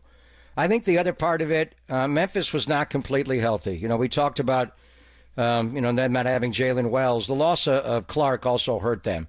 They were light, a couple of defenders, one wing defender and one big defender, but that's it. And it's just that's what happens in the NBA. But in any event, Jimmy Butler is just special player. I'm trying to think in the history of all the years I've watched basketball, he reminds me a little bit of Adrian Dantley. Just Jimmy's bigger than you think he is, and when they start the small lineup, he's the biggest guy out there as far as height, but he's 6'7", and he plays just like a power forward inside, and the way he drives right into your heart. The guy shot 18 free throws and got 20 shots up. Missed 6 of them, but still scored 38 points. And the Warriors are playing a little more of a triangle-type offense. Watch them when they're in the half court, and it's Steph and Draymond and Jimmy. They run a lot of the pinch post baseline stuff that Obviously, Tex Winter brought into the NBA when Steve was in Chicago, the triangle, and you space 2 on the other side of the floor, so there's more of that. So it's just a great time of the year. Can we not worry about, with the regular season's behind us, the play-in, you had to play an extra game. It got a little crazy, but they won. Now, this is the Warriors' time of the year. Today is like a football week. Today is installation day. They are getting ready to play the Houston Rockets. We're not going to play ABC on Saturday, which surprised me, although ABC does have Game 3 and a possible Game 7. Warriors will fly to H-Town on Saturday and have the film study today at 4 o'clock. And this is when the brilliance, they may be a little old physically, but mentally, you give a detailed Warriors scout for a playoff series. We know what Steph and Draymond and Kevon are going to do with it. You give it to playoff Jimmy. Moses Moody, you got one. Brandon Pajemski, you got one. Gary Payton II, you know how to do this. Quentin Post. This is where they're going to be a hard team to beat. I think any team in the NBA, maybe with the exception of Boston, over in the East, fears this team, and maybe even Boston themselves. Good luck beating them 4 times over the next 2 weeks. Yeah, I mean, it's going to be one hell of a matchup. And I saw that the Warriors, just if we're going to talk Vegas here for a second, favored as the 7th seed for just the second time in NBA playoff history. The other one, of course, was when the Lakers were the 7th seed with LeBron and Anthony Davis going against the young Phoenix Suns team as the 2 seed. And Anthony Davis got hurt in the middle of that series, but credit to Phoenix and how they took care of business as well. So just the second time, it's going to be a tough out. And 2 teams with 2 very different styles, 2 very different levels of experience, levels of athleticism, age. Ime Udoka, a younger coach who the Warriors know well from the 2022 finals. And these 2 teams got some animosity going, and we just saw it on display here in the month of April. So much to get into. Going to be a lot of fun. And, of course, we're going to talk Giants today on a short show. So coming up on the other side, I'll tell you what the Giants lineup is today. A little bit different here in the 4th and final game, but we'll also keep continuing to talk a little Dubs. And Klay Thompson with a little bit of play-in redemption 1 year later. Joe Varden will join us at 11:30. It's all coming your way. It is Papa and Silver on KNBR 104.5 and 680, the Sports Leader.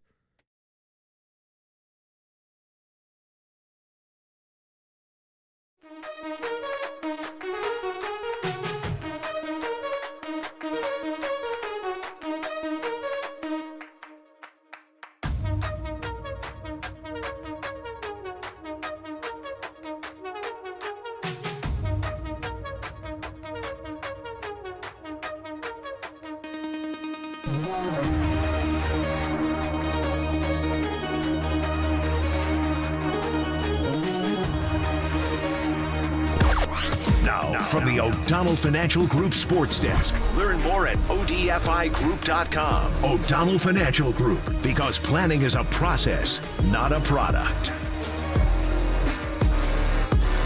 The Giants are wrapping things up later today in Philadelphia as they go for yet another series win on the road. This time, Jordan Hicks is on the mound. First pitch coming your way at 1:05, and the full pregame show starting at 12:05 right here, your home of the San Francisco Giants, KNBR 104.5 and 680, the Sports Leader.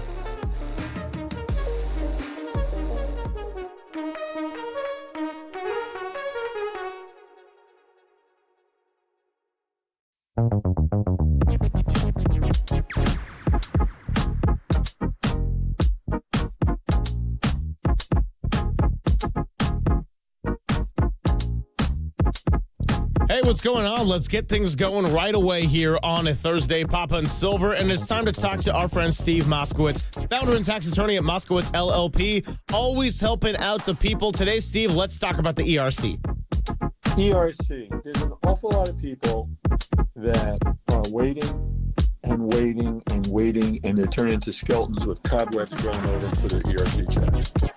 And there's a lot of concern for people that are looking at President Trump's promise to cut $2 trillion with a T off the federal spending, worrying, will President Trump do away with ERC with a stroke of his pen? Who knows?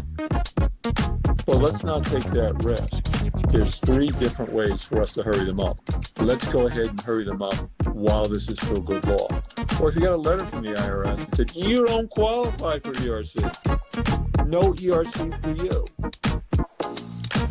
The IRS is being sued right now claiming that they're just disallowing a lot of people to even know if you're qualified or not. And also in representing you, there was a Supreme Court case, United States Supreme Court case, just last year, less than a year ago, that's greatly helpful to ERC cases now, or if you're being audited. The bottom line is anything to do with ERC, call us and say, hey, Steve, I want my ERC money. There he is, Steve Moskowitz. If you could get his help, give him a call now at 1-888-TAX-DEAL, 1-888-TAX-DEAL, or you can go to MoskowitzLLP.com.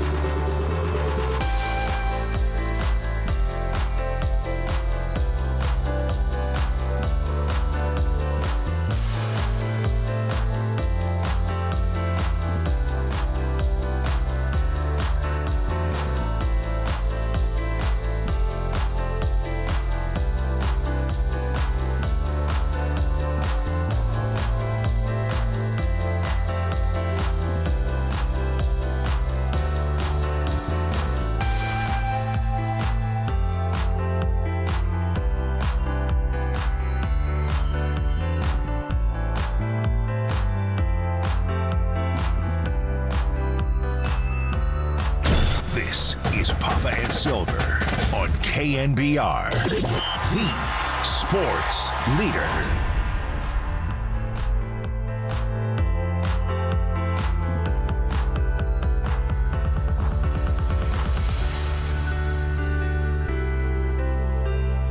Some self-inflicted, but tonight, the 10-seeded Mavericks on the road beat Sacramento 120-106, and the Mavs will head to Memphis for the right to play Oklahoma City in round one. There it is. Dallas Mavericks, the 10 seed, 120. Sacramento Kings, the 9 seed, 106.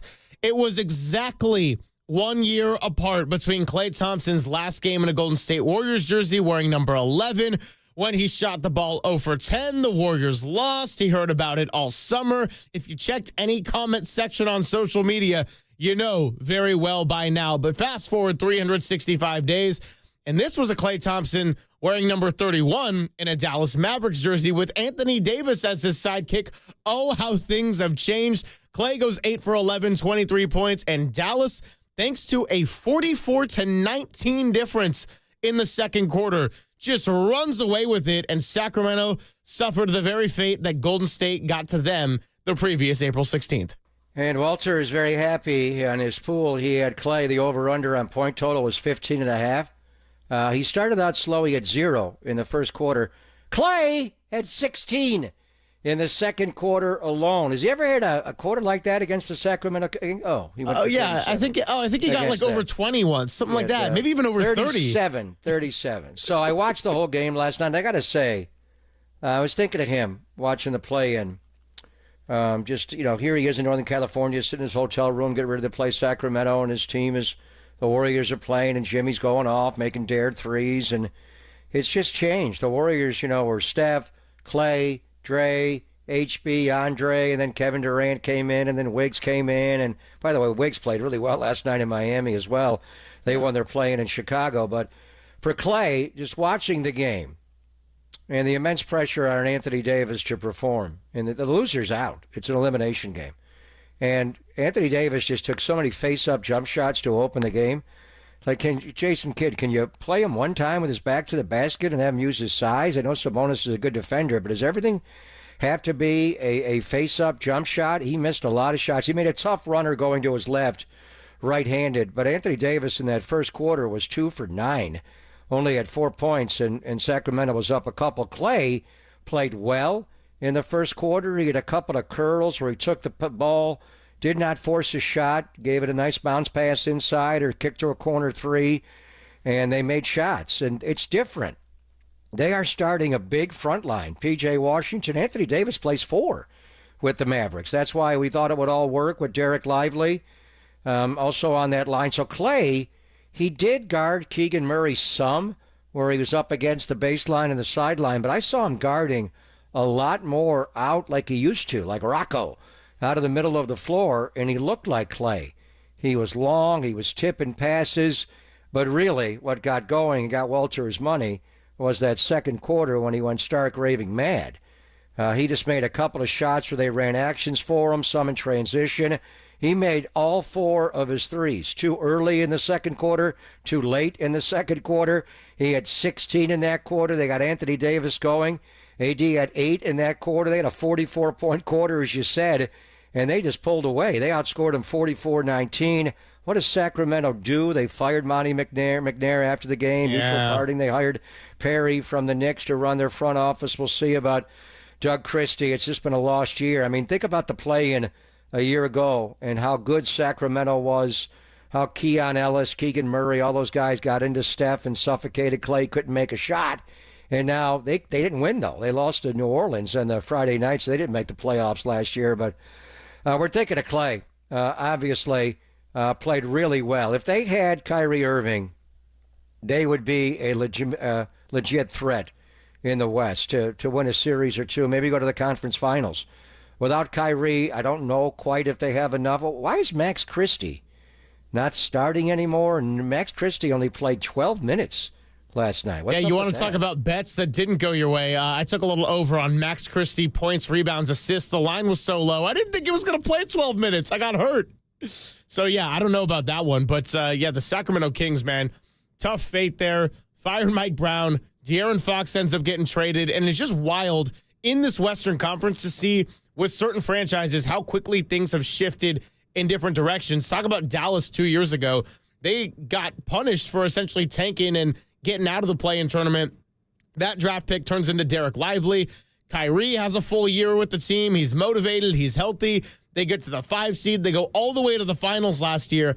Now you look at it, Luka's traded. They got Anthony Davis, but Kyrie's got the torn ACL, and Dallas still fighting for their life as the 10. But no, I'm with you. With Kyrie Irving and with the way that, one of his last healthy games was against the Golden State Warriors, and that was the first loss they suffered with Jimmy Butler in the lineup. That would have just been another of the many threats. I don't think they're going to have enough. They could still very well beat Memphis, but even so, you got to go and face OKC in the first round, and OKC has had all week. They're rested. That's not to say it couldn't be a series, but it's just another reminder that if you look ahead in the next year or two, and especially the next year when it's going to be the full year of Draymond, Jimmy, Steph, this Western Conference ain't going anywhere. And I haven't even mentioned the San Antonio Spurs, who are going to have a healthy Fox, a healthy Wembanyama. More teams are on the come up than the drop off. Yeah, so Klay, we're rooting for Captain Klay. Had a big game. Calendar year later after the 0-for-10 in Sacramento on the play-in, and they're going to Memphis for Friday night. On the other side, Andrew Wiggins, just watching the Miami Heat beat Chicago and eliminate them last night, and Tyler Hero was their star. Wow, 38 points, so efficient on all shots, got to the line a lot. But Andrew Wiggins just ran the club a lot as a point forward. He only had a couple of assists, seemed like he had more.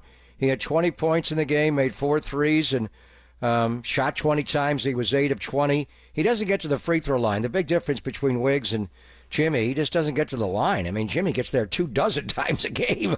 It seems like slight hyperbole, and Wiggs gets there a couple of times. But Wiggs is just such a different player. We're moving on. We're always going to root for Andrew Wiggins.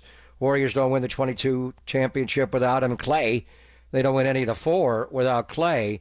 But the Jimmy Butler transformation in that trade, Jimmy is just such a different player than really anybody out there. I'm trying to think of a guy who plays like him, just undersized. He's 6'7", he's long. He's different than Wiggins. In any event, watching the two play in games, we were rooting for two-way Wiggs and Captain Klay last night. They both played really well. They're not in the playoffs yet. They got to get one more win, but both looked strong last night. And the Golden State Warriors are in the playoffs. They got that 0-3 in the play-in monkey off of their back. It wasn't the easiest at times in the fourth quarter, but Jimmy Butler, the way he showed up and helped Steph Curry out, those two combining for 75 of the 121 points, they get it done. So we look ahead to Houston on Sunday. Joe Vardon of The Athletic is going to stop by in about an hour joining us. And, of course, we got Giants pregame coming your way at 12:05. First pitch right here on KNBR at 105. So on the other side, I will tell you that new Giants lineup, changing things up a little bit for the fourth and final game of the series. We'll get into some orange and black, what we saw from Robbie Ray, Justin Verlander and his start, and kind of just recap everything in the past couple of days we didn't have a ton of time to catch in on. We got Greg Papa battling through like a true warrior, and Greg Silver, I don't know, just here. I'm going to call myself Greg Mama and Greg Papa. It's all coming your way. Papa and Silver. I'm the sports leader.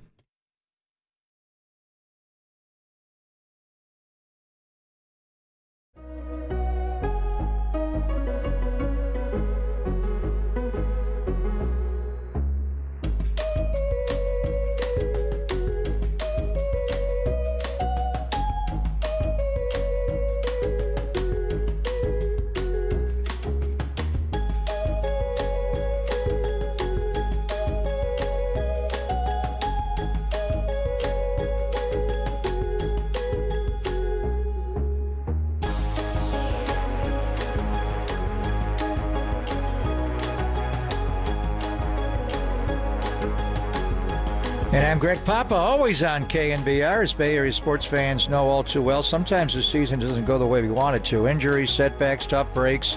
It's a reminder that life doesn't always go as planned. One moment everything is on track, and the next moment an unprecedented challenge turns your world upside down. That's when you need a team you can count on, like Habas Law. For over 35 years, Omar, Tariq, and the Habas Law team have fought for people blindsided by life's toughest moments, right here in our very own community. When the odds are stacked against you, Habas Law steps in, taking on big insurance companies with relentless determination to deliver life-changing victories. Habas doesn't just settle cases, they rebuild lives, fighting with compassion, grit, and an unshakable drive to make things right. When life knocks you down, call Habas Law at 800-INJURED. That's 800-INJURED, or visit habaslaw.com. That's habaslaw.com. Habas Law, they will fight to make it right.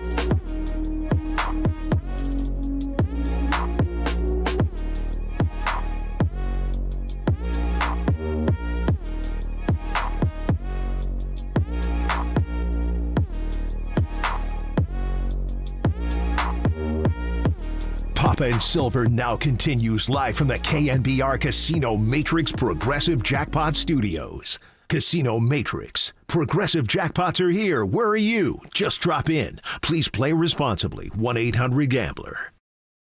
This Wednesday night matchup as Lee swings, lines it over the leaping Sosa at second, into right center, a base hit. Coming around third, Adames heading home. He'll score without a throw. And Jung-ho Lee stay hot. It's his 9th RBI on this road trip, and the Giants take a 1-0 lead. Say it with me, everybody. Jung-ho Lee. Jung-ho Lee. Jung-ho Lee. Yes, stay hot, Jung-ho Lee. Stay hot, Joe Rizzo. Stay hot with Papa and Silver until 12:05 when the Giants look to continue swinging those bats. 13 hits yesterday, second game of the series in which they cracked double-digit runs. They get the 11-4 win over the Philadelphia Phillies, and that RBI from Jung-ho Lee right there got it all going. Today's lineup, we got Luis Matos going to be playing center field. He'll be leading off. Willy Adames will be your DH, batting second. Elliot Ramos in left field, batting third. Matt Chapman cleanup. Casey Schmidt is going to get the start at first base. Tyler Fitzgerald in second. Mike Yastrzemski right field. You're going to have Sam Huff behind the plate, and Christian Koss starting at shortstop today, with your pitcher being Jordan Hicks getting his 4th start of the year. So a little bit funky. Not a lot of roster changes. In fact, 0 roster changes to start the year. But Bob Melvin doing a little bit of shuffling here within his 26-man to get going as the Giants look to make it 3 out of 4 in Philadelphia. Yeah, the Giants are facing a lefty again today. It was Jesus Luzardo Tuesday in Philadelphia, the former A, and now it's Christian Sanchez. And they're going to see a couple of lefties in Anaheim. The start by Luzardo started a stretch of 4 out of 6 against left-handed pitching. So this is your left-handed, right-handed lineup against the lefty pitcher. The big change is Matos moving up and leading off, and Ramos dropping down to third, which is interesting. But pretty much it's what we've seen when they face a lefty. Sanchez is a hard thrower. He'll throw in the mid-90s. Got a really good changeup. But by going Matos, Adames, you go right, Ramos, Chapman, all righties. So the only lefty in the lineup is Mike Yastrzemski against Christian Sanchez. And teams typically, so Jung-ho Lee is not in the lineup today. That's why Matos is in playing center today. So it's a day off, day game, and they got to travel to Anaheim. They got to play 17 straight days. So the big story is Jung-ho Lee is out. And Bob was saying the other night that he would, Yaz came in to pinch hit later, didn't start against Luzardo, that he probably would start today. He liked the matchup with Christian Sanchez in his changeup. So it's a slight alteration. They moved Yaz up against righties and dropped Lamont Wade Jr. down, and Lamont's not in the lineup today, left on left, not a surprise. But having Matos in over Jung-ho Lee in center opens it up for Matos to lead off. I think a couple of things here. Casey Schmidt is playing at first base again today. Your DH is Willy Adames, by the way. Christian Koss is playing shortstop. Yep. He is not playing second base. Tyler Fitzgerald is so locked in right now. Jung-ho got all the headlines in New York at the big ballpark in the Bronx, but the guy that has had the best road trip by far, and it even started the last game of the homestand against the Reds, is Tyler Fitzgerald. He has flipped his entire season around, barreling everything, and they moved him up. Normally he hits in the bottom of the order, but against the lefty, he's going to hit 6 today. But Casey Schmidt, so Wilmer Flores is not in the lineup at all today. Again, all these games, day game after night game, the weather today is much better, but it's been a hard road trip weather-wise. The extreme conditions in the Bronx, rain and cold, and it was more like bear weather, like going to Chicago to play than New York. And then Philadelphia, I can't recall Philadelphia, the Schuylkill River there. You get some wind, but in the Delaware Valley in Philadelphia, but the wind has just been howling. It's a much better today. It's not always sunny in Philadelphia, and it's not been, but I think it is today. But Casey Schmidt, remember the last road trip, the last game in Houston? And I remember texting J.T. Snow when I was watching it back, like, this is unfair to ask Mighty Casey just to go out and grab a first baseman's mitt. He actually had to borrow Sam Huff's. He doesn't even have his own. The guy is a great third baseman. He's not Matt Chapman, but damn, he's close to Matt Chapman. He may be the second best defensive third baseman, not just on the team, but in the league. And there's some good ones, obviously. Slight hyperbole, but Casey's really good defensively, but he's blocked at third. Now he's blocked at short. Adames' defense, by the way, he's got to pick up. His arm in the hole is just weak, and they're DHing him today, and they are playing Koss at short. I want to see Koss at short. The Giants have a roster full of shortstops. Matt Chapman could play shortstop. Tyler Fitzgerald could play shortstop. Christian Koss is playing shortstop. Casey Schmidt could play shortstop. I think actually their worst shortstop as far as defense is Willie Adames. But if he can bang his way through it, we're fine. But the improvement in Casey Schmidt defensively, I was like, he doesn't even know where to line up his foot. It's hard. First base is not a day off. It's hard to do this.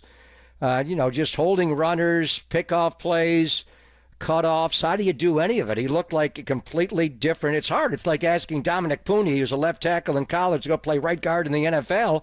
Are you kidding me? I'm going from outside to inside. I'm going from left to right. The footwork's all off. But Casey Schmidt, it took like a game. And then all of a sudden, he's like better. He's diving on making the throw at the plate. He's become a really good defensive first base, or I should say a serviceable defensive first baseman. Probably better because he has the range of a shortstop, the arm of a third baseman. The guy has great skill, but he has picked up first base amazingly. So the interesting thing is Jung-ho Lee just a day off, but Wilmer Flores also a vet day off. We didn't know. What are they going to do with Christian Koss and Casey Schmidt in the roster together? Why are they doing that? Well, they're both in the lineup today, and Christian Koss is your starting shortstop, and Casey Schmidt, mighty Casey, is your first baseman, and he's gotten a lot better in a couple of weeks playing there. So he has gotten better, and I know we had that conversation with JT Snow out on the field for opening day. I didn't realize this, though. I saw this note from Alex Pavlovich today. A very small sample size right now, obviously, for any kind of defensive metric, but one of the early leaders in defensive runs saved at first base is Casey Schmidt with 2. Damn. He's right up there with Enrique Hernandez, Matt Olson, Ryan Mountcastle, Tyler Soderstrom. So, Casey Schmidt, I mean, he hasn't even gotten that many reps at first base, but I really noticed it when I was out there when we were at the patio. That Reds game, Casey came in and played a little first base, much, much better than the game in Houston when I was thinking, have I even seen him play much first base at all right now? He's really picked it up. I watched. I wanted to watch Matt Chapman. We were doing our show, and the infield was going on, and Matt Williams and Wody were hitting the fungos to him on the infield. I was kind of peering over my shoulder. I wanted to watch Chapman because he's so damn good at third base, just his setup, how he gets low. And Casey, just the dance at first base is different. But he's improved immeasurably. But let's face it, wow, this offense. Last night, they get 4 runs right away, and Aaron Nola was not sharp last night. But, you go to New York, and you get 5 in the first inning against Marcus Stroman. You come back and win the game Sunday when Jung-ho hits a couple of bombs against Carlos Rodon. Left on left, you put a crooked number up in Philly in the first game of the series. Then last night, 11 runs, 4 in the first, 4 more in the 7th. Everybody contributed from top to bottom. They had 13 hits in the game last night. They also walked 9 times. They're back to being the grinders they were in 2021. Base runners everywhere. Cash them in with runners in scoring position. Top to bottom. Move the line.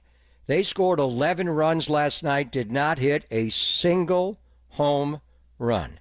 And you're going, I don't know what the nickname is in the band. That's a hitter's park. JT went in there one day and it snowed. He had 3 home runs there. That is a launching pad. They didn't hit one. The wind is just weird. I don't know where it's blowing today. The sun is out, but it's been howling in, so it's been a hard ballpark to leave. But this team offensively, that is the story. We'll get into Justin Verlander and Robbie Ray, and frankly, they're both nibbling way too much. I am a little surprised that they're both just living on the edges and nibble. They look like Blake Snell. Bang it. But despite that, this team has the second best record in baseball. But, Greg, they are averaging 5.56 runs per game. Third best in the major league. Second best in the National League. The other teams, look at their payroll and what they pay their hitters. The Yankees average almost 6 runs a game at 5.94. The Cubs right behind, average 5.9 runs a game. Giants are third right now. They're scoring more runs than the Padres, the Dodgers, the Diamondbacks that led the league, led baseball in runs scored. And I remember when Buster was winning World Series in 10, 12, 14, and the Giants were running the league. You know, the 4 score from Brian Sabian, the mantra, just 4 score and 9 innings later we win. That was true at home. That team would average 4 runs a game at 24 Willie Mays Plaza. When they went on the road, they would average 5 runs a game. It is a different ballpark, and that one run was different. So they're averaging 5.5 runs a game, 5.56 everywhere. But on the road, they are averaging 6.08 runs a game. They're scoring a half dozen runs a game. And that's a big reason why they are 9-3. So we could nitpick about this and that, and the veteran pitcher's got to pitch better. Hell, they're winning. They have the second best record in baseball behind the Padres, who finally lost a home game. But this offense, from top to bottom, is contributing right now. This team is averaging 5.5 runs a game and over 6 runs a game on the road. And if anyone was wondering, the old 4 score, when the Giants have scored 4 or more, they are 12-2 right now. So lots to get into. Coming up, we'll keep talking some Giants baseball. Still time to field any calls, by the way. If you want to express any concerns about the pitching, if you want to express any delights about what you're seeing with the bat, just give Walter a call. It's 415-808-5627. And we're also going to play some post-game sound, particularly one cut that stood out yesterday from Mike Yastrzemski, who has been red hot to start this year. All coming your way. Poplin Silver on KNBR 104.5 and 680, the Sports Leader. KNBR, the Sports Leader.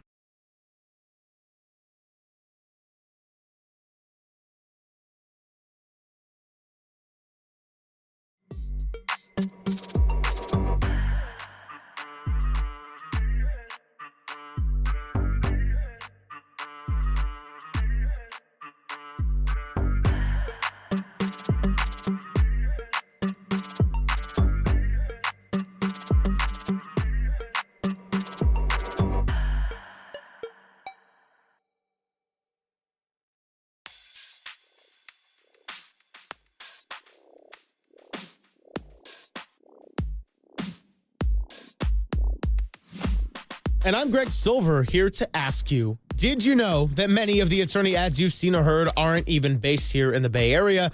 Some not even in California.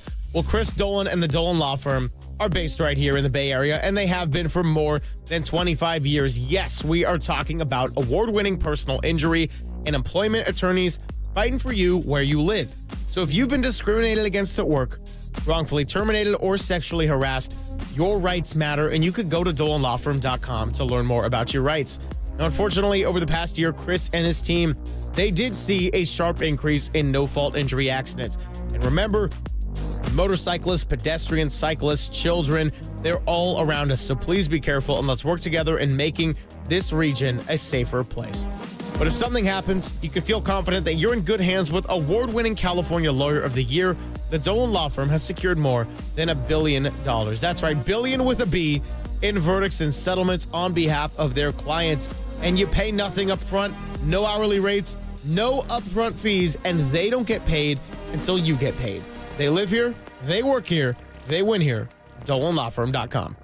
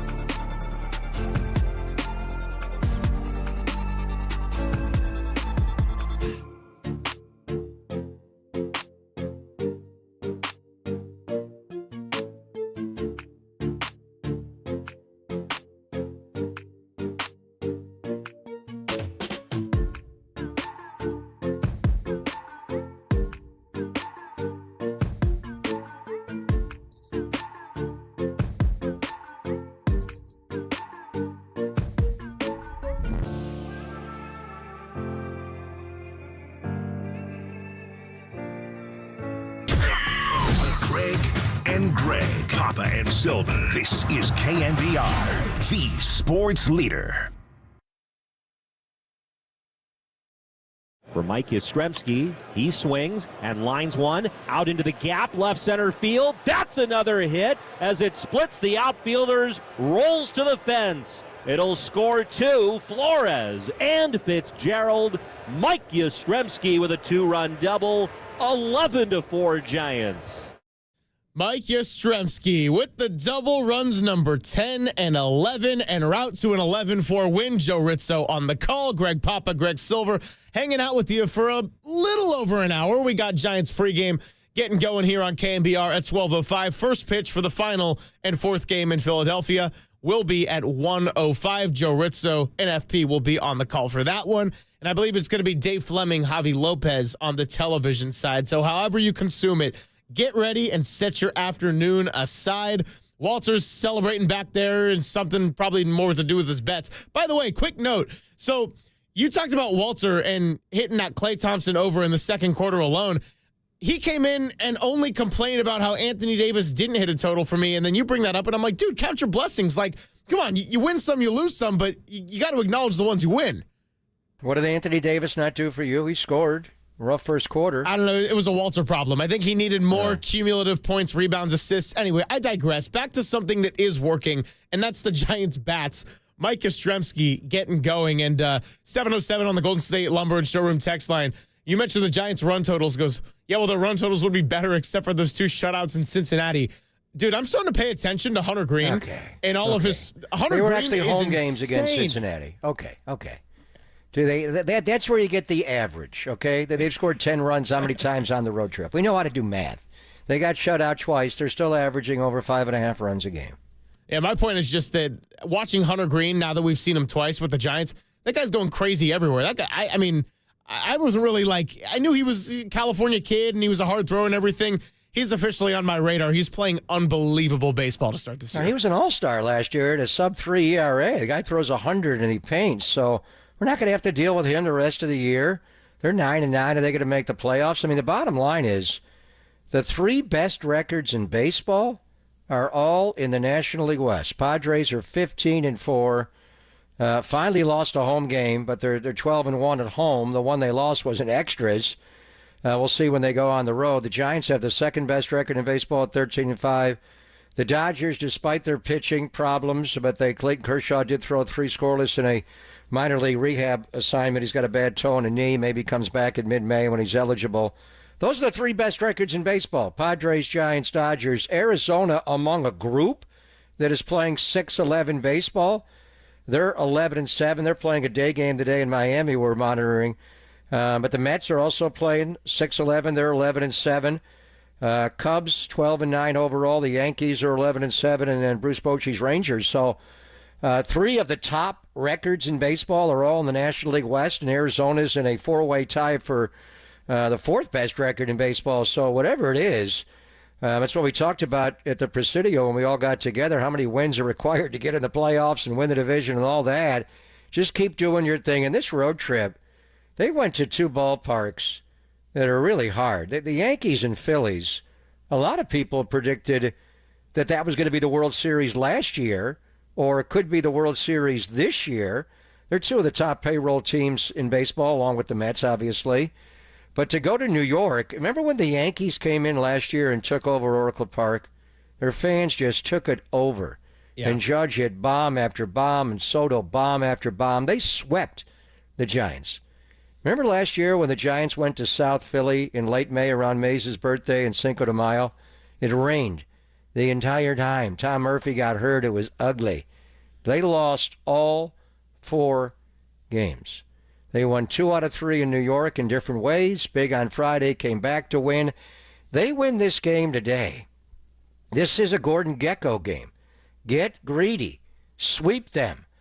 And this will be important for tiebreakers later in the year with Philadelphia. Maybe the Mets win the National League East and the Phillies are with you battling for a wild card. It's way down the line, but we got 144 games yet to go, but it is what it is. I mean, this has been an impressive road trip. They keep impressing. Yeah, the Reds came in and shoved Lodolo one night after Hunter Green. That's what it is, baseball.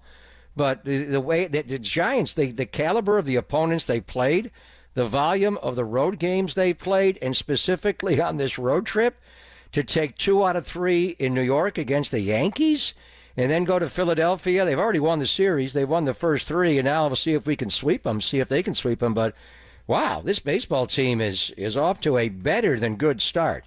They look like they are a solid baseball team. Oh, they look more than that at times when you consider what they're doing at the plate. And we'll get into the pitching in just a bit. But reason I came in with that Mike Yastrzemski double and the start that he's had is Tyler Fitzgerald made some waves this week when he had a really good game on Monday. He was a single shy of the cycle, and he had that comment about how, last year I feel like I would have been sent down, and he probably would have been sent down. And then there were all these comparisons going. Well, Yaz also talked about adjusting his mindset, and he got off to a horrendous start last year. Not the case whatsoever this year. Mike Yastrzemski in the postgame yesterday just kind of talked about what he's trying to do at the plate and specifically not swinging for power every single time he's up. Here's the cut and what he had to say. Yeah, I think a lot of it is just a mindset. I worked on a mindset a lot. Just kind of trusting myself, letting the ball travel, understanding that I don't have to hit a homer every time. I don't have to try and do too much. And I think that I fell into that trap the last couple of years where I tried to hit every ball as hard as I possibly could, and it wasn't working, and I had enough of it. And so I said I was going to do everything I could to go back to being a true hitter, and that's all I'm trying to do right now. So we had Susan Slusser on Tuesday, and we asked her about the column she wrote with Mike Yastrzemski and the physical adjustments he made with the swing and flattening it out. There's also a big battle of the mental adjustments, and she got into some of that. And he's like always battling himself, and you got to fight some of the muscle memory you make and the habits you make. But kind of good to get his little peek inside of his psyche right there, just how in the last couple of years he was trying to replicate what he was doing in 2020 or 2021 and just hitting the ball so hard every time. Look, whatever's changed in his mind mentally right now, I want him to keep doing it. It's working, and he doesn't have to hit for power because he has been more than productive to start this year. So when we first saw him, and the Warriors were in the NBA Finals in Toronto, he had a series going back to Baltimore when they called him up in May, and he just went off. I mean, he played 107 games that year, had 21 home runs. And he wasn't a big walk guy, but he drew some. He struck out some. The 2020 year, he was honestly, I thought, one of the best players in baseball. They didn't play enough games. I was advocating, buy up his arbitration years. This is Carl Yastrzemski's grandson. This guy knows how to play. Look at him play the outfield. Look at the way he runs the bases. Look at the way he can do anything. And then he got into, and I call them buggy whippers, where they're just they're playing wiffle ball. It's so low to high. Cody Bellinger got in that. Cody Bellinger won the Rookie of the Year one year and hit 47 bombs one year, win the MVP in the National League. And then all of a sudden, pitching was always down, down, down, down. Do not throw high. If these guys are all buggy whipping and starting low to high and trying to catch the ball on the lift, there's a hole in their swing there. And Bellinger just had a couple of years where he was awful. He had to go back to the time when he spread out with 2 strikes and put the ball in play when he was younger. For Mike Yastrzemski, he had a loop in his swing, and he had a hole at the top of the zone. A lot like Brandon Belt's had forever. It took Brandon Belt his whole damn career, but at the end he closed it off. So what Yaz is doing now at his age 34 season is impressive. He is trying to put the ball in play more. He can see, there's no question, with 2 strikes. We talked to Pat the Bat on the home opener, and we've been reading about it since spring training. A lot of the guys are doing it. You can see it from Mike Yastrzemski. With 2 strikes, he's a different hitter. The philosophy here with Cap was, we don't care if you strike out. With 2 strikes, let the bat fly the same as you would with no and 1 strike. Whoa. It's a little like going forward on 4th down in football. I get it. If you want to hit a home run, you have more of a chance of doing it if you have 3 equal shots at it and not just 2 or 3. But it doesn't matter if you strike out, really. In certain situations, you don't want to put the ball in play. Flan loves his RTIs, the runs thrown in. Just make them make a mistake. Move runners. Striking out, it's better than hitting into a double play. I'll give you that. But where is it good? How is it good? And they didn't even mind when guys took called strike 3s. Yeah, what? that's a no. Well, I remember Art Howe did not like Mark Bellhorn. I'm going back years. He was an A's player. He called him Soldier Boy because he would stand perfectly still on strike 3 and not swing the bat. Like, Soldier Boy, going to strike out again? That was more of a Bochy than a Art Howe. Anyway, I never felt, why would you want to take strike 3? I don't know. But anyway, Yastrzemski fell into that. And he had some home run years. Yes, in 21, the epic year, hit 25 home runs. He had some big ones, and he got hurt that year. He ran into a wall in Pittsburgh. I remember on the first day of June, he ran into a wall against the Angels when Lamont came up. He had some, remember the grand slam he hit? First ever slam. They were way down against Arizona. It wasn't a splash, bottom of the 9th one, but he had a grand slam to give him a lead in the bottom of the 8th. They were down like 8-0 or something, came back to take a 9-8 lead. I actually felt badly for Arizona, like, wow, you guys are never going to win a game. They lost like 107 there. Anyway, but then while the home run total is going up, he's all of a sudden he's punching out 131, 141, 124 times. Whoa, could Carl Yastrzemski want to strike out that many times? And his grandfather, changed his hitting stroke just about every time he was up. He had a different stance. Carl Yastrzemski just had a different stance throughout his career, and during seasons he changed all the time. So I guess it's in the Yastrzemski bloodlines to be able to change. But what he's doing this year, he's hitting .314. The on base is .444. The slug is .588. He's not striking out nearly as much. The strikeouts are down to 15 for 16 games, which is still high, but not bad. He's walking more. Yeah. So at age 34 season, it's one thing to talk about making all these changes. It's another thing for a guy this deep into his professional baseball career, not just Major League, but all those years in the Oriole farm system, to make these changes and do it in spring training and then carry it over to the year. That's a smart player. 100%. And you're listening to KNBR and KNBR FM San Francisco, the sports leader, a Cumulus media station. About an hour to go here on a short show with Papa and Silver. Going to hand it off to Joe Rizzo and FP for the game. First pitch, 1:05. Giants pregame starts at 12:05. Lot to talk about with Yaz, of course, but how about everyone in the starting lineup yesterday reaching base multiple times? I mean, they went through the entire order there in inning number 1, and it ended with a Tyler Fitzgerald strikeout. But Tyler Fitzgerald then bounced back, and he had his second 3-hit game of the series. So 7 of his 12 hits on the year have just come at Citizens Bank Park in Philadelphia alone. Also wanted to play a cut from Tyler Fitzgerald where he talks about his batting adjustments and doing a little bit more of a downswing. So, Walter, let me know when we got that one good to go. This is what Tyler Fitzgerald said about his own personal swing adjustment. Yep, that's exactly it. For about a week now, I've been doing a lot of IT drill and Really just trying to swing down, and it looks short. It might not look like I'm swinging down, but that's the thought. I had some bad habits kind of come up in spring training. It took me a really long time to kind of get rid of them, but I feel like I'm in a good spot right now to at least go out there and compete. Yeah, that's all I can ask for. So I'm putting some better swings together. Yeah, and it helps that when the entire team as a whole is getting into a rhythm. But, I mentioned it, the Giants double-digit runs in 2 of the 3 games. They lost the middle one when Verlander was on the mound, and there was that tough 6th inning there when Ramos and the pop fly he didn't quite get to. We talked about that with John Shea yesterday, who joins us every Wednesday. But, both of those games, 10 runs, 11 runs if we're talking Monday, and then yesterday, Tyler Fitzgerald, 3 hits in each of them, and he started the season a little bit slow. He's still hitting at the bottom of the lineup, but just that little adjustment of swinging down is putting a lot of balls in play. And with his speed, outside of Jung-ho Lee, that is the guy, if not the single guy, you would want on base the most with how he can run the bases. The high T. It's not Dwayne Kuiper's Bigelow T, which can get you a little bit of a buzz. It's just the batting T, lifting it up higher. If you can't hit the high pitch, and I'm sure Mike Yastrzemski used a high T, and Mechanical Mike, which comes at you a little higher.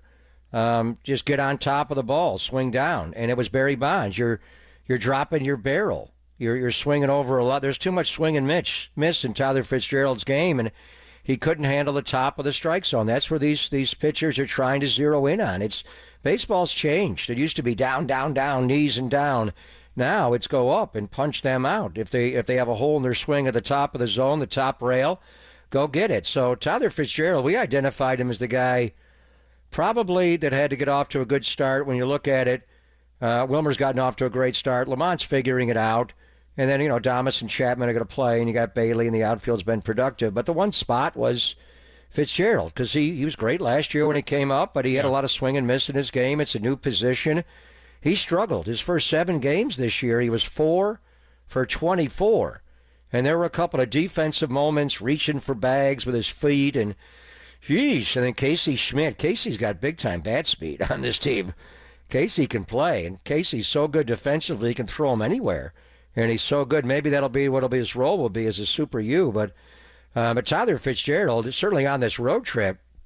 He's 9 for 19 on the trip. With 5 runs scored, a couple of doubles, a triple, a homer, 4 RBIs. But this series in particular in Philadelphia, and he went off yesterday with a 3 for 5 game, but he's 7 for 13, and he has scored 5 runs. He can run. So after those first 7, when he was 4 for 24, he's 12 for his last 27. And they have moved him up in the lineup a little bit. And it's not going to overreact. And, Sanchez, the lefty, Christian Sanchez, is going for Philadelphia and Rob Thompson today. So Fitzgerald's been hitting a lot of 9th, and you like that against a right-handed pitching because it gives you the double leadoff and his speed at the bottom of the order. But he's up to 6th in the batting order today, right on left. So I think they haven't made a roster move. Everybody's fixating on that. They haven't needed to, really. We'll see, ultimately what they do with Hayden Birdsong, but he appears fine in that role. But they don't pinch hit a lot. They've had like 9 pinch hit at bats all year. They just kind of roll their lineup out there. Today you will, because Rob Thompson's starting a lefty. When he pulls him and goes to the bullpen, you've got all those hitters to unleash off the bench, including Jung-ho Lee is not in the lineup today. And we'll see if they bring in a lefty later, Wilmer off the bench. You got a different lineup today. But Fitzgerald just picked it up, and a lot of it was the tutelage of Barry Bonds. Just Barry going into the clubhouse and saying, hey, meet me at the cage. I want to show you something. Pull out the high tee, and don't drop the barrel. Stay on top, barrel the ball. You're swinging and missing too much. So right now they are locked in. But the lineup today that's interesting is Matos. And seeing all these left-handed pitchers, Luzardo, Tuesday, Sanchez today. I think they're going to see the former Giant Tyler Anderson in Anaheim and then a lefty there. This is a chance for Matos to play, but also you've got Yastrzemski in the lineup. The outfield's interesting. Ramos is in left, Matos is in center, and Yastrzemski's in right. Probably of the 3, Matos is your worst outfielder, but they're not going to move Yaz all around, even though they're not at Oracle Park. They're on the road at Citizens Bank Park. But let's see how Matos does leading off today. Ramos will hit number 3, and then, as you point out, Tyler Fitzgerald, red hot right now, moves up from 9th in the batting order to 6th in the batting order against the left-hander. We're going to see Christian Koss playing some shortstop as well, so lots to analyze when we get back into this tomorrow. Aaron Nola and Robbie Ray yesterday, they each walked in home at least one batter in the first inning. The last time that happened with both pitchers, well, I'll tell you that on the other side, and we'll talk a little Giants pitching. It's Papa and Silver on KNBR 104.5 and 680, the Sports Leader.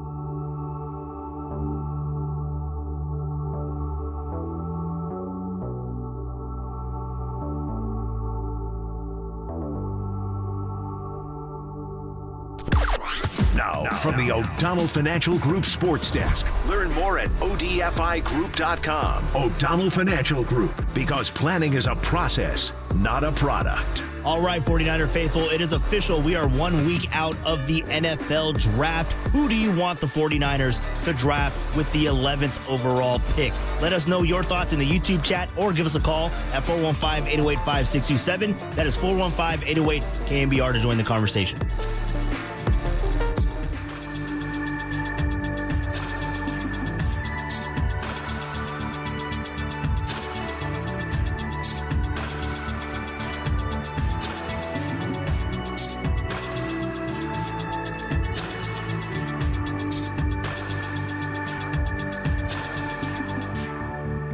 Hey, it's Greg Papa here. You know, sometimes our wonderful life in the Bay Area can lull us into a sense that everything is under control. And then Golden State Lumber and Showroom, they want you to know that when the unexpected challenges occur, they've got your back. With one of the largest inventories and truck fleets to fulfill your needs, they can quickly supply you with siding, fencing, hardware, decking, maybe a Z-wide receiver, or any other kind of lumber you may need. Golden State can get materials to you anywhere in Northern California that allows your contractor or builder to start the repair process as soon as the next day. Golden State Lumberyard stretch from Stockton to Newark to San Rafael and Santa Rosa, with more locations in between.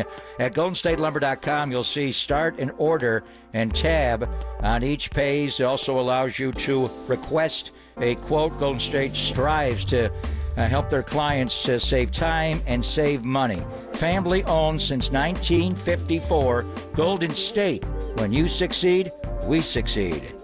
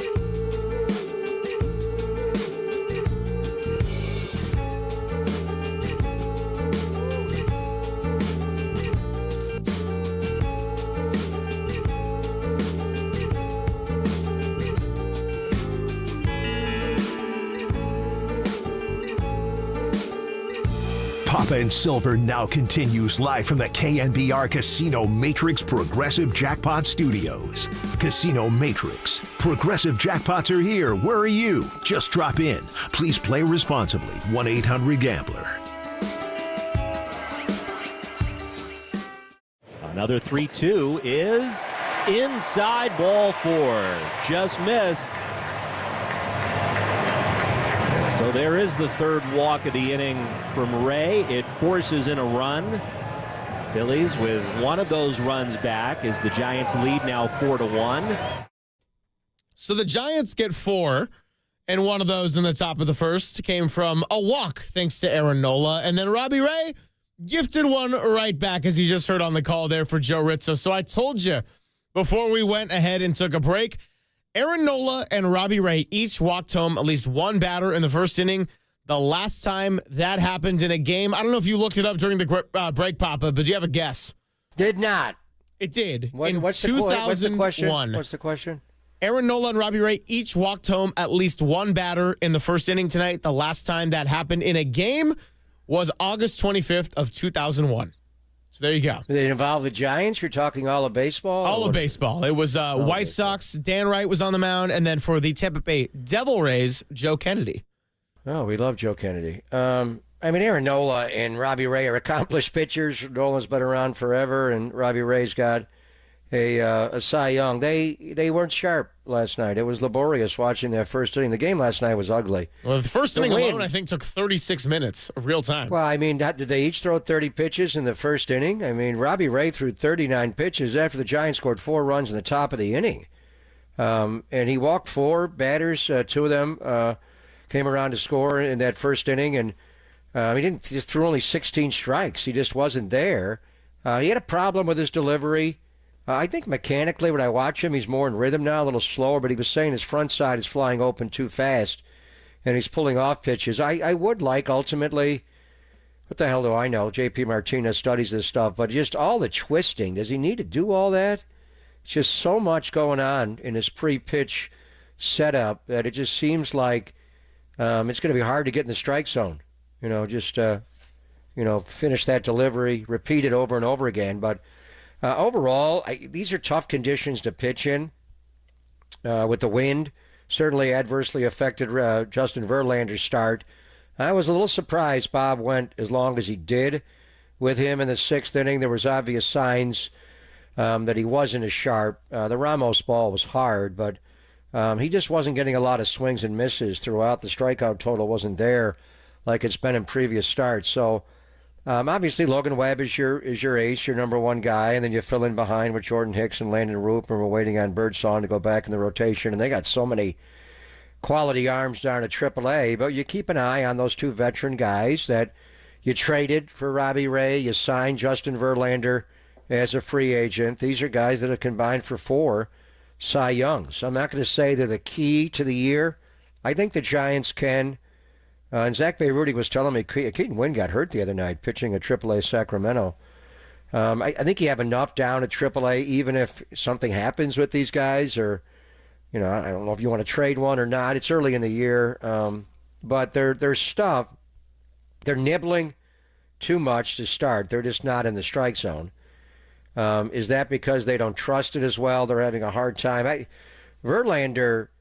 I thought last year when I watched him, even his first start in Cincinnati, that he had the ability to throw the ball wherever he wanted. Yeah. Up, down, in, out, change speeds. Now, is he looking to be just a baseball or 2 baseballs away and shave and paint so much? Is he afraid to come in the strike zone? I would say I thought the strength of this team would be frontline starting pitching, bullpen, defense, and last, it would be offense.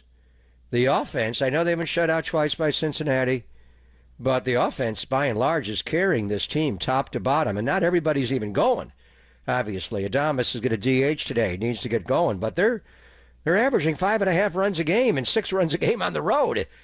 By the way, Arizona's already got 6, and they lead in Miami by a score of 6-3. That offense is terrific. But anyway, I would say the offense has been the biggest surprise. It's early that they're able to score this amount of runs. and that the frontline starting pitching, it hasn't been horrible. The bullpen's been better, without a doubt.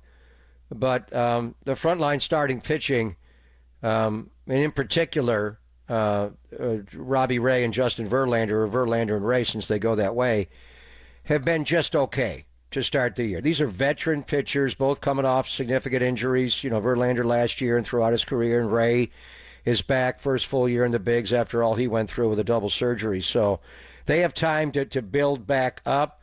But I thought what would carry this team the beginning of the year, like so many Giant Championships teams, is frontline starting pitching. Those two guys have been just okay. Yeah, and I think Verlander, when I kind of look at his starts, I would say that overall, I consider the start he just had in Philly maybe his best one of the year on the whole. But kind of like we talked about with Susan, if you just look at it innings-wise, he's had a lot of really solid innings. He's been racking up the strikeouts more since that first start in Cincinnati. But usually there's one inning in there where it just kind of all falls apart a little bit. Sometimes it's been bad luck, and John Shea kind of broke down some of those metrics with us.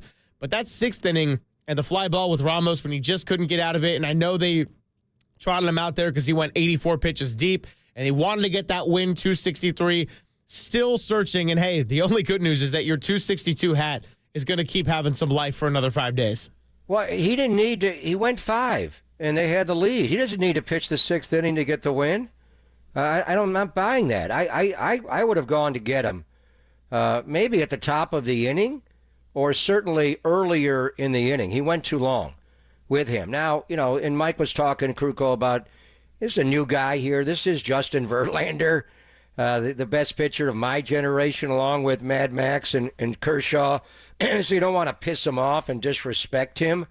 I remember when Zito came over, you know, there were times when Bochy went to get him after 4 2/3 and didn't seem to care. And Barry was irreparably, not irreparably because he bounced back in 12, but that year it was hard for him. So you're managing the baseball team, and you're also trying to manage egos and get the most out of your athletes. It's a fine line to walk. But I that was not his best start of the year. He had very little swing and miss stuff. His stuff was just kind of average.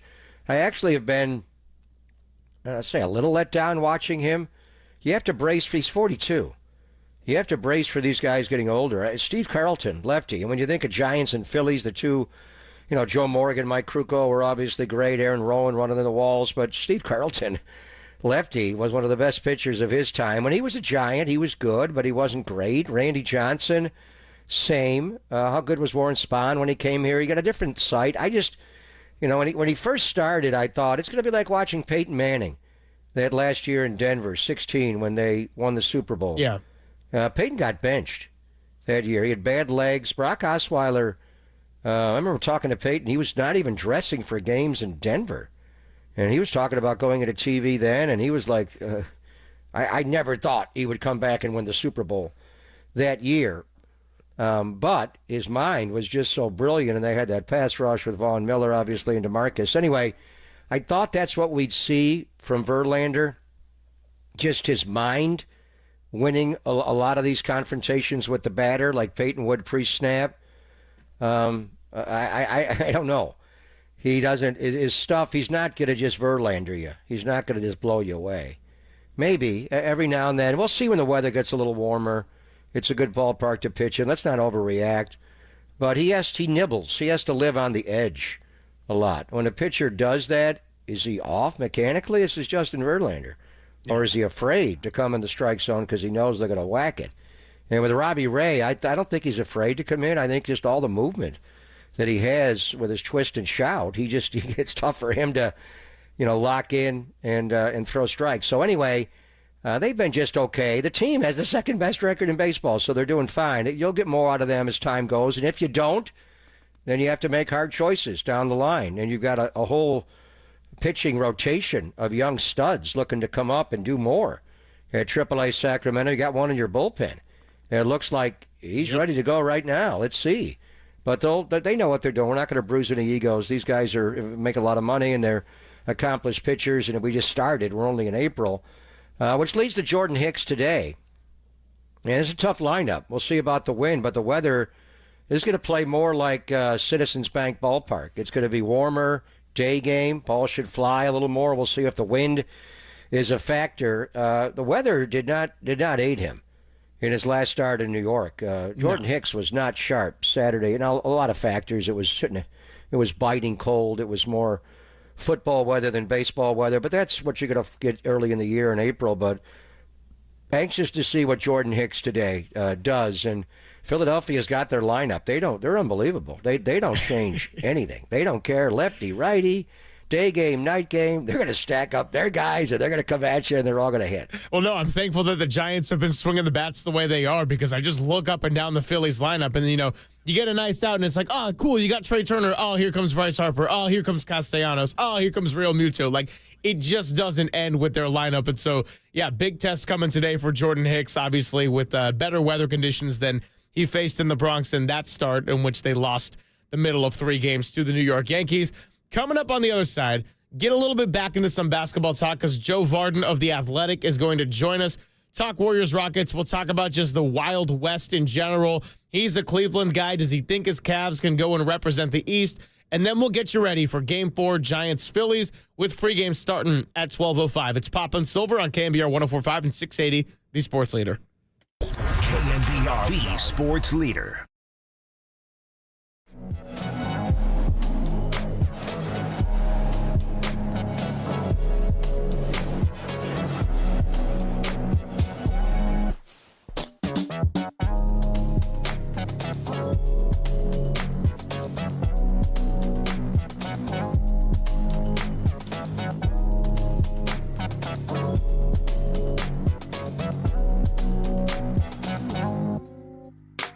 Did you know that many of the attorney ads you've seen or heard aren't even based in the Bay Area? Some not even in the state of California. Well, Chris Dolan and the Dolan Law Firm, they're based right here in the Bay Area, and they have been for more than 25 years. Yes, we are talking about award-winning personal injury and employment attorneys fighting for you where you live. So, if you've been discriminated against at work, wrongfully terminated, or sexually harassed, your rights matter, and you can go to DolanLawFirm.com to learn more about your rights. Now, unfortunately, over the past year, Chris and his team saw a sharp increase in no-fault injury accidents. And remember, with motorcyclists, pedestrians, cyclists, children playing, they're all around us, so please be careful, and let's work together in making the Bay Area a safer place. Feel confident that you're in good hands with award-winning California Lawyer of the Year. The Dolan Law Firm has secured more than $1 billion. That's right, billion with a B, 9 zeros, the whole shebang, in verdicts and settlements on behalf of their clients. And here's the best part. You pay nothing up front, no hourly rates, no upfront fees, and they don't get paid until you get paid. They live here, they work here, they win here. DolanLawFirm.com.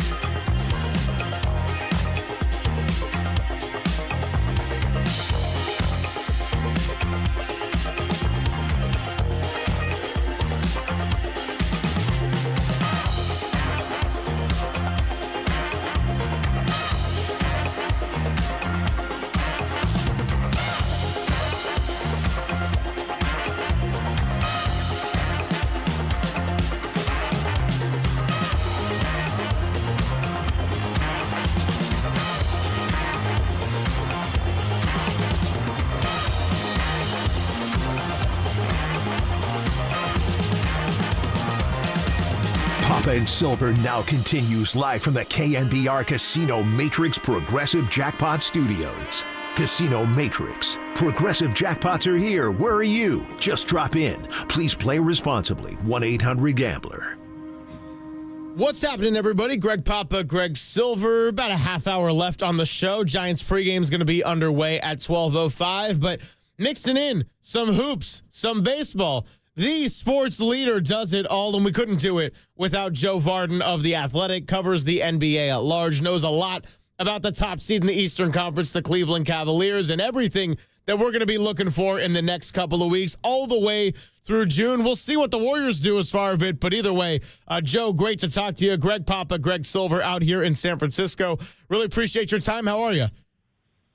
I'm doing great. I mean, you guys do just fine without me, and there's not much that I know, but I'm happy to be on here, and hopefully I don't make things worse. Well, you know what? I'm a young child, and Greg Papa is battling through some illness this week, so we do need you more than ever right now. But all right. In all seriousness, just kind of want to get the start off with the play-in tournament, the NBA, and everyone's kind of had their opinion on it. But, you know, just number one, is it good for the league? And then number two, and probably the more fascinating question, what do you think of the product in general since this was instituted as far as the NBA? Yeah, so I'm pretty strong on the side that it is good for the NBA, and I have thought about this, and I've thought about just this idea of like, well, you know, there's 82 games, and, you know, you have 82 games to earn that 7th or 8th seed, so you shouldn't have to play. You shouldn't have to reprove it, but I kind of like that you do have to, because it does keep more teams involved. March basketball is tough enough to watch, and we all know why. And so to have fewer teams in that mode, that's one thing. And then the second thing is, I mean, there is some intrigue involved with these games. I mean, you know, the Warriors, you know, obviously an all-time franchise, and, you know, they have huge goals. It came down to the final day of the season, and it didn't get done for them, so now they have to go into the play-in. And they're playing the Grizzlies, and it was a fascinating matchup. It came down to the end, right, with the play, you know, the 3-second call and all that stuff, 5-second call and all that stuff. So that's good, and I just think, you know, I covered the Heat.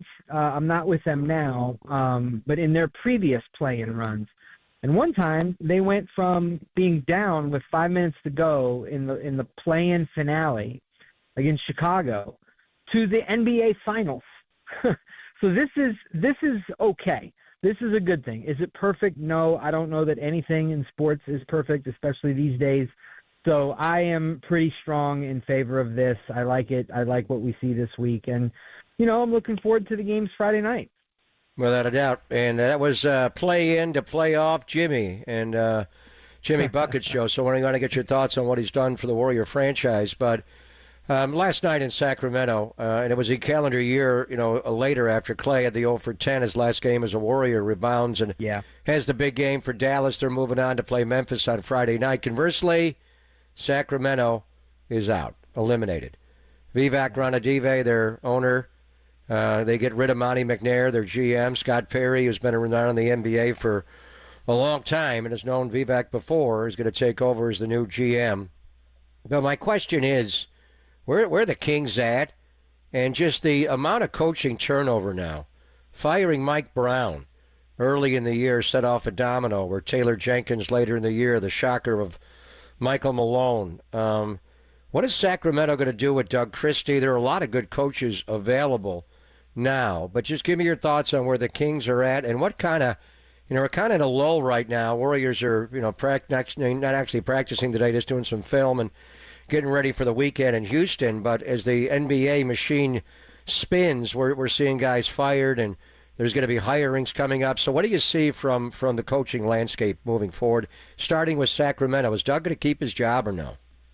Yeah, I mean, I think that whether you are talking about Sacramento or New Orleans, where you're having these cases where the coaches are still there, but you have new general managers coming in.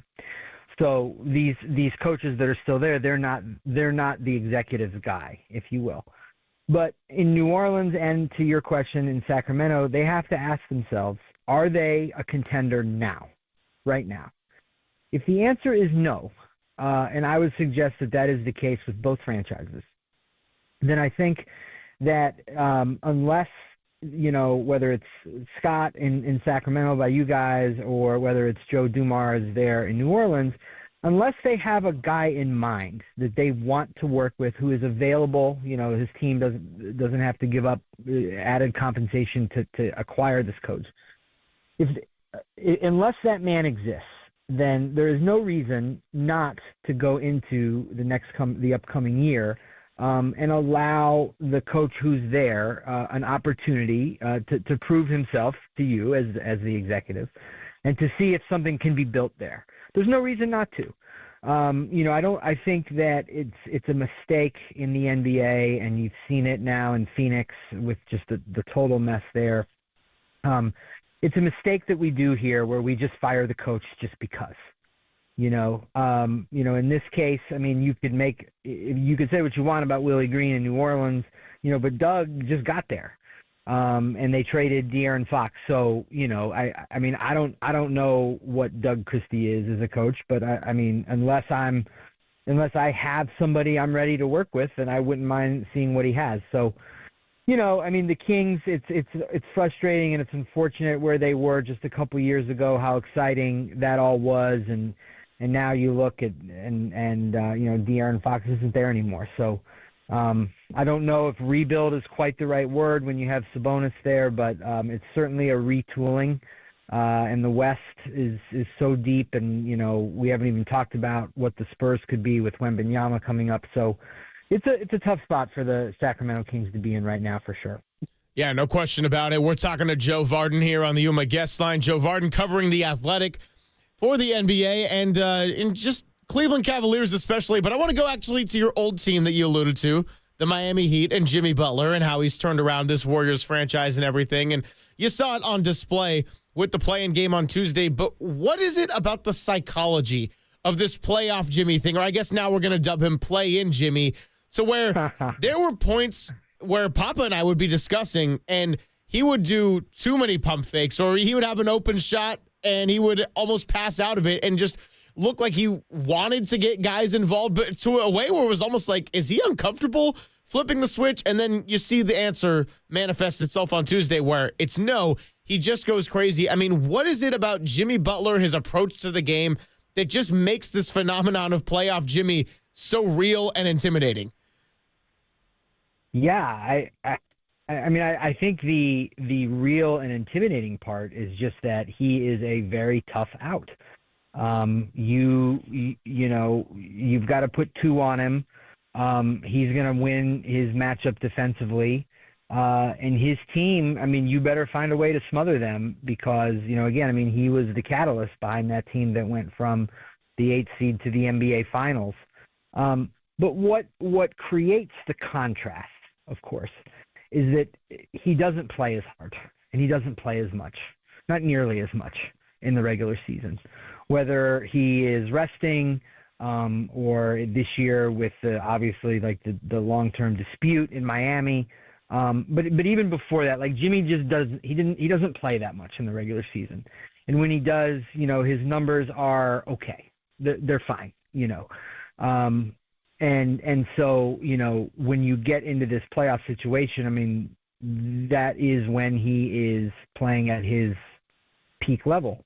And there's a difference there. So, I guess it's a little unfortunate in the way that that's the case, but it is. And so I think, Warrior fans obviously are just going to enjoy this. And, they're in a matchup that they have a very good chance in. And, with Steph being who he is, and now you add this maniac in the playoffs in Butler, you have to like that. So, it is a real thing. He is different and one of the premier playoff players that we have in the league. But again, the contrast is such because of what he doesn't do during the regular season. Right. And he flipped the Warriors' fortunes in the regular season, and now they're in after winning the play-in. So it's on to Houston for Sunday night. It's a rarity where you have a 2-7 matchup, and the 7 is actually favored in the Warriors in this situation because their one-loss record with Jimmy Butler on the team is on pace to win like 62 games. Houston's a good team. How do you see this matchup with Houston? And they're not going to play till Sunday night at 6:30. They wait around for Game 2 until Wednesday night before they come back to the Bay. But size this one up, the Warriors against the Rockets starting on Sunday, Joe. Yeah, I mean, you're talking about a 2 seed that certainly earned it, that has no stars. I think Jalen Green is their leading scorer. He's averaging about 22 points a game. Şengün has been really good in the post for them. I think he's a double-double guy. Amen Thompson has been a really stout defender. They have Ime Udoka, who's had plenty of success as a coach, and he's really good with young teams.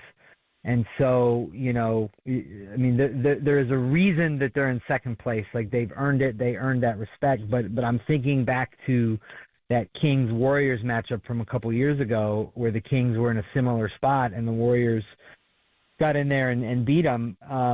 Experience is just such a factor in these series. And yes, Fred VanVleet is down there in Houston. He has the experience for sure. Dylan Brooks has some experience too, for sure.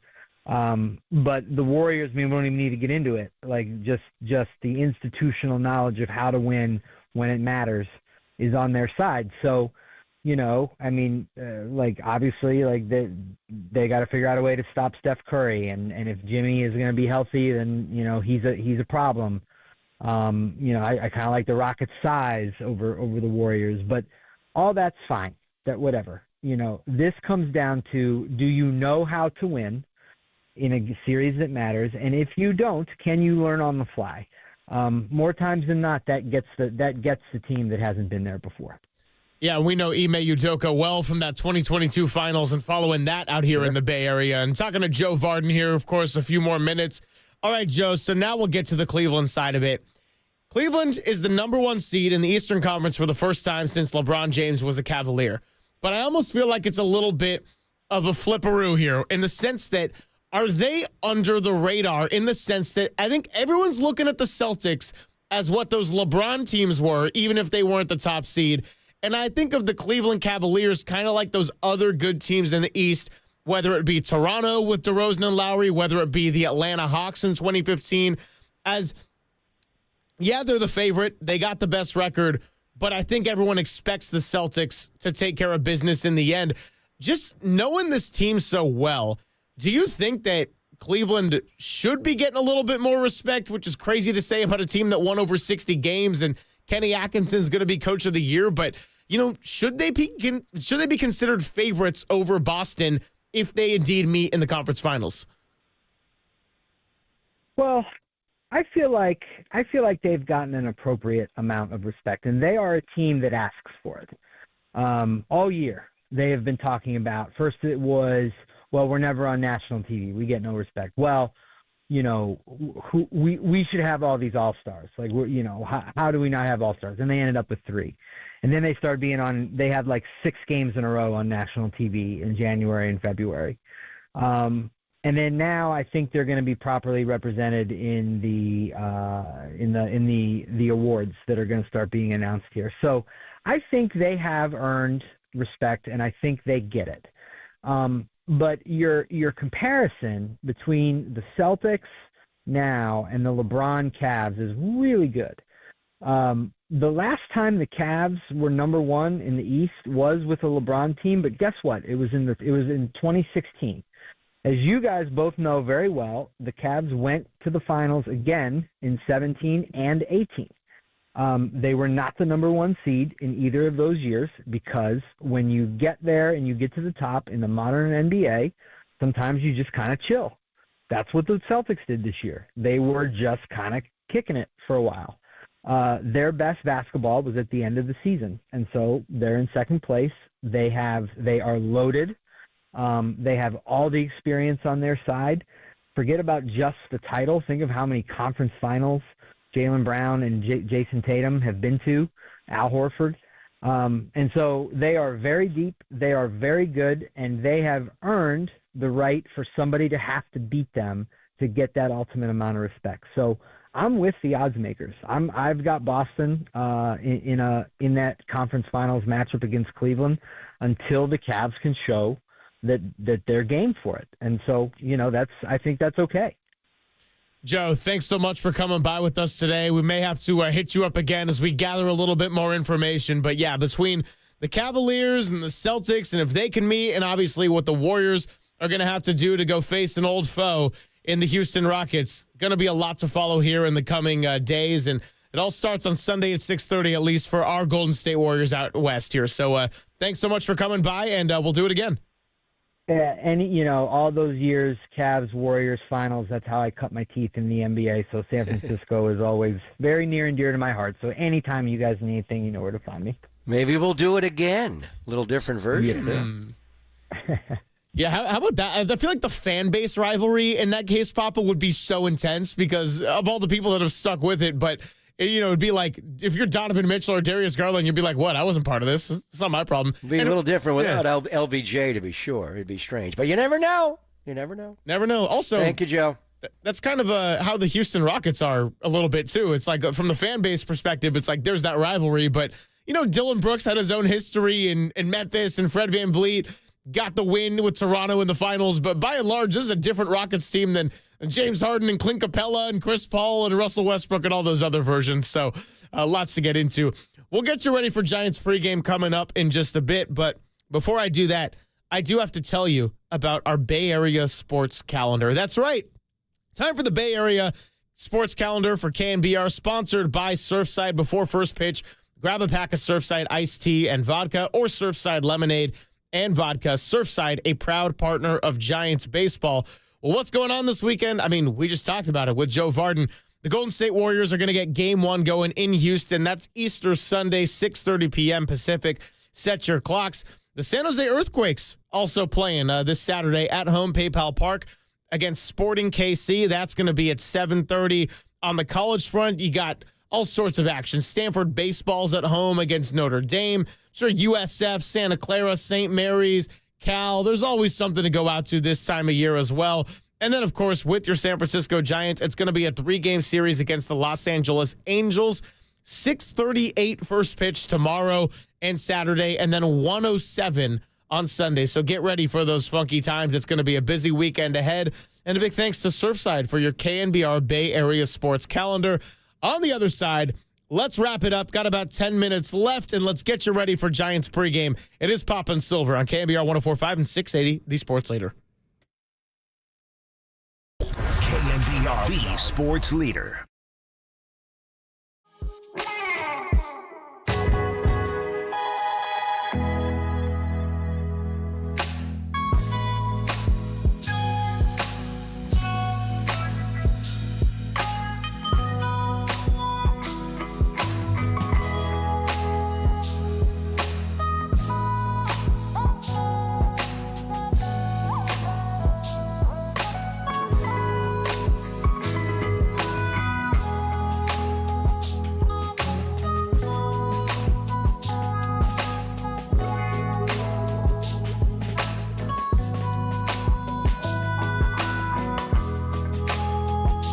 Greg Papa here. What's going on with the stock market? One good thing is interest rates have plummeted. It's time to call Loan Pronto if you're looking to get cash out of your home equity, refinance out of a higher rate, or do a home improvement project. Loan Pronto can make it happen in a matter of days. Take advantage of this opportunity and get tens or even hundreds of thousands out of your home equity. Pay off all your credit cards, pay off your car loans. The average homeowner cuts their monthly bills by $1,000. So that is big time. So get more info at loanpronto.com. Inflation and higher costs have put a lot of people in a stressful financial situation.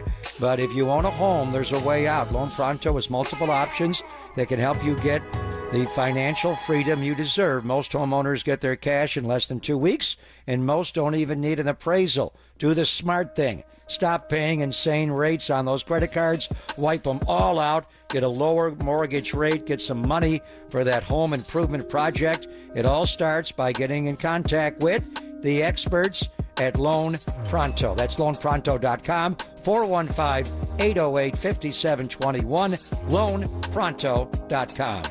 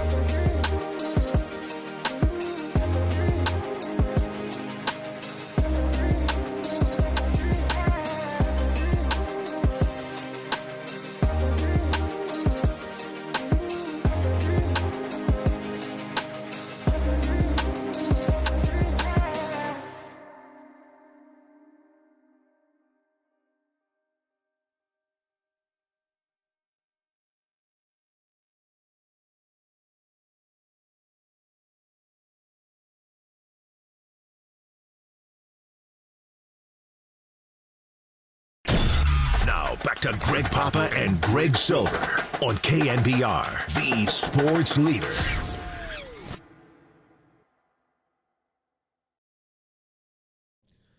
Hey, what's happening? Greg Papa, Greg Silver, hanging out with you. Not even 10 minutes until we get you going for Giants pregame. Giants have taken 2 of 3 against the Phillies. They're looking to make it 3 out of 4. If they can get this one, Papa, starting that road trip 5-2. Now, I don't want to get ahead of myself, but we went into this one knowing they had 17 games in 17 days. They had their longest road trip of the year. On top of that, you got to go to the Bronx and Yankee Stadium and face a good Yankees team in bad weather. Then you go to the Phillies for 4, and then you're finishing this off against Ron Washington and the L.A. Angels. Got to go back west. This is a pretty late game for a 4th game of a road trip to have to make the cross-country flight. But, hey, it is what it is, and 4-2 is definitely a start that I think a lot of people in the Bay Area would take. Well, you'd rather have it be at 10 in the morning our time, 1 o'clock in Philadelphia, but still, they are accommodating the Giants some. They do big TV numbers on NBC Sports Philadelphia. It's a single market town. It's the size of the Bay Area, kind of like the Giants have become with the A's. So it's not ideal, but it's better than having it be a night game. But your point, when they went to New York, they had lost 9 of 10 against the New York Yankees everywhere. Last year when the Yankees came to Oracle Park, they bludgeoned them, and their fans took the stadium over. Giants have never won an interleague series as the San Francisco Giants, not World Series, obviously, in New York, but they never won in New York. They never won a series. To win 2 out of 3 in the manner they won it in is impressive, and this, in Citizens Bank Park, has been a tough venue for the Giants. They have not played well in this ballpark. So if they get a win today, Greg, this will really be impressive. If they get a win today, they're going to win their first series in Philadelphia. They took 2 out of 3 when Cap went back there in 2022, not that long ago. But if they took 3 out of 4 in 2014, they've already won the first 3 games of this series. They're going for or 2 of the first 3.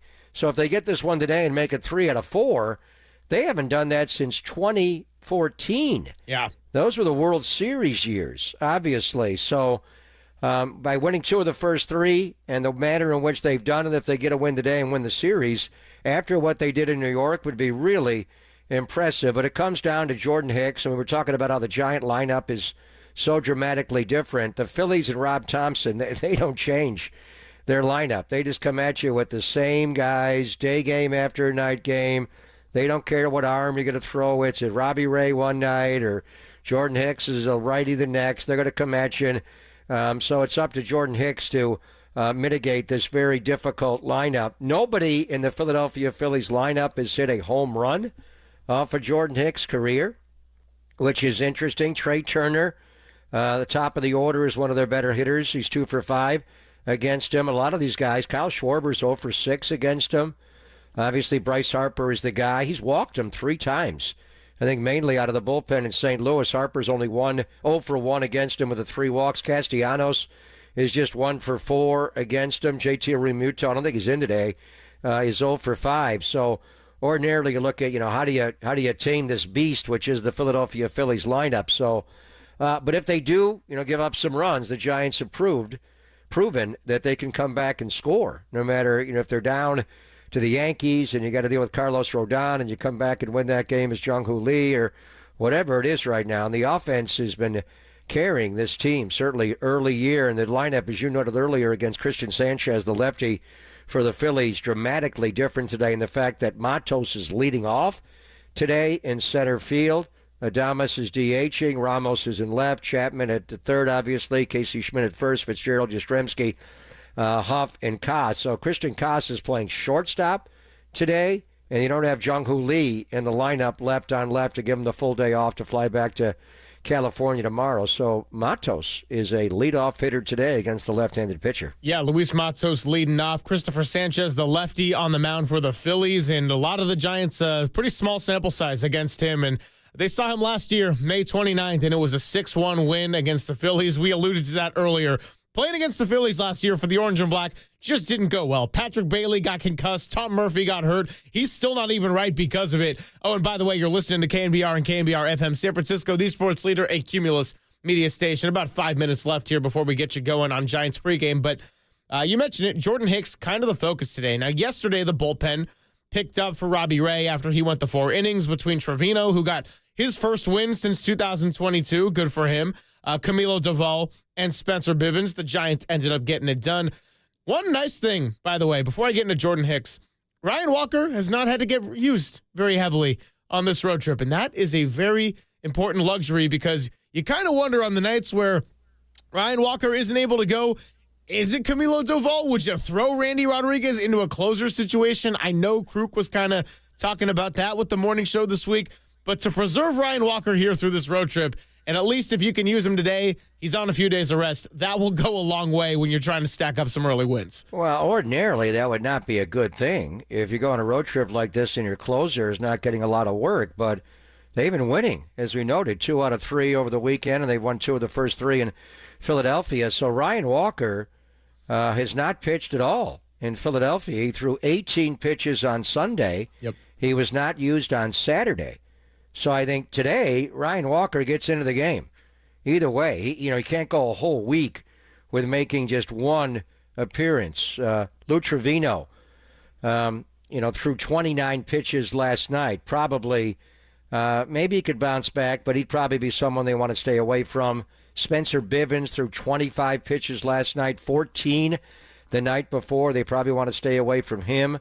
So if something is wrong with Jordan Hicks, obviously Hayden Birdsong would be the guy. Hayden did throw 24 pitches on Tuesday after the 20 on Sunday, and he wound up giving it up to Harper, the 2-run homer. Yeah. Usually when he pitches multiple innings, they try to give him a little more of a rest, but the fact that he threw only 20, so I do wonder if something happens to Jordan Hicks, who's your long man today. I think it would be Birdsong, but he just threw 24 on Tuesday. Camilo Doval threw 14 last night and then 16 on Monday, so he may have to stay away from him. The key guy is Eric Miller, obviously, with a combination of Bryce Harper and Kyle Schwarber going back-to-back in their lineup.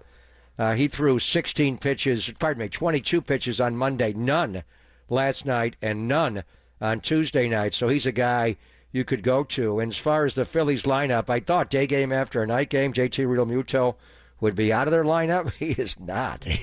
They don't care. They go Stott, Turner, Harper, Schwarber, Castellanos, Kepler, Realmuto, Bohm, and Rojas. They just roll their lineup. I love that. They don't care. Left arm, right arm, day game, night game. They don't. They just play. They just line them up and let those guys whack. Yeah, and Realmuto got called out on strikes to end the game the other night, and it was not anything close to what the Eric Miller pitch was that we played, Tom McCarthy's call and Dave Fleming's call, and the one that was a bit outside. But again, he was just exasperated, and he is back in the lineup. Jordan Hicks in his first 2 outings went 11 and a third inning and had 11 strikeouts, just 3 walks. So against Houston, his hometown, and then against Seattle, was looking really good. Obviously, different story at Yankee Stadium in the middle game, the one they lost. He was only able to go 4. Then he goes out there for the 5th, and that's where just got rocked a little bit. It was temperatures in the low 30s, as you mentioned. It was just kind of an iffy day. So going to be a big test today for Jordan Hicks getting his 4th start of the year. But one thing's for sure, he's still throwing a lot of heat, and he's averaging 97 on the sinker right now. So this Phillies lineup is going to be tough, and Jordan Hicks is going to have some nasty stuff today. Yeah, it was a tough place to pitch on Saturday. He wound up giving 7 earned runs. Randy Rodriguez cashing all 3, so a lot of those were ducks on the pond. Hopefully he'll pitch better today. But just good to be back with you today. I got through it. I think I'm going to go not night, but I'm going to go day, and Draymond, and maybe Day Quill. Try to get back. Are you not with us tomorrow? What's going on? I'm back today, and now we're going to lose you. I have tomorrow? not missed a show yet, and I might be getting summons to the court. I don't necessarily want to talk about what I did. That's a story for what possibly did you do? after That the sounds weekend. like me more than you. You have a court appearance tomorrow? Well, unfortunately, we're just about time to get to Giants pregame. Okay, we'll Mr. catch up Foreman. with you. I'll see you Mr. when I see you. It is Papa and Silver, and Giants pregame here on KNBR starts now.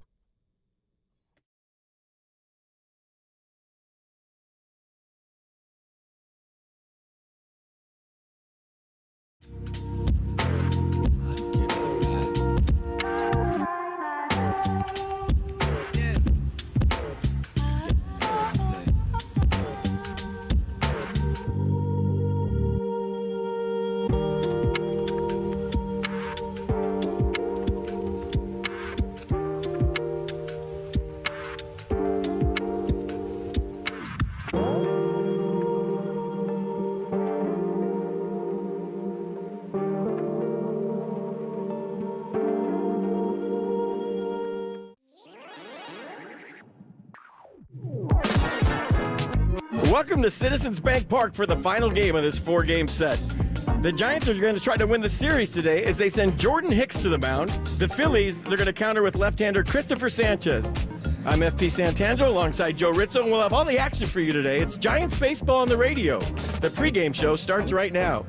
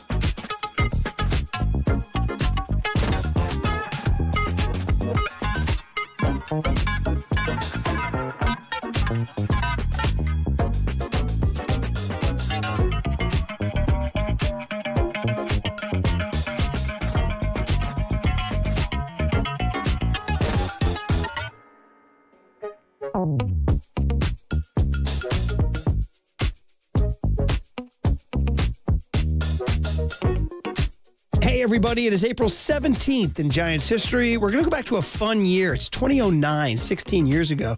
There was a lot of energy in the 2009 season that indicated some good things were coming. Now, they didn't win the World Series in 2009, but they did in 2010. And they were getting contributions from guys you would hear from in 2010, like Andres Torres and Brian Wilson. Our featured highlights on 4/17/09. Giants were taking on the Arizona Diamondbacks. Jonathan Sanchez pitching for the Giants, slinging Johnny Sanchez. Dan Herron for the Diamondbacks. Good old-fashioned pitching duel because it is AT&T Park. Not a hitter's park, a pitcher's park. So no runs in the fourth inning. Benji Molina, though, breaks the scoreless tie when he knocks in Pablo Sandoval. Shutout, Benji.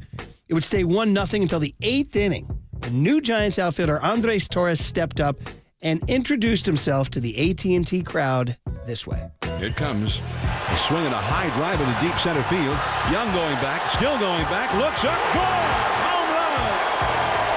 Andres Torres, first hit as a Giant, is a home run over the center field wall that puts the Giants ahead 2-0. Yeah, John Miller said it, the first hit as a Giant for Andres Torres and, of course, his first home run. Now you're going to need some torture. Brian Wilson's going to come in. He's going to have to close this thing out. Actually, this one's not too torturous. Giants up 2-0. Give the ball to number 38, Brian Wilson. 2 down, bases empty. And the 2-2 pitch. Fastball struck him out swinging. And the ball game is over.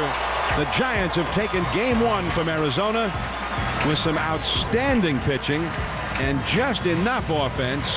The Giants have defeated the Diamondbacks 2-0.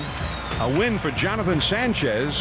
Yeah, John Miller unwittingly laying out the game plan for the 2010, 12, and 14 World Series with some outstanding pitching and just enough offense. Yeah, slinging Johnny Sanchez, Brian Wilson, Andres Torres, all heroes in a 2-0 win over the Arizona Diamondbacks. Giants would go on to win 2 out of 3 in the series. That was on April 17, 2009. And this has been Brian Murphy with this date in Giants history.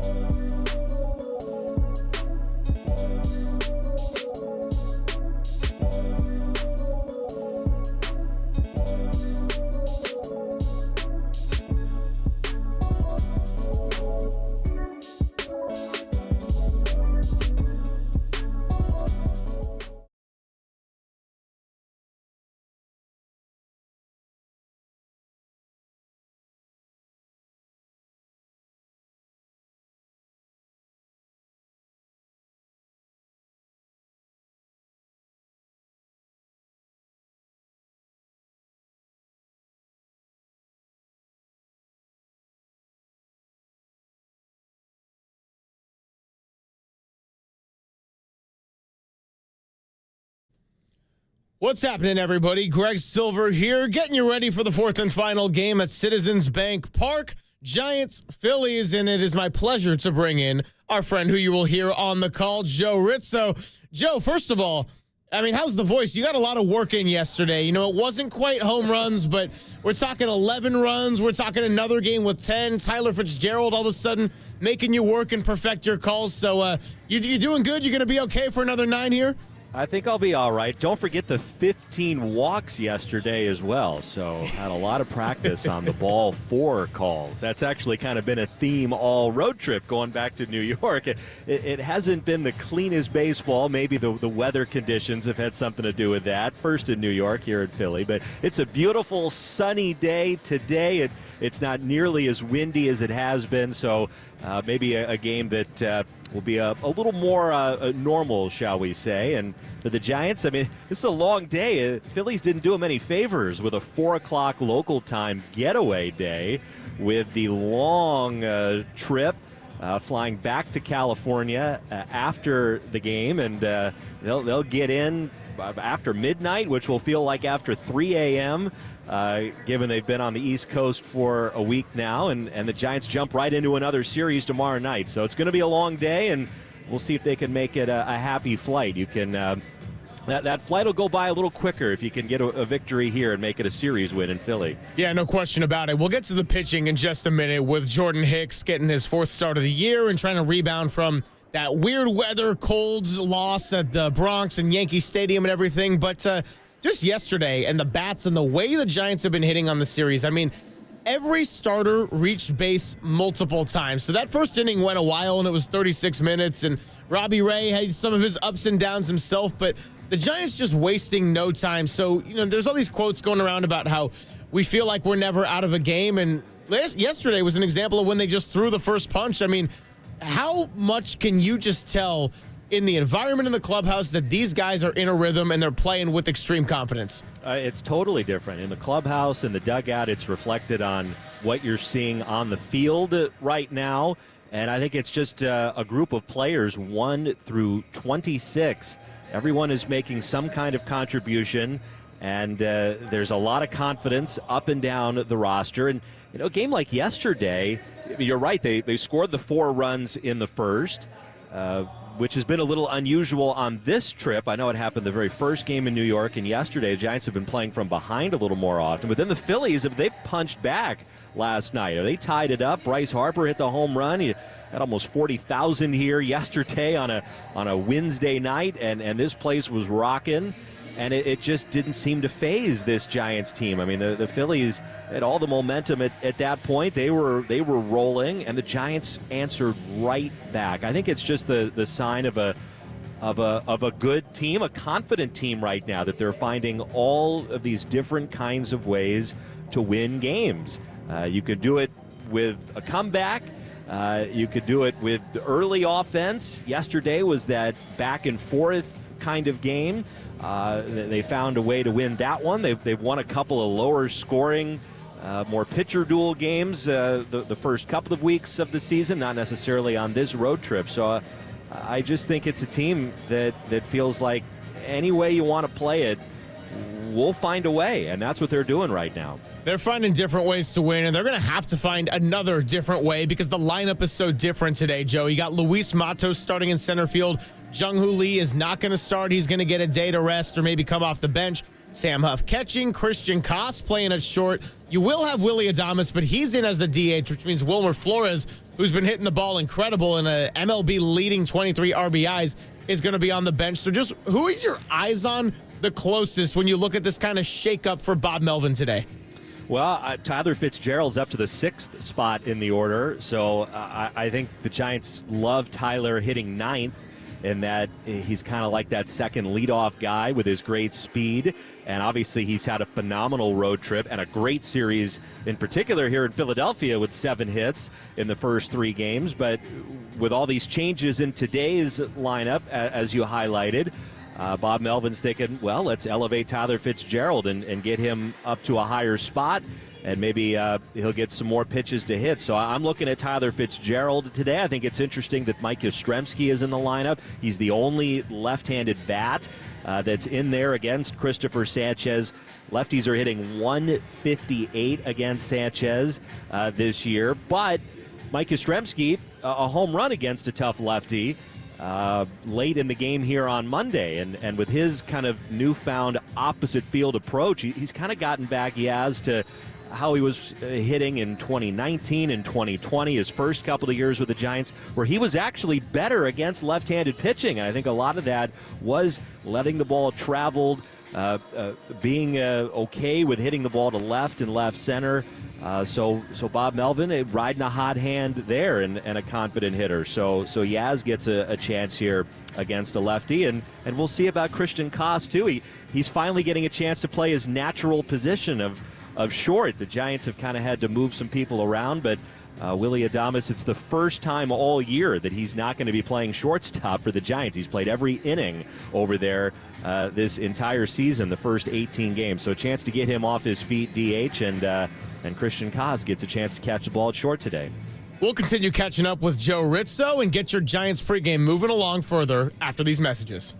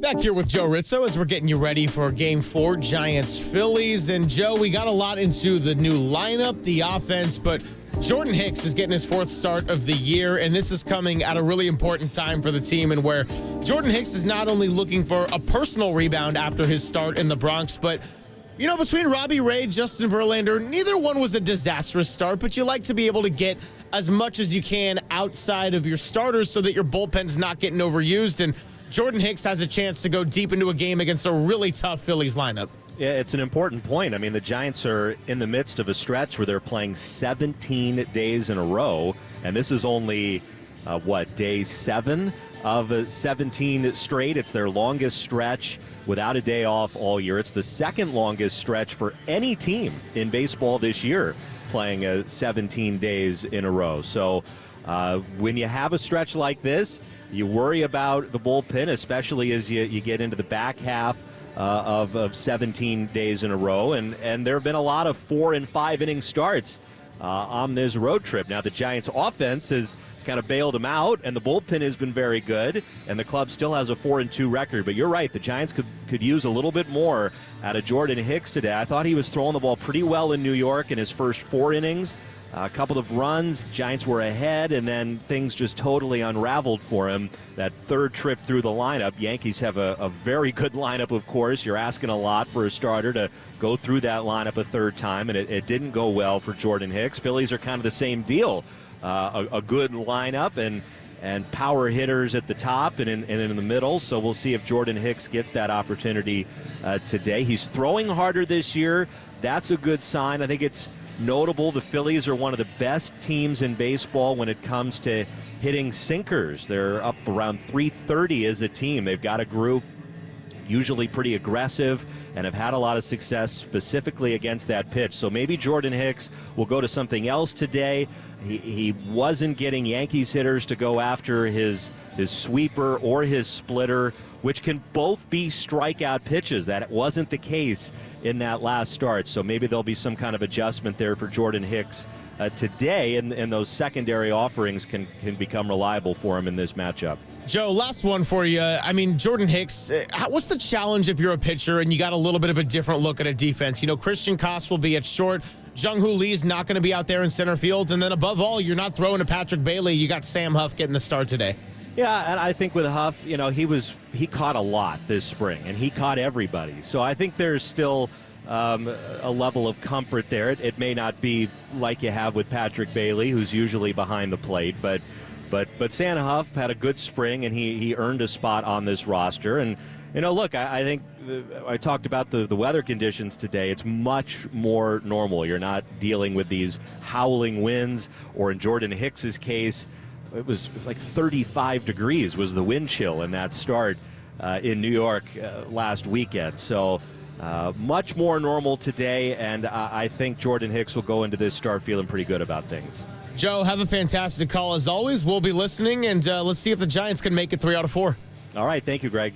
He is Joe Rizzo, and award-winning Diamond Notes are coming your way for part of Giants pregame up next.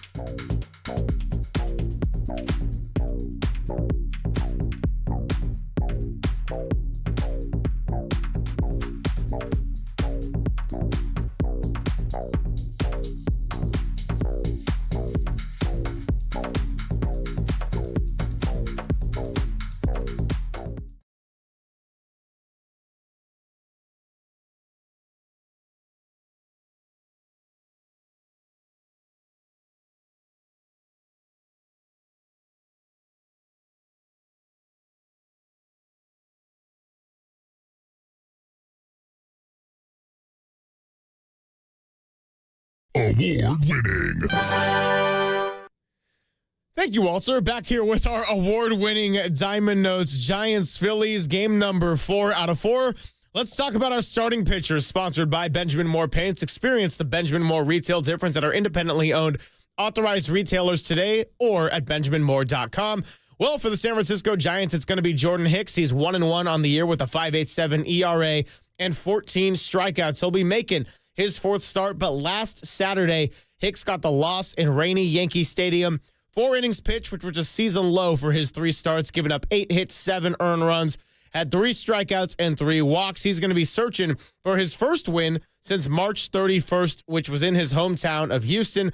He went the full 6 innings and allowed just 1 hit against the Astros.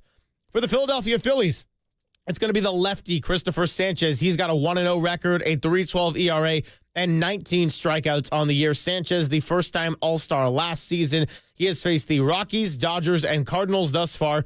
And in 3 starts, he's got a total of 17 1/3 innings.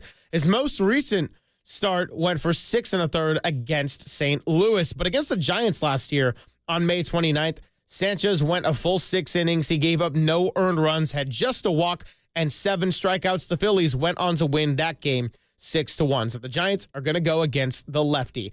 Keys to the game, sponsored exclusively by Stevens Creek Lincoln. Experience luxury on your terms at Stevens Creek Lincoln. Buckle up and drive safely. Well, we're about to dive deep into the offense, so let's not forget the significance of defense here. Clean baseball. Well, Tuesday was the first time the Giants committed an error on the road this season, and they logged another one yesterday. But on the season as a whole, however, they have just a total of 4 fielding errors, which are tied for the fewest in Major League Baseball. Who's the other team with 4? Yeah, you guessed it, the Philadelphia Phillies. So you can't give free gifts to that lineup of hitters because it's not often that the Phillies will sort of return the favor. Not that kind of team. As far as hitting the lumber, sponsored by Golden State. When you succeed, we succeed. Visit us today at goldenstatelumber.com. Tyler Fitzgerald has moved up to the 6th spot in the lineup, and 7 of his 12 hits on the year have come in this series alone. Now, on Monday, his first home run of the year gave the Giants the lead for good in a 10-4 blowout. He also added a double and a triple yesterday, add on 2 more singles and a double. He spoke this week about the peace of mind knowing he wasn't going to get sent down as soon as he hits a slump, and he has certainly found something in this series. By the way, the Giants, 8-0 when the team has more hits than its opponent this year. Who's hot? By Valley Heating, Cooling, Electrical, and Solar, locally and family-owned for 63 years. The Bats are hot. 33 hits over 3 games at Citizens Bank Park. Multiple games with double-digit runs. Just talked to you about Tyler Fitzgerald. Well, Wilmer Flores is not starting today, but he's up to 23 RBIs on the season, a number that leads all of Major League Baseball. 10 hits with runners in scoring position, and all of that situational hitting all of a sudden doesn't sound so bad for your orange and black. We'll get you going with the rest of your award-winning Diamond Notes on the other side. Up next.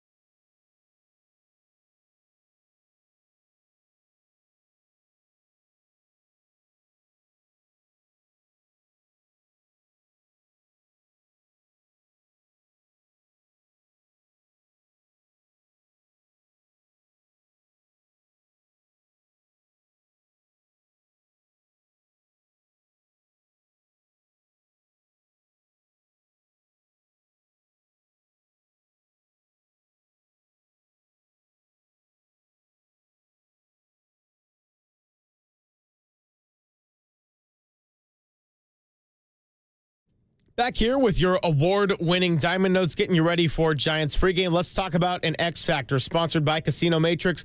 Casino Matrix progressive jackpots are here. Where are you? Just drop in 1-800-GAMBLER.